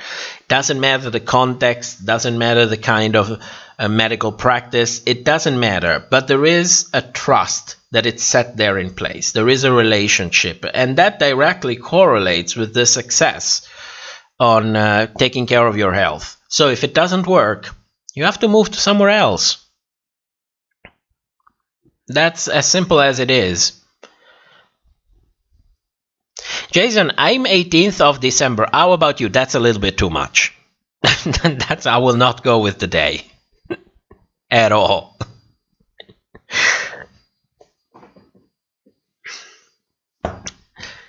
It's more on the, privacy side. There might be people who, at some point, somebody will come around saying, I kind of know that voice. It's more different than I remembered, but maybe, and then, you also have the same birth date, and they're like, oh, that's you. And if that person doesn't like you, and I can assure you that a lot of people don't like me. In real life, I'm way more direct than I am, still respectful, but way more direct than I am here on YouTube. I try to manage myself a little bit because on the internet, you never know who is on the other side. You cannot judge. But in real life, you can. And I'm way more direct, way more, let's cut down the bullshit. Let's, go straight to. And it rubs a lot of people off. But, you have to put on a face at work already. I don't want to put on a face in real life. As much as I don't want to put it in here. I can understand making compromises. That I can understand, I cannot come in here and say, oh, this was shit and that was shit, because it would give the impression that I'm a piece of shit, like all of these people who go around and treat everyone like shit online.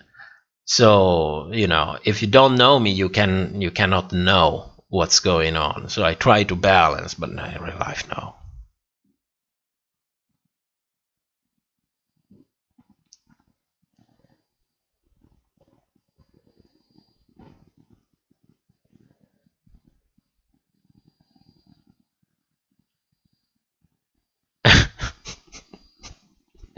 Let's say on top, good side.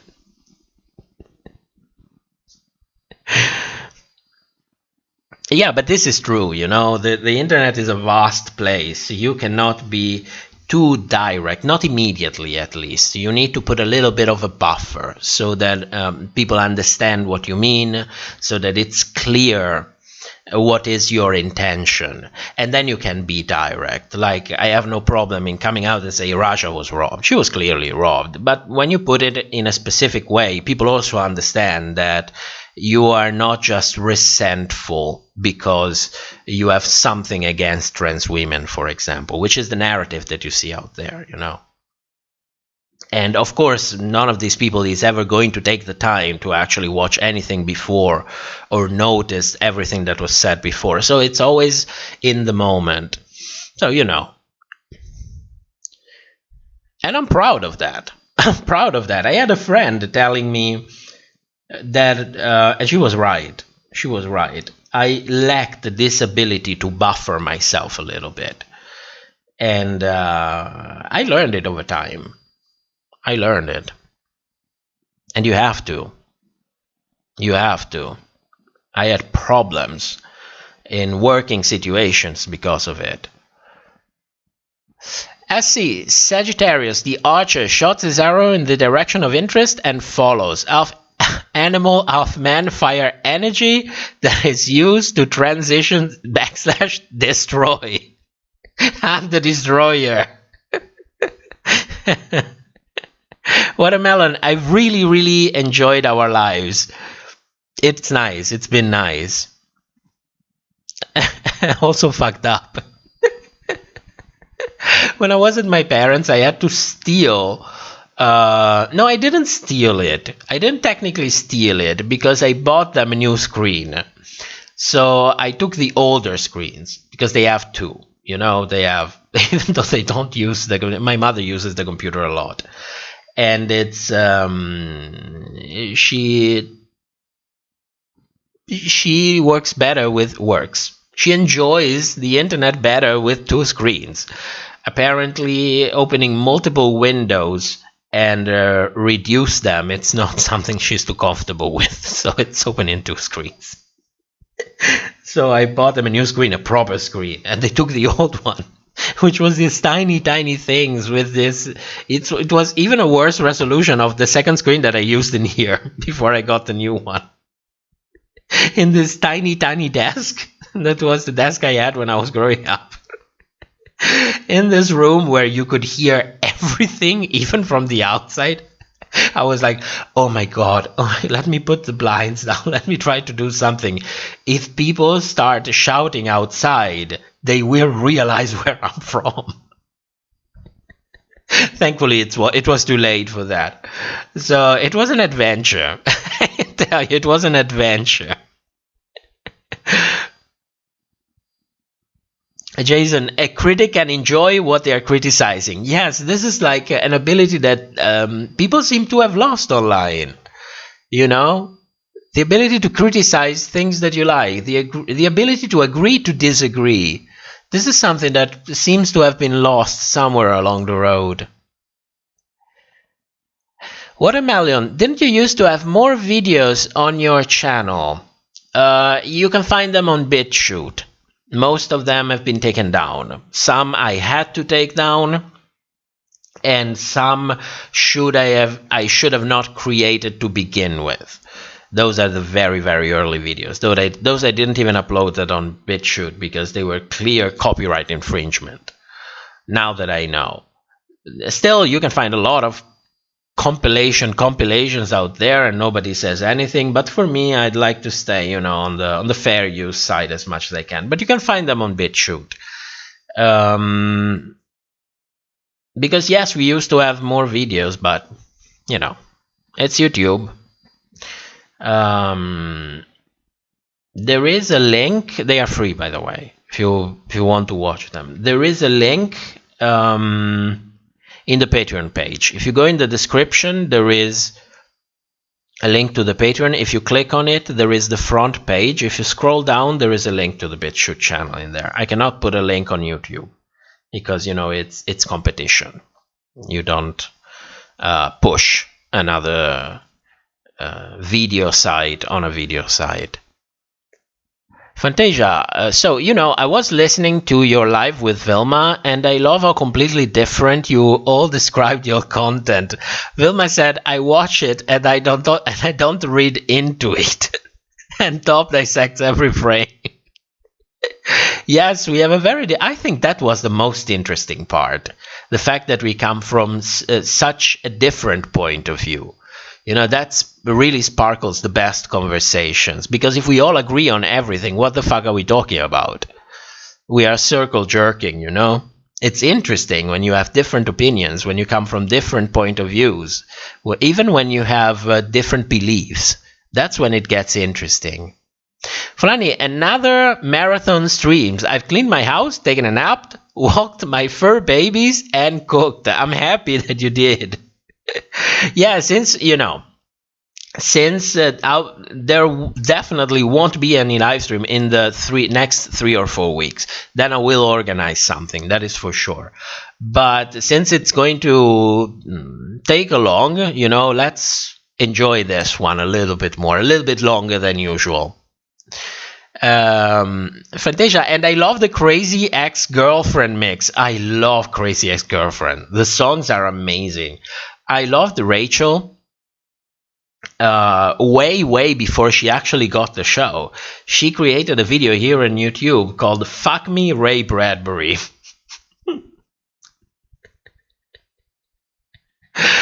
Oh my god, I fell immediately in love with her. It was so fucked up. It was so fucked up, so funny, unafraid to push boundaries just to make fun of everything, which is something that's really disappearing.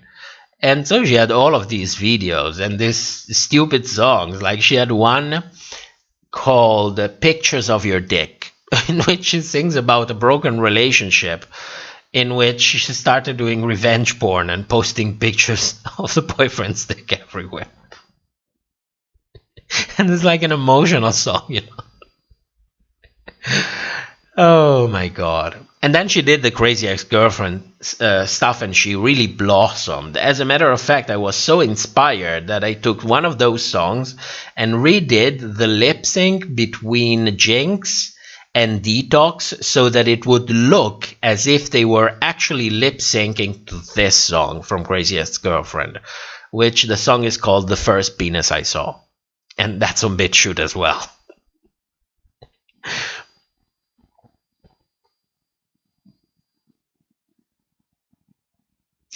Melanie, I can relate to being too direct and getting in trouble. When I was in my early 20s, I had a boss tell me a co-worker felt bullied. They were meek. I was their polar opposite. Yes, that's the point. That's exactly the point.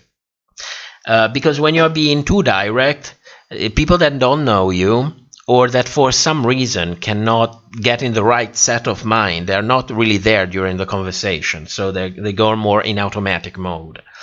They cannot really differentiate if you are being an asshole or if you're just a direct person. And, conversation is made of at least 2 people, so you need to take into account also the other person, which is like... but it's because of my personal story, because I was more raised in a more fake environment, bullshit over bullshit over bullshit. Nobody wanted to say what they mean or having an interest in never saying what they meant. So the moment I went to live by myself and went to study, I decided to completely dismantle all of that bullshit and, find more honesty. Also, because when you always talk like that, you don't even realize it. You start talking to yourself in the same exact way. It changes the way you reason. It changes your abilities to look to the point. So I was very strict, very like, you know what, I'm going to be direct. And my life got better as a result of it. And then you need to start adjusting a little bit and realize, yes, it's okay to be direct, but buffer it a little bit. You don't need to change it, but buffer it. And it will get better. Watermelon, I have my ex's nudes. And I have his family's phone numbers. I'll be lying if I told you I wasn't tempted. Oh my god. Well, I think today times are changing in that manner. So people wouldn't be... I like to think that people wouldn't care that much. It would be like a compromising picture in which you pass out on the floor, for example. Yes, it's not a good look, especially if you send it to an elderly mother, for example. But it's nothing like, it's revenge porn. It's nothing. People do this bullshit. Who cares? It's genitals, as if you never saw any, and it starts losing its power on its own.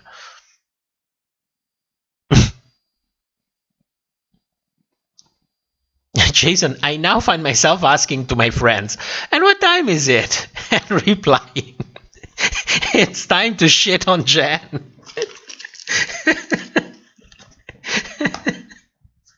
I don't remember who. It was like the first one who said, I feel a little bit constipated. Is it time to shit on Jen already? There's always time to shit on Jen. Always.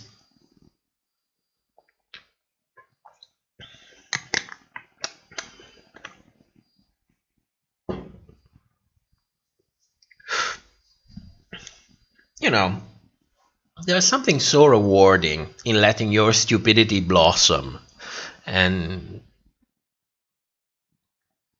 have other people have a laugh about it. It's nice. It's stupid. There are times to be stupid. There are times to be serious.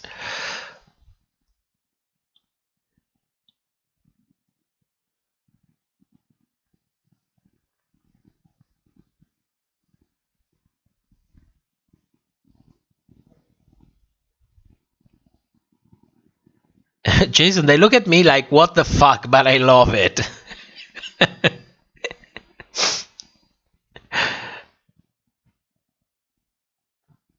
Fantasia, revenge porn is totally illegal here, as it should be. As it should be. At least until people stop giving a shit. Just stop giving a shit about it.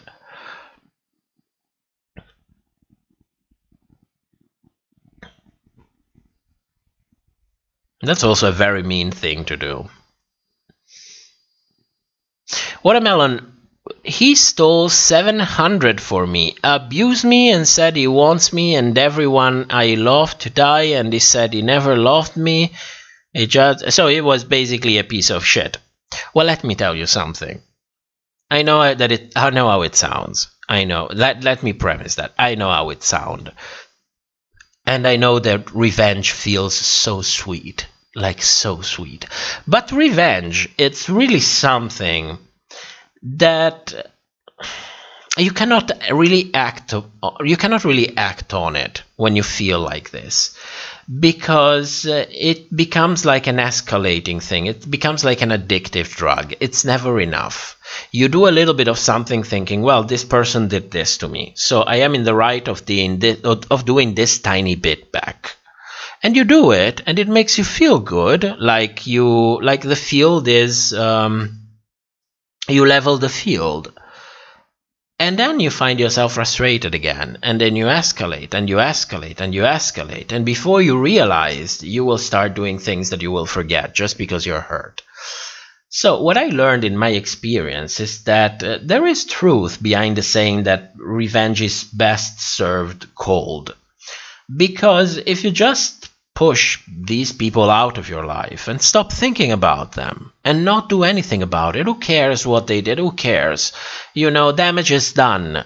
The important thing is not to accumulate any more damage. That is the important thing. Push them out, forget about them. I can guarantee you, sooner or later, it will come the opportunity in life in which you can royally fuck up that person using minimal effort. It's like spitting on the street. That's the effort that you need. But that little bit will completely destroy them. And when you do it, you won't even feel a thing. It won't even satisfy you. You just don't give a shit. Because you don't give a shit about that person to begin with. You know who you do give a shit? You give a shit about past you. The person that suffered. You do it for that person, not because you want to hurt somebody else. So it was very rare for me that I took revenge on someone. I cannot remember. No, I do remember when last time it was. I think it was 7, 8 years. No, maybe already 10 years ago. And it was savage. Savage. Savage. It was not illegal, by the way. It was something small, something very stupid, but had an avalanche impact. And I got my revenge. Not for me, but for past me. And I should also feel a little bit ashamed. Yeah, probably. But It's like 4 in the morning.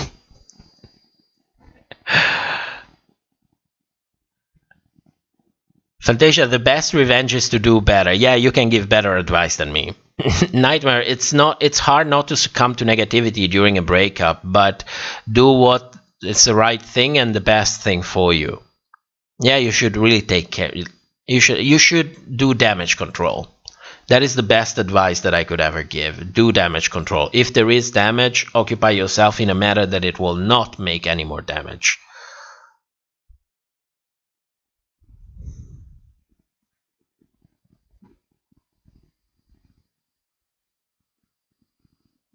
Fantasia, and then if the revenge act doesn't turn out how you like it, it will bother you even more? No, not really, because at that point you don't really give a shit anymore. At least that's how it was for me. I didn't really give a shit about it.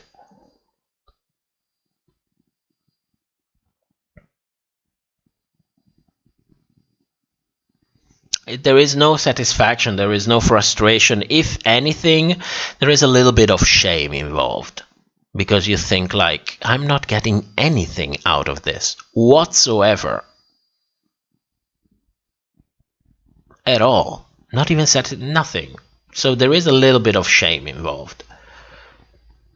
Which it was nothing major. I want to say that it was nothing major. Everybody else did everything. I just throw the tiniest pebble there. And everything else fell into place. My God, I used to be a terrible person. But there is also the flip side of it. If you don't experience it, you don't have any starting point from which you can grow and get better. What can you do? What can you do? Smoking a cigarette? Let's go smoke a cigarette. What do we have in the music? What do we have?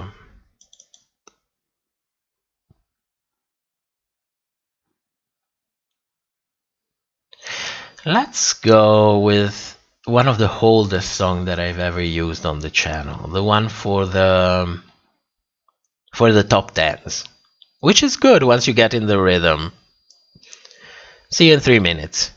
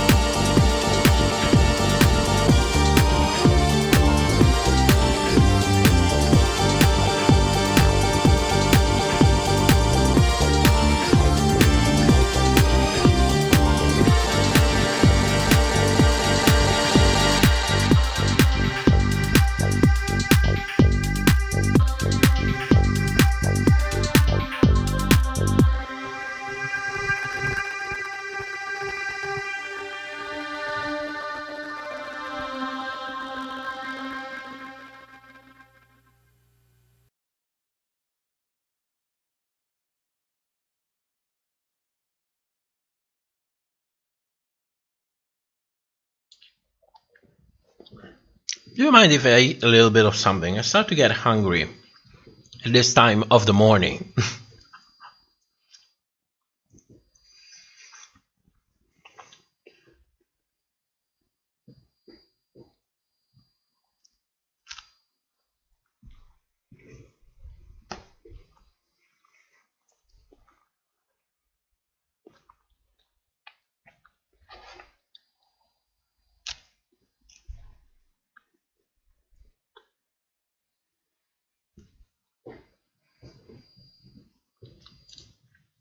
You know what we should do?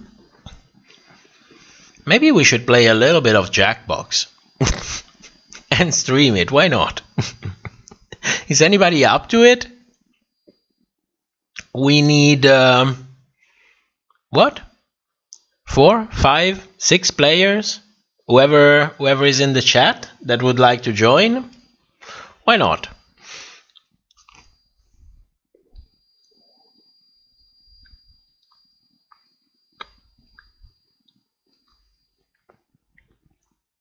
Nightmare, I'm living for it. You need to learn to love the copyright-free music or resign to suffer it forever. Yeah, you cannot. This is how music works on YouTube, and you know, with also good reason. With also good reason. If you worked hard, even if it's a company, they put the effort. They have the right to make money out of it. It's just when they are excessive. You know, when you use like 5 seconds as free use and they want to monetize a video in which you put 100 hours. That's what really rubs me the wrong way. They are excessive. So I will not push too much on this issue. But I have a little bit of something that I am preparing. At least it's basically all done in my head. Which is a show with actual music that relates to the times that I will be talking about. So I am preparing that. This is one of those projects that I would definitely like to do and see how it goes as a live stream. Of course, not monetized because there will be copyrighted music. They can monetize that. I will also make a version available. It will probably be a live stream, and then I will make a version available with copyright-free music so that I can get something out of it. And also, I don't know how much they will monetize it, because when you do something that it's supposed to feel like an experience, like something that builds up a little bit at a time, and then in the middle you have an ad, it's like it ruins everything. So you can have them, but at very, very specific times that you get to choose. You don't get to choose them when somebody else is monetizing it. So. And if you don't know, you cannot not monetize video on YouTube anymore. Because if you say that you don't want it monetized, YouTube will monetize it for you. It was a change in the YouTube contracts that came in June. Came into effect the 1st of June. So the best thing that you can do is monetize it. And then, once it's monetized, you can decide if you want ad breaks. How many and where do you want them? You guys still up? Blazing? Yes, we're still up.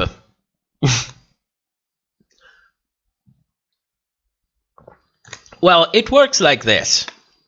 You basically go on a site and put in a code, which is the code of the game. And you use that window to interact with the game. So you can leave like the stream in the background and have that window open and play in that window. So how many do we have? Fantasia is on board. Blazing tried to go to bed 2 hours ago, but it ain't happening. Do you want to play Jackbox? We are open to play Jackbox. Let me ask on the Discord too if anyone wants to join. I don't think there's many people awake at this time of the day, but we'll see. Fantasia, I just brought more Jackbox this morning. I haven't downloaded it yet, but oh yes, we will play that on On game night. We will play that on game night. Watermelon, I hope life gets better on this point. Feels like I've been in a downward spiral for the last 17 years. Listen, I don't know the details of your situation, so I'm not at liberty to give any kind of advice whatsoever. But what I can tell you is, if I were you, I would try to ensure that whatever decision I make doesn't make me do the work twice. Okay, so maybe you made a mistake. Maybe things didn't go the way they were planned. So you are basically fucked. Okay, fine. You are fucked. You need to do something to get out of it. Let's ensure that whatever you do is something that puts you in a better position over time, that you don't have to go running in circle over and over and over again. And if you feel overwhelmed, don't be scared to ask for help from professionals that can actually give you a great help, because I can tell you, yes, go out of the house, yes, distract yourself, yes, do all of these things, which surely help, but it's never like having someone evaluate your situation and give you those, professional advice that can guarantee you to put in the work and then find yourself in a better place tomorrow, instead of running in circles, which is really the worst part of all of it, because, fucking up is part of life. You cannot avoid that. You need to just accept it, settle with it, and think, you know what, if I fuck up, I will learn from it and it will never happen again. The worst part of it is when you keep running in circles, because you just lose time.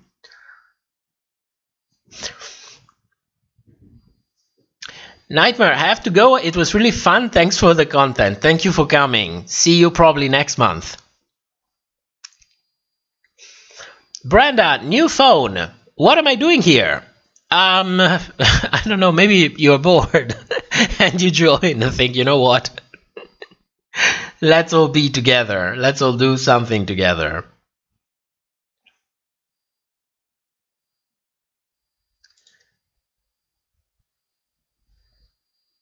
What time is in the U.S. right now? It's like night? Here it's like 4. I think the sun is going to rise pretty soon. And I'm full of energy drink. So I don't know.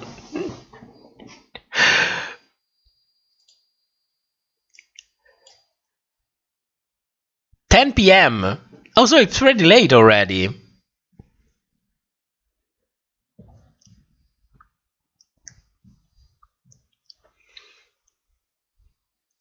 Melanie, in this part of Canada, it's 11:30 p.m., so it's late night already.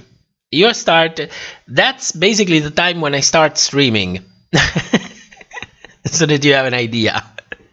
Brenda, random question. Where are you from? I love the way you pronounce your R's.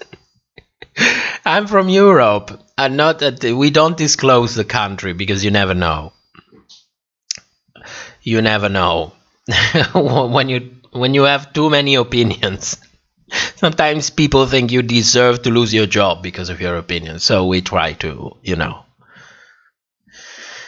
we try to stay anonymous.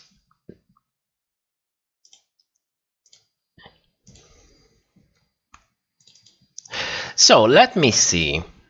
What do we have here? We should have asked Amateur to play one of her Kahoots here on YouTube. Just to see people what we have to deal with when she makes her Drag Race inspired quizzes.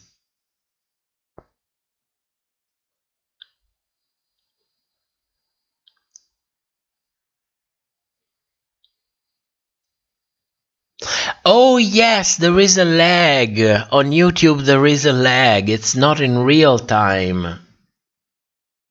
Yeah, that's the problem with it.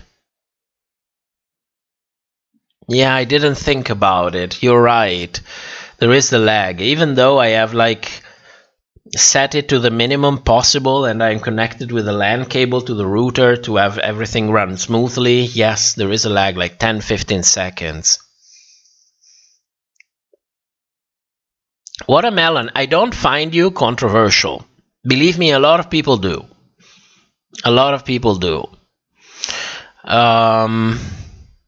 I notice you always say we. Is this channel run by more than just... No, I just identify as fluid. That's a joke. Yeah, it's me and my partner.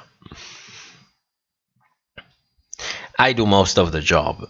But, you know, I'm like, a lot of... giving recognition is not something that's considered fashionable anymore. So even if, you know, even if for some videos it does like 5%, I will be just always like we, because it's always we, one way or the other. So I always talk plural. Blazing, Drag Race inspired. Yes, loosely. Fantasia, don't torture your viewers. Well, you know, sweet is never that sweet without a little bit of bitter in between to remind you of the difference.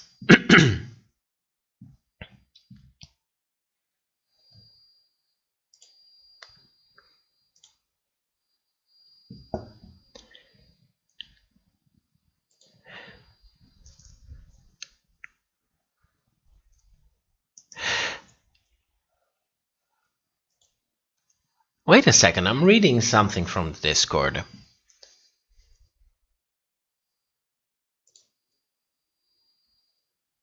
Oh, it's an article.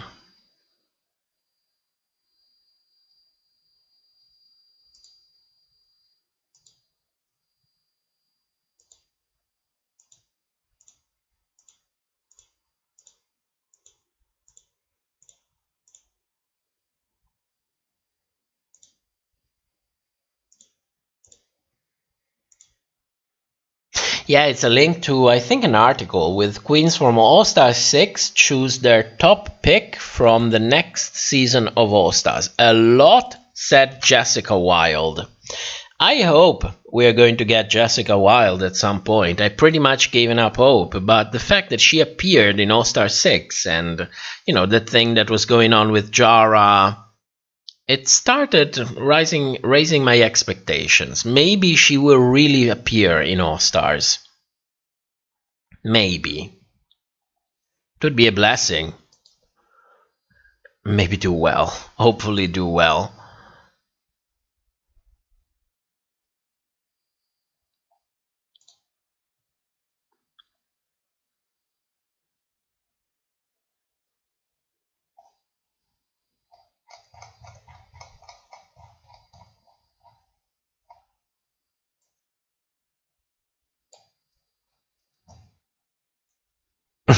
Jason, it's 12 midday Monday in Australia. Damn. I really should go and start my day. Love you all and thank you so much for the fun and live feeds. Miss you so much in the coming weeks. Thank you so much for coming. Thank you so much for coming. We will be back. We will be back. More relaxed, more rested. More rested. Zombie, good night and good luck. Watermelon, I really wish Jara could have made it further. I feel like she was judged unfairly. Well, she didn't do bad. She didn't do bad. The one that was really fucked was Serena. Like, went on the first episode, didn't even win the lip sync. Well, at least she got to advertise her business. Fantasia, Jessica Wilde will be on the next season? I hope so. I hope so. Based on the stunt with the lip sync assassin and the interviews and the way, you know, she seemed to defend World of Wonder, maybe she's already under contract. Maybe. We'll have to see. We'll have to see. That it's been long overdue. Like long overdue.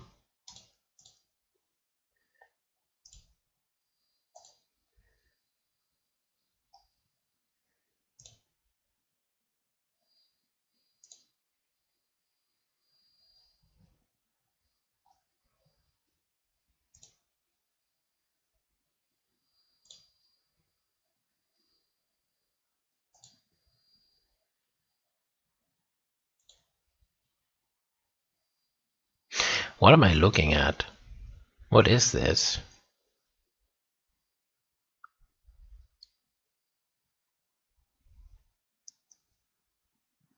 who cares? Blazing, Silky picking Monica? I haven't thought about her for years. Oh, Monica Beverly Hills, you're reading the article. Yeah, me neither. Me either. It's been a long time. Monica was kind of, well, season 5 have these eliminations that really fit well, episode after episode. It was done so well. And everybody pretty much forgot about Monica. She was very young, maybe too young, in a season in which you had to be loud to be noticed, like loud. And Serena got noticed because she was loud, and too loud with the wrong people. I think that's the only reason people remembered Serena. I don't think people even remember Linesia Sparks, and she lasted even longer than Monica.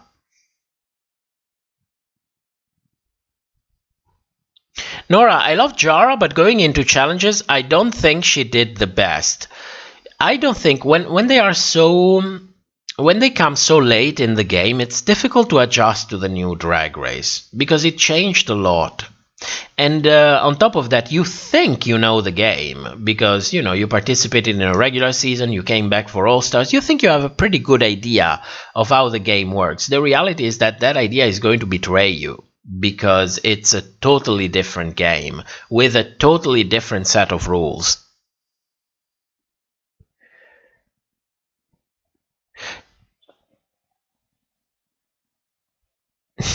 Don't be throwing no shade over here. I'm not throwing any shade. I'm just trying to justify the fact that, a lot of people don't really remember Monica Beverly Hills. Blazing, is she still doing drag? Gonna check out Instagram.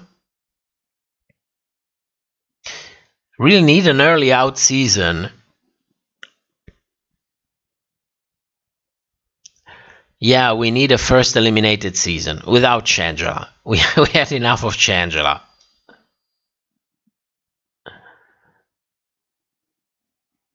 Oh, that was a quote. Okay. Okay. Well, put it in quotes. I understand it better. I will never forget the Who You Calling Ghetto. Because it was repeated on loop. Like 4 or 5 times. The same line. She probably said it once. Only once. And it was on loop, And then Serena coming out and saying, I am now trilingual. I speak English, Spanish, and ghetto.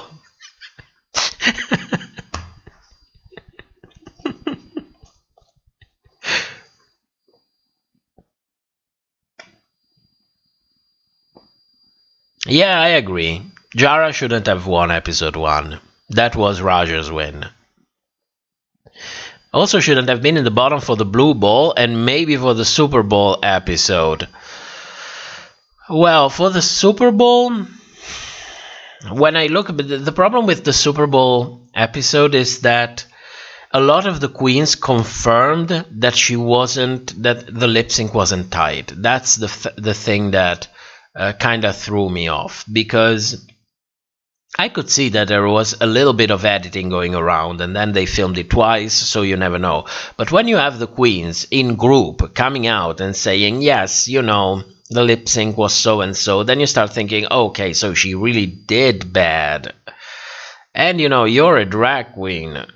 Your lip sync need to be tight. That's one of the reasons why I went so hard on Candy Muse on season 13 when she didn't know the words.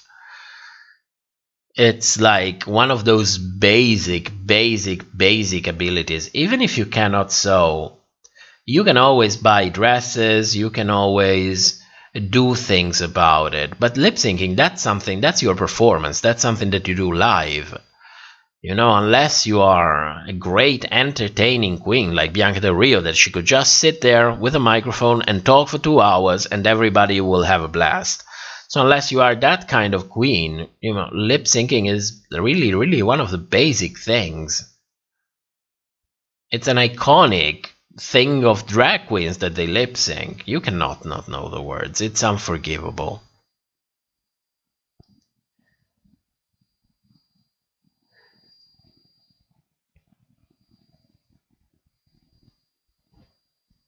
Pork chop. We need more pork chop. Winning the whole season. Can you imagine? Oh, let me throw a speculation out there. Maybe a big girl didn't win yet because they're going to bring back pork chop, and in a double, not a double, in a double stunt that will grant them double woke points, they will crown pork chop so that they will have a big winner, and they will also have an old winner. Because Chad wasn't that old when he won, was he? It was like, I know he was about to die, but not so old. What was he, 41, 42? Let's check.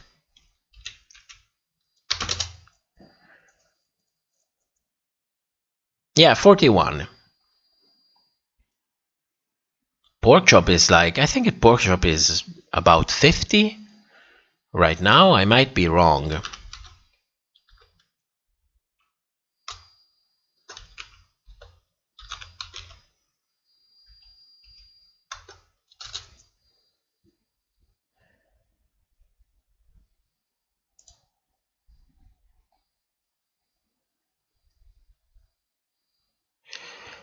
Well, she was 39 when she filmed for season 1, which was filmed in the summer of 2008. So 13 years later, she's 52.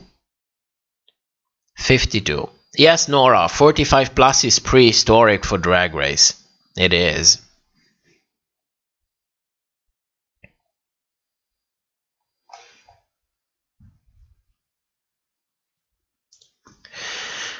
I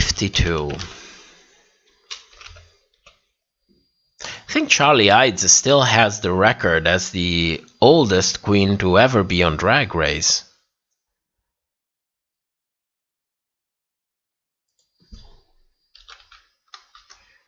I'm still using that old keyboard, by the way.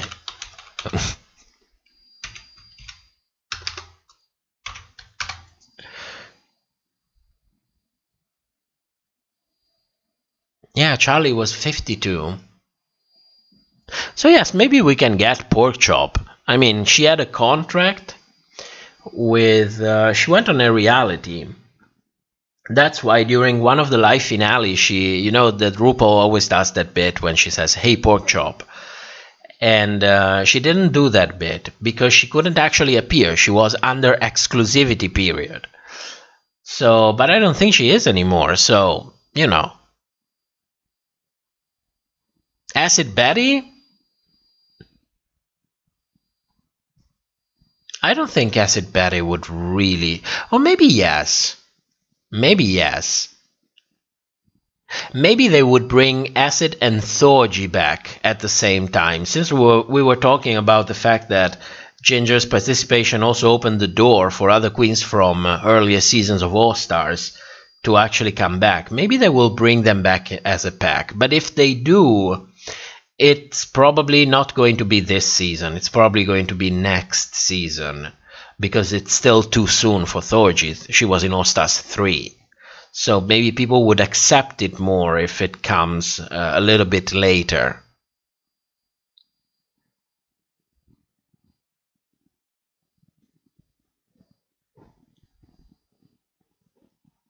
Yeah, Acid is a great makeup artist. She did amazing already in season 8.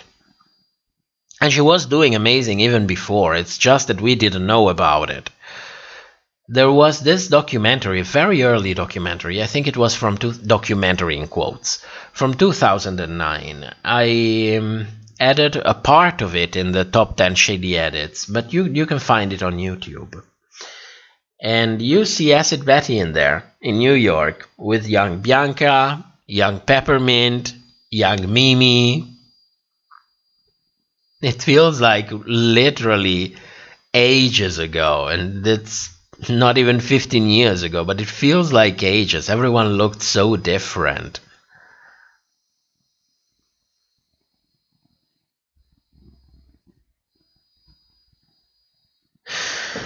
Okay, you know what? I'm going to sleep. It's time to go to sleep. I'm starting to really fall asleep on stream. So, we will see each other's on stream in a month or so. Maybe a little bit more, maybe a little bit less.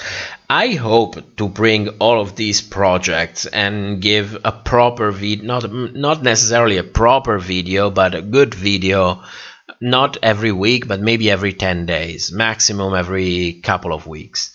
And for everything else, I'm always on Discord, so you're welcome to come, you're welcome to join. Game night is on Thursday, maybe also on Friday. I noticed that some people had difficulties because then they work, so on Friday would be better. I don't know how we're going to organize that, but it's there, it's in place. Plus, you know, it's a free space, so we can do almost whatever the fuck we want on there.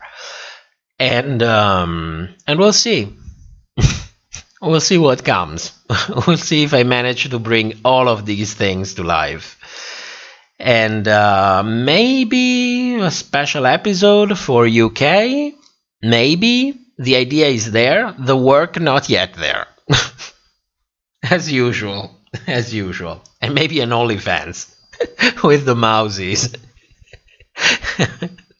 We'll see about that. But you know, the idea is so ridiculous that I might really do it. I might really do it. Anyway, thank you so much for coming. Have a good night, a good morning, a good afternoon, wherever you are. I'm going to sleep, and I will see you soon. Have a great week, have a great month, have a good life. And see you back next month. Good night, everyone.